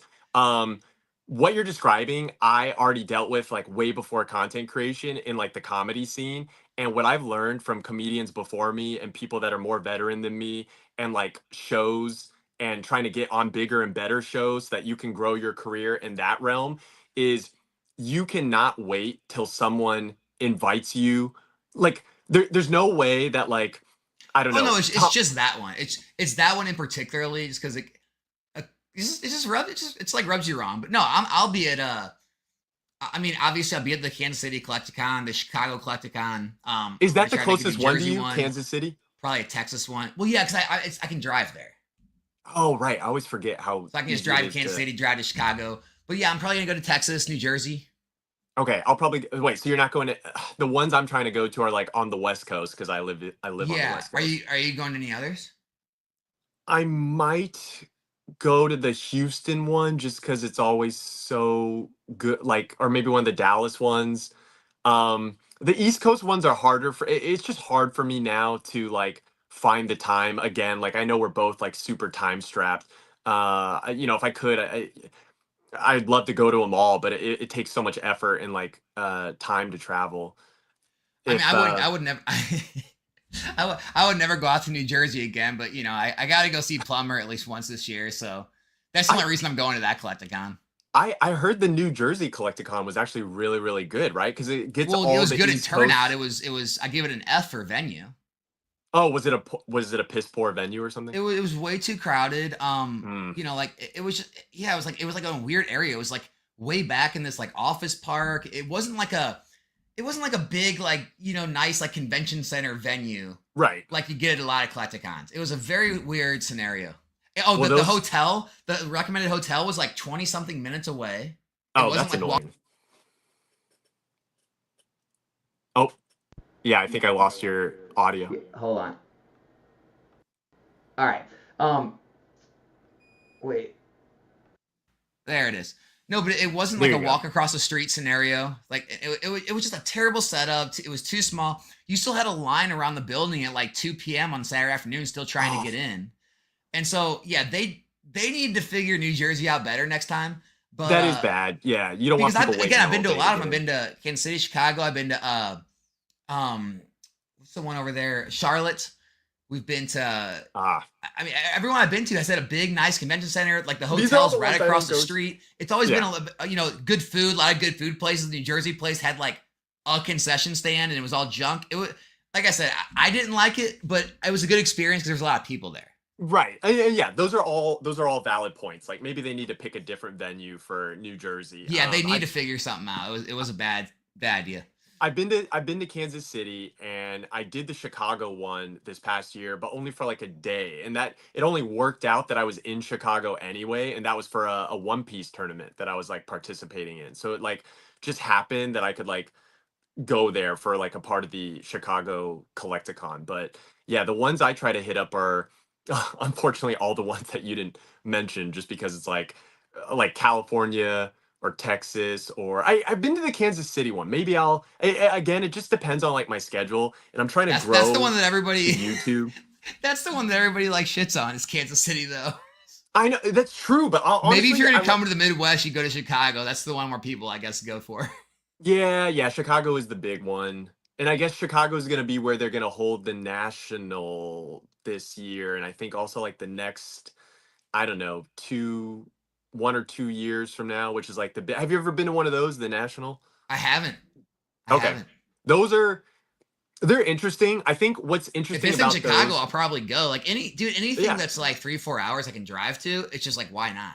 right, exactly. I would say the national is interesting. I never really got the, actually, you know what? So now that I think about it, right, the first time I met Gary V was at the national. The first time I met, I just feel like for a card show, for whatever reason, even though that card show is very sports card focused, I think Yeah. it's going to start to not be labeled that as much, or at least they shouldn't be, or they're going to get taken over by like, I mean, they kind of already have, like with Collecticon and like other things, because there's just more people in the hobby that want to wheel and deal with like trading card stuff. I see it. And but what is interesting is all the card shop owners and people in like big business kind of show up to the national, and that's where you can kind of meet all of that. And I just thought that'd be, it's more of like the economic side of the card industry. And since you're nostalgianomics, I figured like, I don't know, you'd probably meet some people that would be Oh interesting to yeah. I talk mean, to there. I would go to that simply for like just hanging out, meeting people, networking. I probably wouldn't go Yeah. there looking for Pokemon specific things. Right. Yeah. There. Oh man. Sometimes it's weird. Last year's was trash. There was like very few. I mean, you could find some gems. Like I found some stuff, but it's like 90% sports cards. But the year before that, it was more like 70-30. And then I don't know. I think there was like a change in ownership, and they like promised some vendor tables, some space, Yeah. and then less Pokemon people could be there. Um, I'm interested in like just I'm interested in like any type of success people are having in general. Like right. I would love to hear some of the sports cards, like, their stories and like their streamers, like, just content creators. I like hearing different content creators, like ways Same. that they Same. succeeding. Like, I just like talking to different people who are successful in different areas of any way that like connects to this business whatsoever in any indirect Yes, way. dude, that's why, man, that's the exact kind of, me and Jake feel the same way. That's why we started the card Because lounge, it because we're gets like, way, we want to get everyone you've on there. seen this space. It gets way too like Pokemon specific and Yeah. like the same people talking about the same stuff. Or yes, what is that? It's too high schooly, because people start to like, people get clicky with it, and it's like, Right. dude, we're out of high school. Like I know when I first started blowing up on like just trying to be a Pokemon content creator, like the first kind of group that was like, I don't know, there's some super clicky people in it where it's like now and now you see why like some of those people aren't as successful, and like I can even just trace it back to like certain like personality or just the way that they are. It's like, oh yeah, with that kind of attitude, of course you're not going to be successful. But then you start to talk to people like, I enjoy talking to you, and it's not like we do the exact same thing or make the exact Right. same content. And I'm sure there's like a sports card version of us and like a Magic the Gathering version of us that we could also talk to and like share and learn from. So Yeah, for sure. yeah, Absolutely. yeah. What Yeah, and like I'm you just get different perspectives. Like, especially people who have more of their business based on, the actual like buying and selling of the items. People have more of their business based on the content. People who have more of their business. It's for like you're gonna pick up different perspectives and like talking to people who all do the same thing and all think the yeah. same ways and have been through the same experiences. Like you just don't get enough out of that. Yeah, and I also I very vehemently am against people like I see this, and that's why I hate it sometimes where like yeah, you talked about the cliques and the groups. Like I know there's like sometimes I see two people um that are like they're both good people, but like one rubbed like the other person the wrong way, and then of course there's definitely toxic people in our community that definitely could probably deserve to Then be you out of gotta it. everyone's gotta shun them. Yeah, yeah. There's some people that are like, we don't need to name any names, but it's No, like, but it's they like just yeah, like they like if you're either if you're friends bully with or them, then you're immediately like people. put on the shit list too Yeah, yeah, because yeah. oh well And it he had him on his channel or he talked with him, so shun him now. It's so right. weird, man. It is very weird. It's kind of like I firmly believe that there's enough room in this hobby for all of us to get to eat basically. There's Of enough course. pie for the entire table. And it's like Of for people course. that don't think that, it's like they're just There's I more don't know, people just every day I look at hear the going full numbers. time. Yeah, exactly. And people with way smaller channels than us. Like I always actually find it amazing when I see a small channel and I'm like, "Oh, I wonder what they're doing." And they seem like they're doing amazing numbers and I'm like, "Oh, I didn't even know you existed." But they found their niche following. They're obviously providing something to the community or people wouldn't follow them anyway or buy from them. And like people are, there's people you're not even considering that are making it. So to try to like I think it's like you don't need to tear someone else's business or what they're doing down because that doesn't make your building get higher. Your Well, no, building's still the a same lot of height. times sometimes people want to be a part of a smaller community than a large one, right? Like Yeah, totally. And that's because you perfectly get fine. it's like more personal. Yeah. Yeah. I was gonna ask you for you and your like you in the hobby and your community, what are your goals for 2025? Or like how are you trying to build? And like right now, would you say like you being full time is mostly because you can you're able to buy and source enough packs and you sell enough through like your streams or do you sell more like offline than online? No, no. So I mean, my eBay TCG player are all but non-existent at this point. Yeah, Um, same. like I definitely list some stuff, especially like when I break products down, whether it be like building battle kits or ETBs. I have promos, like they'll get listed. Um, every now and then I'll like be at a card shop or something, and I'll pick some cards up. I'll have some grading orders here and there, but all that is really just like side cash at this point. It's really the content with all of that's arms, and then yeah, Yeah, the pack opening streams. Like those are the yeah. two main source of business. But honestly, no, I mean I could not do any rip and ships, and I make enough on the content side. See, I wouldn't say that I'm necessarily making enough on just the content. And I guess that's why, again, also, um, I feel like if we can really make the Card Lounge podcast, yeah, everyone that's watching, go subscribe to Card Lounge on YouTube. Because if that's the one thing where I do feel like I know comedians that don't sell enough tickets in real life to support themselves, but they got enough of a following in all of the world that they started a comedy podcast and that got enough people like interested and watching and they have funny guests on and they just their whole livelihood now is really just For sure. the content, the podcast. So I'm like, man, if we could just make like the number one like kind of card and card news and hobby podcast, that is something that I think me and Jake can do, and we're pretty serious about like kind of making happen in 2025. Yeah, and like that's it's because my time's been so stretched. I've Right. definitely like doing less than I was, but like if I get an employee hired and like the shipping's taken care of, and that frees up like 20 hours a week for me, I'll probably Yes. get back to more of the TCG player and eBay and grading cards and that side of business. Yeah. Because my entire goal when I started all this was to be so far diversified into so many different areas that nothing could take me down. So I didn't want to Okay. be all content focused. I didn't want to be rip and ship focused. I didn't want to be grading cards focused. I wanted to like have this like an even amount of income coming from every which way. So that Yeah. way, if anything ever went down a little bit, I could just like divert more to things that are doing well. Or if everything came down, at least I had a little bit of income coming everywhere. I could still survive. So like that was kind of like me structuring that the way I was like planned from the very beginning. Now it's actually gotten less diversified. It's really content and the Yeah. streaming. But yeah, I mean, I would eventually like to get more diversified again. Just just to kind of take advantage of everything and not be too locked into one thing or another. All your eggs in one. Yeah, I'm Yeah, assuming you because started that does focusing scare on me. content and ripping because those fruits were like bearing that was where it was bearing the most fruit.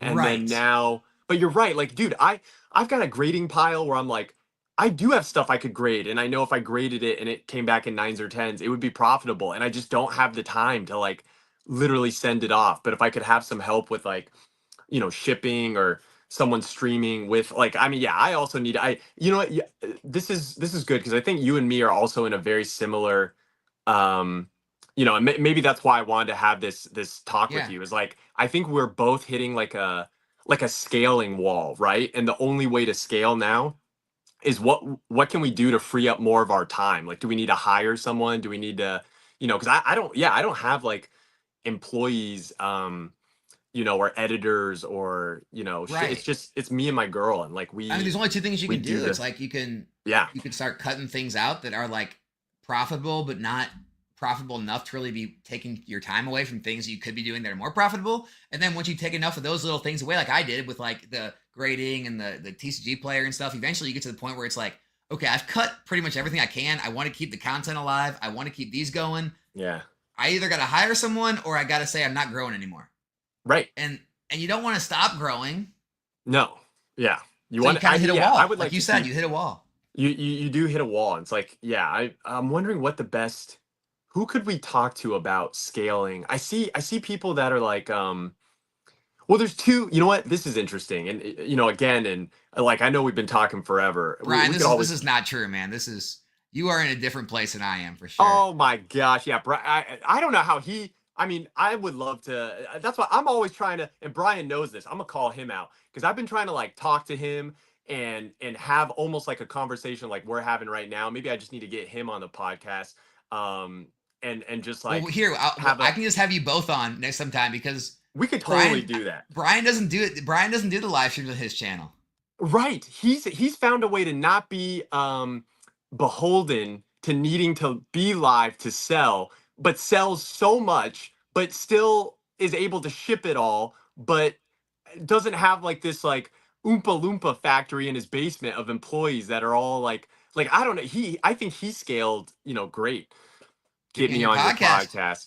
Dude, you gotta come to Vegas, man. You gotta come to the Wait, location. that's the requirement of dude. Don't tempt me with a good time. Oh yeah. Oh well, I was gonna say, dude, for you If to that's just the requirement, you're to basically talk to me egging in me Vegas. on to come to Vegas. Yeah, Like all you got to be willing to that's do the is only come to way you Vegas sell it. for a night, man. Like, and then we'll have some fun at night after we That's the after we easiest film sell in the podcast. world. Yeah, man. Like I Yeah, gotta try to sell people coming to Missouri. You're just like, yeah, come to Vegas. Like what? yeah.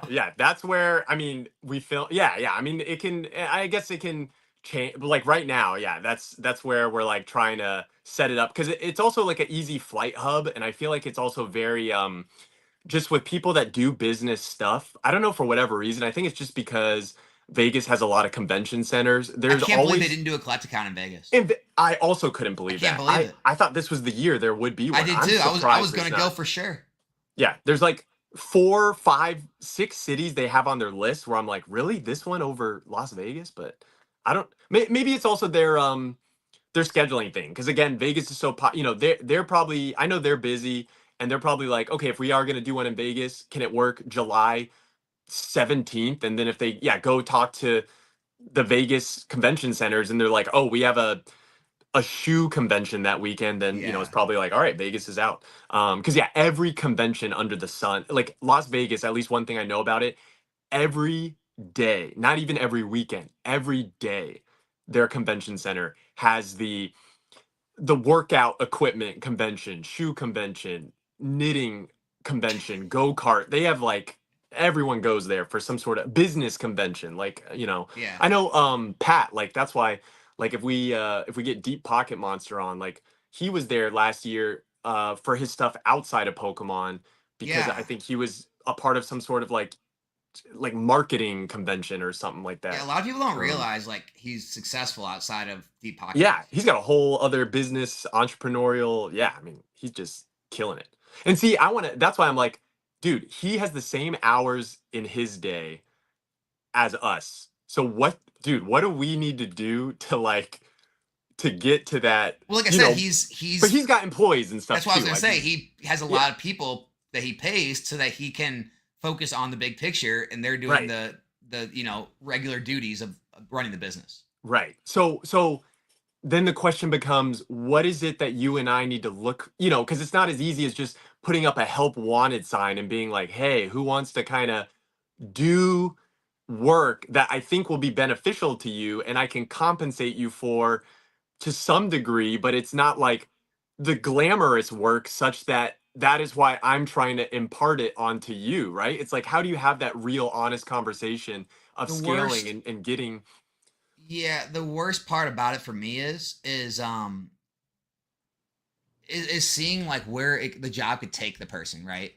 Like you're mm, hiring someone to like do shipping or like maybe listing cards for you. It's just like, yeah, you know, it's all fine and good, but like where can they grow into? Like what can you promise them? Like, hey, you can work yeah, yourself up to, you know what I'm saying? It's just like, the master because what would shipper. I have to be Yeah, doing to get to the point where I could give them something more important to do to like get raises or better whatever I could, correct. like how could I like raise them up? Where would I have to raise them up from the job I need them to do now, and then get Right, someone to do what they do?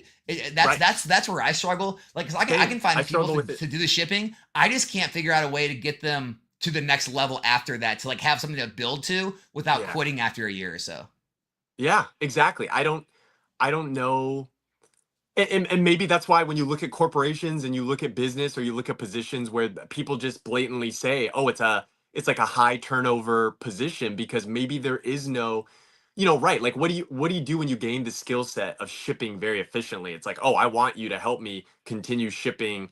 And then it's like, what, you just ship more after that? You just, or you go to I mean, editing go videos, to go Pools to needs a job. He's pretty desperate. who needs a shipping employee? He Yeah, I need needs to go. he needs work. He needs work. All right. Yeah, I need, He's trying to pay his bills. He went to his landlord and they wouldn't take packs. He tried to pay him in booster packs. They wouldn't take them, and so he's having troubles. but yeah, it's like shipping is tough because shipping takes so much time. And even a lot of that, like, my girlfriend helps so much with that. And then, but her time is more that like I need her help doing At other least you have things. that. I don't even have that. Dude, that's, I mean, yeah, that, I'm appreciative of her, and I'll say that for forever for that help, because I do know that, right, some other people are like, oh, you've got that help, that helps a ton, and it does. And I'm just like, but yeah, how does everyone else kind of get to that next, I don't know, I mean, yeah, maybe that just means we need to have those conversations so it all just comes back full circle. Like, Yeah. we would need to have deep dive combos with like Pat, or even like, yeah, Rusty, or Alpha Invest, if Rudy, it's like you kind of just need, and then how do you talk with them, right? You have to go to events, or like I'm telling you, you got to go to card party regardless of invite or not invite or formal invite or whatever, because that's how It you wasn't just that serious. Like me and have those we were combos. just like I was looking at like some of like the I guess sponsored creator invited creator list, and I'm like looking them up on like YouTube. I'm like, this person's an Are, invited guest, are, and are then they I'm like, even, well, is that even out yet officially for no, the and it was the 2025? last year. I forget. I was just looking. So I'm like, wait a second. So this is what you got to do to be an invited guest. I'm just like, well, why isn't this? And I'm telling Pokey, I'm like, dude, why aren't you an invited guest? Why isn't Sure. why isn't anybody we know invited guests? Why are these random people nobody even knows about invited guests? It didn't make any sense. But It was shenanigans. right. I think that it's the people that they obviously talk to the right either they must either know Pat directly or they've met someone that knows Pat or Pat's seen their content and been like, oh, this, like again, like I feel like every content creator I at least got to meet. I got to meet a bunch of people at the first card party. I couldn't go to the second one because it was literally the same weekend as Jake's wedding, funnily enough. So neither of us could go.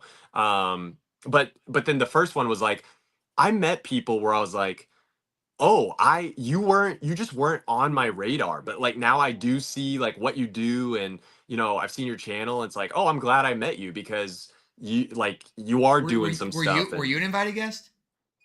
Yeah. I was gonna But say, like, I was about to say, like, if you weren't, I'm like, what are we doing here? yeah, and I'm trying to even think how I don't think there's like a definitive reason as to No, there couldn't be. It was all randomized. yeah. Well, I've been like a guest to like I guess Collecticons, and I had met Pat. Actually, funnily enough, I've seen you. Yeah, I've seen you at Collecticons. yes, and maybe I met Pat at a Collecticon, or it could have been a Comic Con where like there was actually this thing that eBay did where Pat did a thing, and it was happening at my buddy's um shoe store or like his like consignment store, and then I got to talk with Pat a lot there, and I think that was before the first card party, but I mean this is all stuff from like over a year ago, so I could be like muddying up the timeline. But yeah, again, uh, I think a lot of opportunity though to even like get on or to be invited to things is from doing other things that maybe you weren't invited to, and just talking and Yeah, networking with folks. right, exactly. Yeah. Dude, we've been going almost 4 hours. We should We probably have, call man. it. Yeah, We should probably call it. I look forward to like the next yeah, we can do a chat with Brian, or No, dude, let's do it. Let's do another one soon. yeah. I want to figure out how he's scaling and like what we can do to not feel like we're so crunched for time. I mean, we obviously just talked for almost 4 hours. We can spare enough time to do this. I know we made content out of it, but it's like, Yeah, you know, how can how can we just get to the next because I also feel like it's like I want to be more efficient with my time, with how things are sold or done, so that I can just enjoy life a little bit more, because I feel like I work like 90 hours a week, and it's like, oh, I need a break 100%. sometimes. Yeah, Yeah. that's where I'm at too. And like I said, I feel like I've cut it down as far as I possibly can. And I'm Yeah. just like, yeah, it's over. It's done. I can't do anymore. Right. I just I can't, can't, yeah, do yeah. anymore. We need. I guess you just need another individual at some point, and You that's have to. why Yeah. businesses hire people. Yeah, you just have to hire someone. Yeah, man. Minor bipolar What? drug abuse, copious scoops of pre-workout. That's what it takes, Dude, guys. and I know, and he has time to go to the gym and like work out and get buff. I'm like, dude, how is he doing that? Because I feel like I was as skinny as he was when I first met Brian. And now I'm like, okay, Brian, if anything, what motivates me more with Brian, and I've told him this many times, but it's like, I care less about how he's growing his business compared to just how he's growing his business, but also growing himself just as a person. And I'm like, dude, I need to freaking go work out with this guy or something. We're keeping that, guys. This is what you want to do if you're trying to grow in Pokemon. Okay, drug abuse and copious amounts of pre-workout. Kobe. And it's coming from Pokey, so that's a credibility check. Yep, credibility check. He's got some receipts that can support this claim, I'm sure.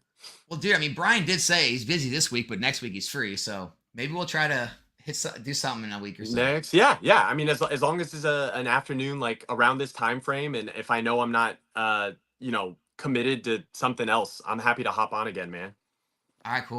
All right, here, Yeah. stick around. I'm gonna end things. I want to ask you a couple things afterwards, though. Okay. Guys. Oh wait, are you turning to Brian or you? Oh, me. Okay. Yeah. Don't log off the stream after I end the live, but Oh, I see what you're saying. Gotcha. Yeah. Guys. So I got RoboSkillz Instagram, in the bio, but I'm gonna leave his TikTok and YouTube as well. So make sure to check him out. Hey, thank how do you want to end Yes. things, man? What any last words? No, everyone's welcome. Yeah, I make Pokemon and One Piece content because I also collect Pokemon, just anything TCG, card, hobby news related. So if you enjoy that type of stuff, I'm RoboSkillz with a Z at the end. And if you want to check out the podcast where we talk about all this kind of the same stuff that we just talked about for the last 4 hours, the Card And now Lounge podcast. where's that at? That's on YouTube. There's also an Instagram page that you can follow for updates. Oh, so you guys started a whole new channel for that. It's a whole new channel. It's not on mine. It's not on Twice Baked Jake. So I think it's only at like 1,000 or 2,000 subs right now. But if anyone wants like a card podcast, like dedicated to talking all things like Pokemon cards, just trading card news and the state of the hobby, it's going to be on the Card Lounge podcast channel. And that's on YouTube, and you can also listen to it on Spotify. But obviously, if you want to watch us talk as well, although I realize it's a podcast, you'll probably just throw it on and listen in the background. But you can go to Card Lounge podcast on YouTube or Spotify. Yeah. And I am all right, guys. Hold on, sharing it right now in the chat. Give me a second. Boom, there it is in the chat. Click on it, subscribe to it. Get ready for the next episode. You'll have to tune in, guys, because we'll have Nostalgianomics on it and some future, Oh, dude, if you're promising me a trip to Vegas, I mean, if I can come to Vegas and that's part of it, I'm coming. That's just like a perfect excuse. It is a part of it, man. We'll take you out to dinner, man. I can just tell my wife, like, hey, we have to go to Vegas because I gotta be on this podcast. Yeah, that's right. That's the reason. It's a work, it's a work expense, so you gotta, it is a work expense. Yeah. All right, guys. We'll see you guys next time. All right. Thanks for having me, everyone. Out.